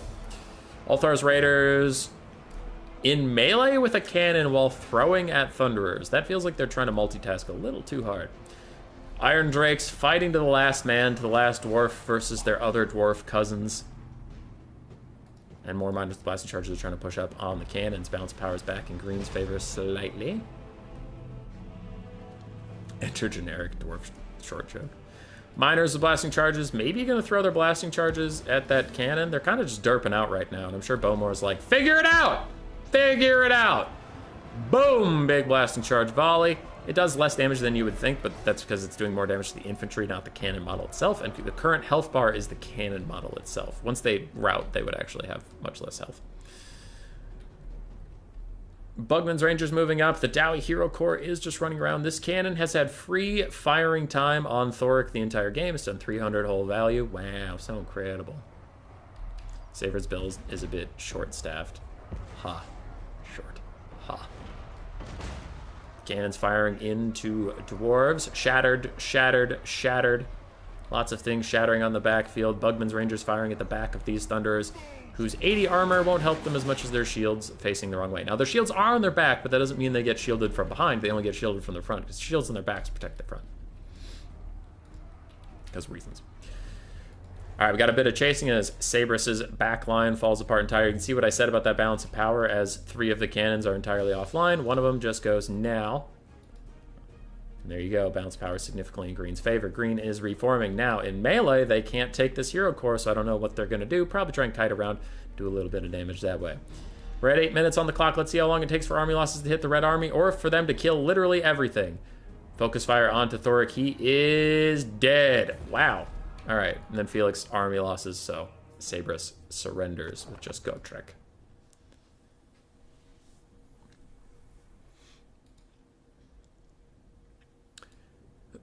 For Bowmore, Thoric was just a support lord. Bugman's Rangers did fine. His cannon honestly still didn't pay for itself even after firing like the whole game. Ulthar's Raiders did great. Thunders did fine. Minders of Blasting Charges did well.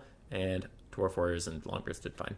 For Sabrus, his Hero Corps just didn't get to fight anything, unfortunately for him. And his 5 cannon build was not ready for like an infantry style rush. I think it was just to win the cannon fight and force his opponent's box to come to him, but there just wasn't a box.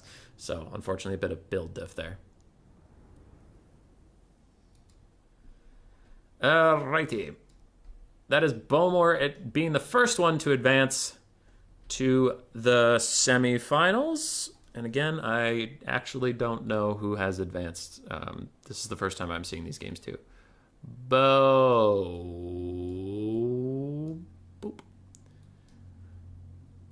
Alright. So we're going to hope... Well, I don't even know. Remember, one of these quarterfinals I don't have, so I don't know who I'm about to watch. I will just go to quarter 2. Okay, it is in fact Tretch versus Cal Harmon. What? What is this? What the hell is this? I'm excited. Skaven versus Lizards. Double Chieftain versus, like, a Red-Crested Skink Chief Ripperdactyl Rush? I don't know what this is. Cal Harmon's a wild child. He's a madman. 2 more best of 3s to do. Hang in there, everybody. Hang in there.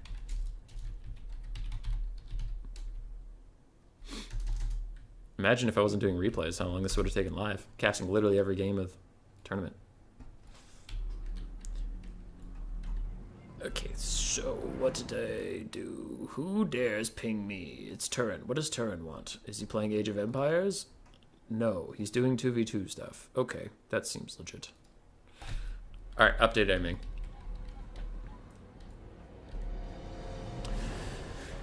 Lizards versus Skaven. A tale as old as time, song as old as rhyme. Usually quite Skaven favored. For Cal Harmon, though, he does have triple Ripperdactors. I had a stroke. Ripperdactyl Riders. 4 Skink Skirmishers, Red-Crested Skink Chief, Skink Priest of Beasts with Manticore Summon. Then we have some Skink Cohorts with Javelins, more Skinks, Feral Cold Ones, 2 Feral Stegodons, and more Feral Cold Ones. Ooh, 1 Cold One Rider. Usually this is how you want to play this game matchup. You don't want to take anything elite as the Lizards. You just want to spam as many Skink-type units at them as you can. For this Skaven, we have 3 Poisonwind Globes, 1 Natty Booba Sharpshooter, 3 Rat Ogres, one of which is the Pit Fighters of Hell's Deep, double Chieftain on Bonebreakers, Icket Claw with Howling Warp Gale, Unlimited Power, and Flensing Ruin, a front line of Skaven Slaves, and a back line of Eshin Triads, a single Slinger, and some Clan Rat Spears. Cool, cool. Feral Cold Ones getting yeeted by Poisonwind Globes, but the Ripperdactyl Riders dive in, immediately killing off the other globe. Now they are netted in place and getting punished by Slingers quite a bit, but they did kill one of the 3 globes. Another globe also getting compromised by Rippers, and the final Ripper is actually going after the Nanny Boobos, not the other side. Chieftain on the Bonebreakers, both of them piling in to try and punish the Red-Crested Skink Chief, who is on foot. There's no healing for him, but on foot he can actually be a pretty decent melee combatant. Though he didn't take his Warrior's Crest, which I think is a really good ability. So he's probably going to die here from this overcasted Flensing Ruin that's about to hit him right in the mouth. And the Beastcaster is also in it. Where's the other Stegodon?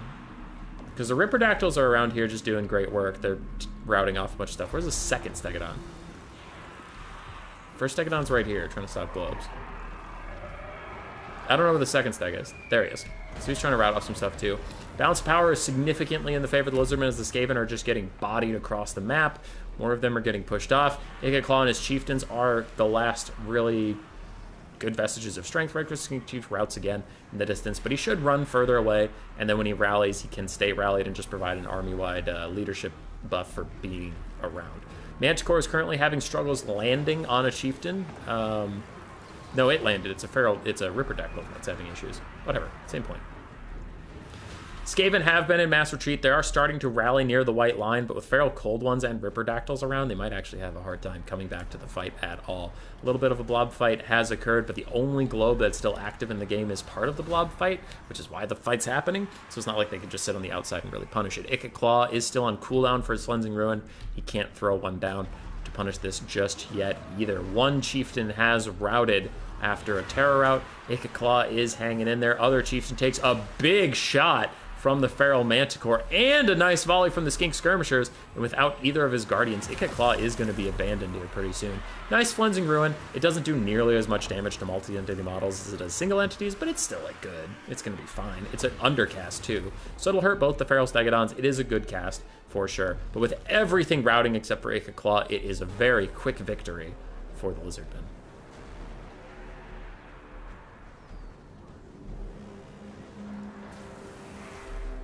I think. There's no way Ikit wins this, right? Yeah, no. Okay, good. If Ikit won that, I would have actually been upset. Bye, Lucinia. So for Tretch, it was a good attempt. Double Chieftains, unfortunately, didn't get very much done. The Giselles didn't have any good sight lines. Globes did okay, considering they got immediately doved and murdered. And Skaven Slaves all instantly routed. For Cal Harmon, his Ripperdactyls got really good value. 1,400, 900, 2,100. Feral Stegodons are just a terror piece that disrupts stuff and stops globes from throwing. Feral Clone did fine. Skink Skirmishers did fine. And Skink Cohorts of Javelins did okay. Very nice stuff from the Rippers. Cal Harmon goes up. 1.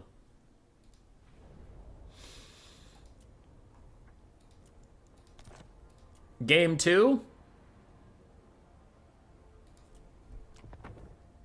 Y'all ready for Dark Elves? Boom!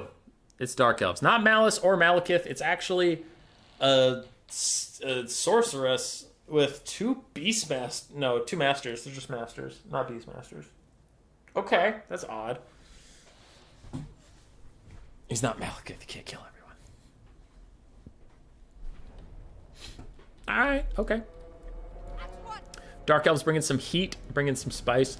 Bleak Swords, Black Arc Corsairs, Bleak Swords, Black Arc Corsairs. 4 Dark Shards in the back. Cold One Knights mixed in with Dark Riders. Looks like 3 Cold One Knights, 1 Dark Rider. We have a Sorcerer Supreme Mort, which is the Supreme Sorceress of Death with Fate of Buna and Spirit Leech. Double Master. I noticed they're not Masters, they're just Master. Okay, but the Supreme Sorceress gets a cool French name. That's fine. No Mal or Scourge, damn, yeah. On the other side for Cal Harmon, we have Marcus Wolfheart with his net as his only ability. A front line of spearmen and swordsmen, Sterling's Revenge and other Free Company militia, plus the Silver Bullets. We have 1 Hellblaster volley gun, a backline of more swordsmen and spears, and 5 cavalry, one of which is a Reichsguard, plus a Jade Wizard with Flesh to Stone and Earthblood. This is one of those builds from the Empire that it feels like they had too much money. Like, it feels like they have more than they could possibly afford. That arm is huge. Anyway, Marcus throws down a net. Hellblaster Volley Gun is currently tearing apart some Cold One Knights. Free Company Militia gonna fire at the Black Arc Corsairs. And Black Arc Corsairs actually murder Empire front lines. I've been struggling in this matchup recently, but it looks like Cal's whole plan is just to slow them down and be annoying. And actually with Flesh to Stone, he's probably gonna cast it on like this swordsman or this spearman right here and really stop them from getting through. Fate of Buna onto the Silver Bullets is a pretty good shot. They're not the most expensive unit in the world, but they are important to carry the game, so deleting them with a quick point and click is a pretty good idea. Good for you. Must be nice. Pointing and clicking to win video games. Empire Knights perfectly countercharging the Dark Elf Assault. Keep the Hellblasters online who are firing over into Cold One Knights, doing pretty good damage. Marcus Wolfheart just teeing off on his stuff. Both sides ignoring each other's lords, not really focusing on the Lord Snipe whatsoever. Empire Knights, ooh, Reichsguard in the distance, getting really good damage on the Cold Knights by putting their backs to the Sterling's Revenge, who are firing through the melee. Excuse me, lads, pardon me. Gonna get a quick shot at here on the Cold Knights, killing them off entirely. And that is some very, very good stuff. Empire Knights with Flesh to Stone on them, running out to go fight the Dark Shards, push them off, while the Hellblaster Volley Gun and the Free Company Militia are shut down by the Masters. Actually, Silver Bullets lasted through that Fate of Buna better than I thought they would, so good for them. Empire's looking like they're in a pretty good spot here. Empire Knights pushing up on Dark Shard, so 1 Dark Shard is left standing for now, and that could come to an end. Now, a rare mistake from Cal Harmon having like 4 units blobbed on top of each other. That's something that like I do all the time, but not usually Cal Harmon, so that's a bit of a mistake. He's going to really want to separate out those units. And Murderous Prowess / Mastery is just now coming into play for the Dark Elves. So they'll get a bit of a second win, some leadership, get some more damage, better stats, but I don't know if it's going to be enough. This is looking pretty dire for them. Their front line is winning, but not like, they're not super healthy as this, because the Empire's secondary line came up to start fighting. Their masters are healthy, their lord is healthy, but other than that, they're all out of juice. The Reichsguard won on their own. Yeah, they did. 1v1 me, dude. Meanwhile, the Sterling's Revenge were firing downhill into the Master, and the Master tries to run away from the other Free Company militia, and he just ends up getting shot in the back as he goes. The Dark Elves are getting murked. They're getting worked over.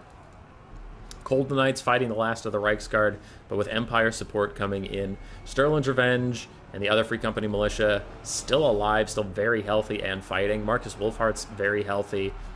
I don't know how the Dark Elves could pull this one back, as Empire Knight's going to clean up some Dark Shards. What is this? This is a Fate of Buna. It is. It's taking too long to cast. It's Fate of Buna. Onto an Empire Knight. Ooh, an almost dead Empire Knight taking a Fate of Buna is brutal. It is going to kill the unit outright. I just don't know if it was that worth it. Maybe a Spirit Leech would have been a little more appropriate. Marcus throws down a net in front of this Free Company militia and himself, just shooting the Master in the face. Hellblaster Volley Gun's trying to rotate and shoot the Master. It's not going to do it fast enough, but I still don't think that's going to matter, as this game is wrapping up. Master barely alive. And when he breaks, army loss is probably going to hit, right? There it is. GG. Cal Harmon, 2-0. What the thinking was for the double Master tech must be Franz or Boris. Probably for Boris, but I don't know. You'd have to ask Stretch. 1,100 on the Fate of Buna caster. Masters didn't get much value. Black Arc Corsairs and Bleak Swords did fine. Dark Shards did okay. Coldwell Knights mixed, and Dark Rider did fine. For Cal Harmon, Marcus Wolfhart's nets were nice. Jade Wizard was around. Hellblaster just about paid for itself. Empire Knights did very well. Silver Bullets did okay. Free Company Militia really did well, especially, sorry, the Sterling's Revenge did very well. The other Free Company Militia did fine. GG's. We have one series left. I wonder which it will be. It's either Bowman versus Alfredino or Blood Penguin versus Bjorn. But for now, Tretch is out. We have Cal. Last series of the day, who is it? Who is it?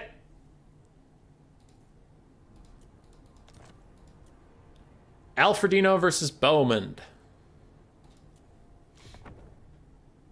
Demons of Chaos versus, you guessed it, Dark Elves.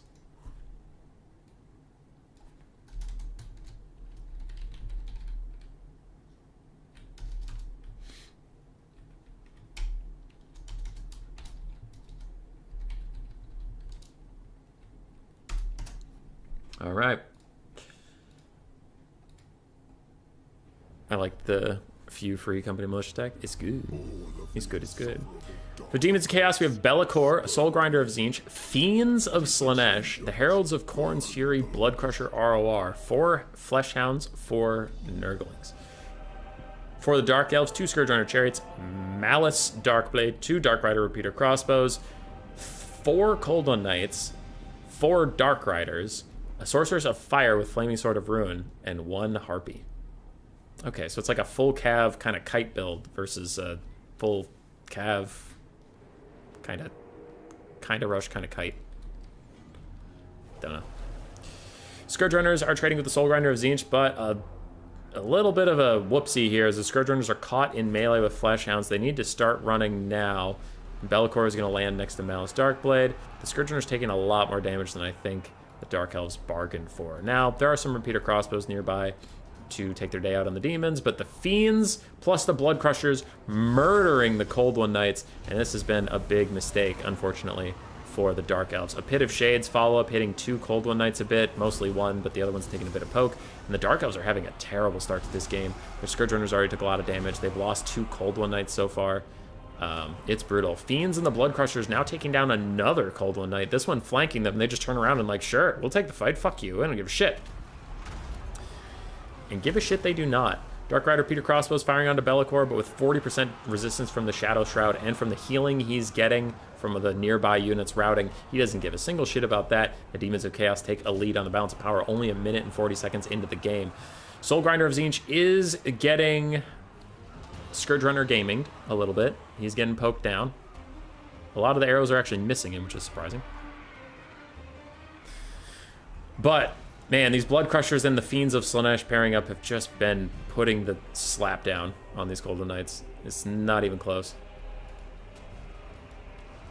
Soul Grinder of Tzeentch trying to hang in there, trying to hang on as Malice duels Be'lakor, Nurglings, and Fleshhounds fighting Dark Riders. And the Dark Rider Pure Crossbows will come back. They probably need to help out their friends, the normal Dark Riders. Otherwise, they're going to get boned.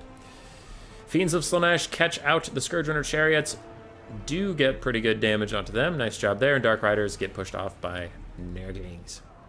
And Scourge Runners, unfortunately, leaving their friend to die right behind them. It looks like they were trying to focus on the Blood Crusher ROR and the Soul Grinder. And the Soul Grinder did die, to be fair, but... Oh, nope. Soul Grinder's right there. He's okay. He's fine. It's like Ewoks against Stormtroopers, just a bunch of tiny, annoying Tier 1 units for the most part. And Be'lakor, who's currently dueling Malice Darkblade, who's actually not even Tzarkan yet, so it's not the worst thing in the world. As Fleshhounds are tearing apart the Sorceress of Fire, she does get her Repeater Crossbow Cav to offer her a little bit of support, but Be'lakor's going to throw down a Pit of Shades as these guys come into melee, and they try to opt out of the melee with the Fleshhounds, but only to run into the Pit of Shades. No, they're going to go for the third option, run kind of diagonally sideways out of here. Dark Elves not looking so good across the board. Now, the Demons of Chaos have suffered a lot of casualties as well. They don't have any low health bars because if anything goes low, it just dies. Malice has to turn to the Zarkand. Repeater Crossbows are back in the fight. If someone shoots these Fleshhounds, you could actually get them to start crumbling pretty quickly. But the Scourge Runners mostly peeled off. That one's out of ammunition. Blood Crushers of Khorne still fighting. Soul Grinder down to 1 HP. And Relentless Rage, the Khorne army passive, is keeping him technically alive. I don't think Dark Elves can win this, though. Can Tzarkan really? I mean, maybe if Tzarkan, like, bodies Be'lakor. Be'lakor can hopefully get back into the sky and just ride this one out. Fleshhounds are being allowed to chase off the Sorcerers of Fire entirely. And the Fiends of Slaanesh are going to go catch up with these Repeater Crossbows. Repeater Crossbows, they're focusing really hard on the Be'lakor Lord Snipe. They probably should have been just killing off random units, because that is actually how you beat Demons of Chaos. You don't focus on their Lord. You kill all their shitty other units, leave their Lord completely alone, and then you kill them.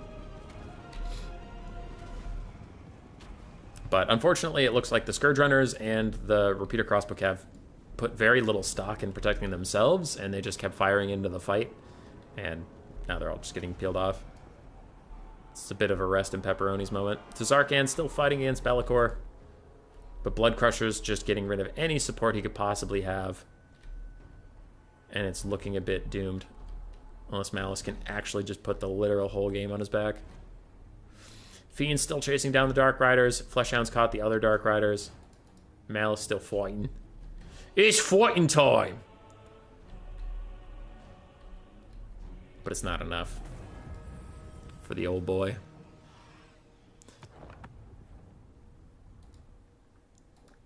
For Alfredino, it's 2,500 on Be'lakor, 900 on the Soul Grinder, 2,600 on the Blood Crusher Aura, 1,300 on the Fiends.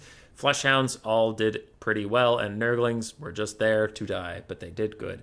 Malice, 2,200 value-ish.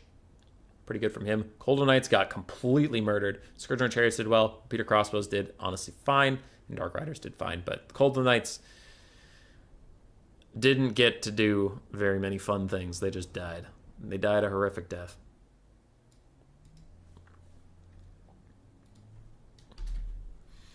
Alfredino goes up 1-0.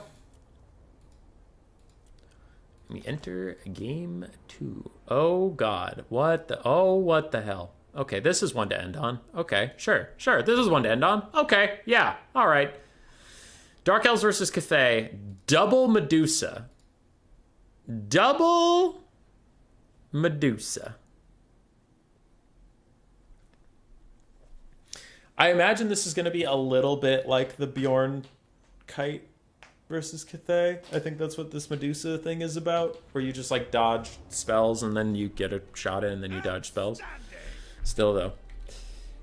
2 Scourge Runner Chariots, 2 Medusa, Malice Darkblade, Fate of Una and Spirit Leech Caster, a front line of Bleak Swords, a back line of Cold One Knights, and Dark Riders.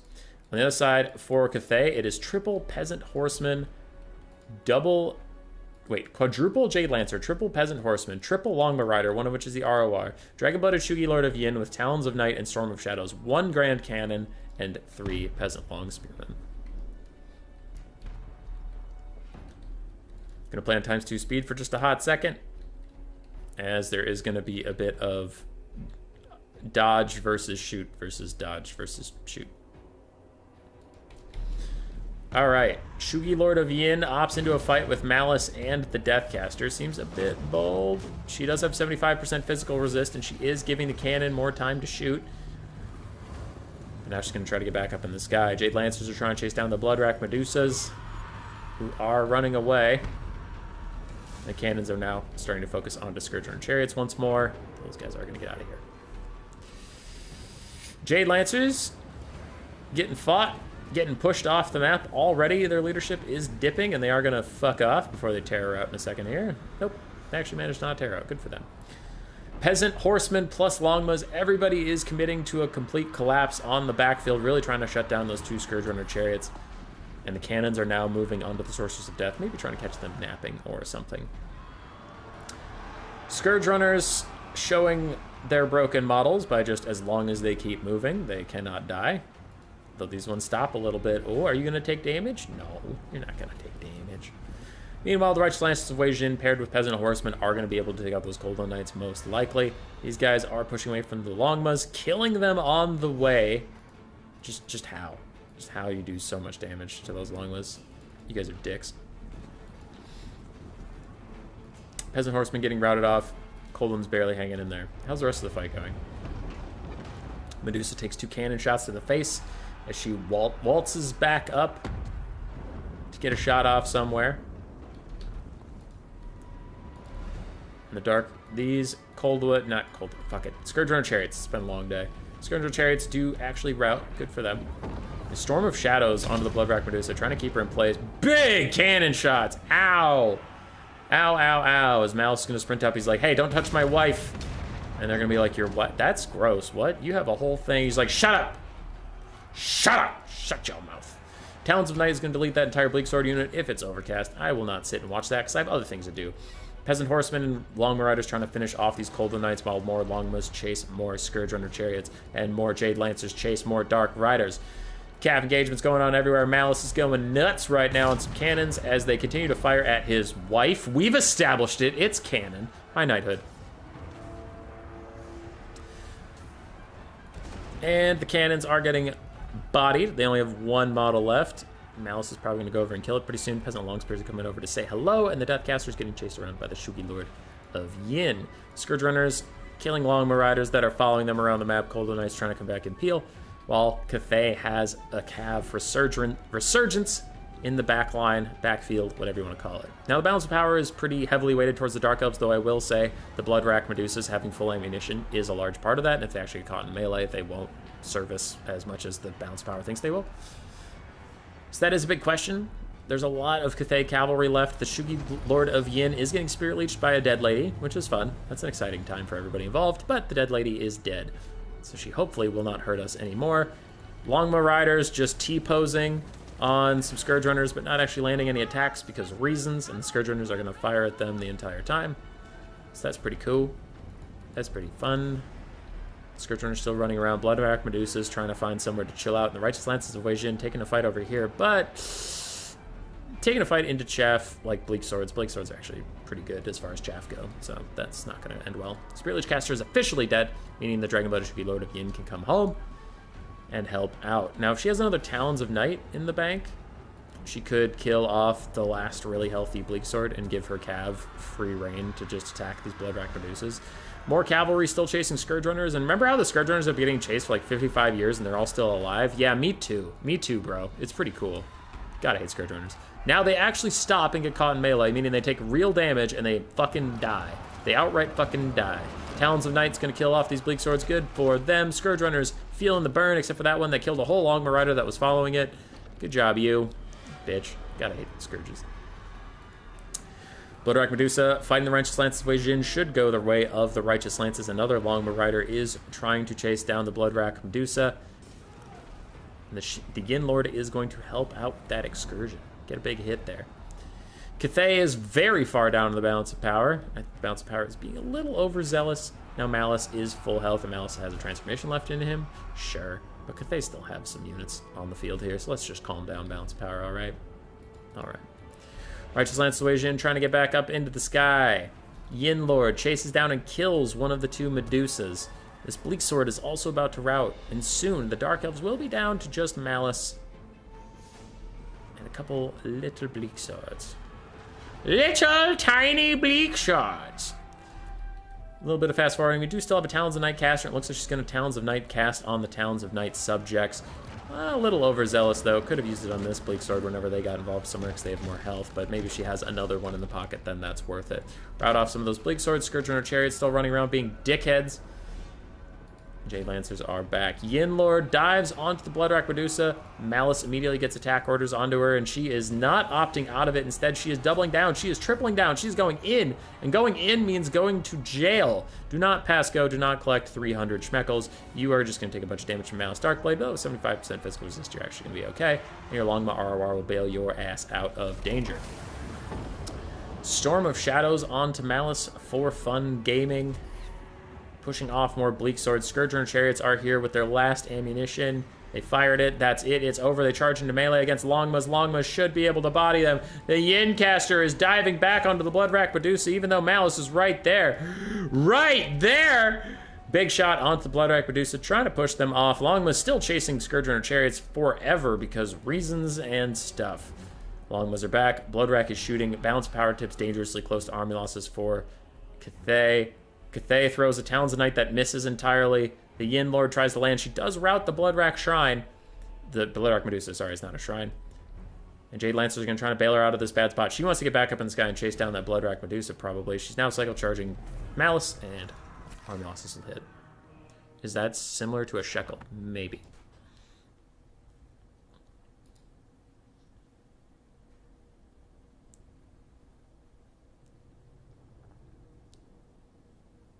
Eldrin told me that Scourge Runners weren't OP.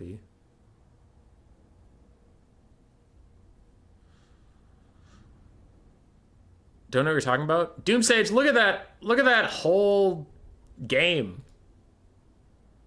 And Jade Lancers are slower than Scourges? Yeah, but we were watching Longmas chase them.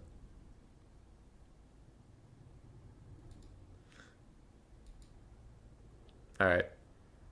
Anyway. Malice, 1350 value, 1000 on the Deathcaster. Medusa's got a combined total of 1600 value-ish. Cold One Knights struggled a little bit. Scourge Runner Chariots did amazingly, because fuck them. And Bleak Swords did actually pretty well. On the other side, for Bowman, 1900 value on the Yin Caster. Longmas struggled to get their value back because they were chasing Scourge Runners all game, except for the Righteous Lances. Righteous Lances did great. Peasant Long Spears got bodied. Cannon did great. Jade Lancers did okay, and Peasant Horsemen did about as well as the Jade Lancers. Jesus Christ. Yeah, Peasant Horsemen did about as well as the Jade Lancers. That's pretty funny. That's pretty funny. That is it for that activity of the day. Apparently, Bjorn and Blood Penguin were the two that had not yet played their games. And Alfredino will advance to the semifinals. So, the plan is to cast these semifinals and finals live at a future date. I will keep you updated about that. We will cast the replay from Bjorn and Blood Penguin's best of 3 to start that live stream. So, whenever the players agree to play, like let's say it's 10 my time, right? I'll start the stream at like 9:30 and cast the best of 3 between Blood Penguin and Bjorn. So we will cast that. So the finals live cast will be the last best of 3 replay, and then live best of 5s all the way up. Sound good, everybody? Thanks for hanging around today. It was not your conventional stream, but it was a good time. And I hope you enjoyed it anyway. Okay, goodbye.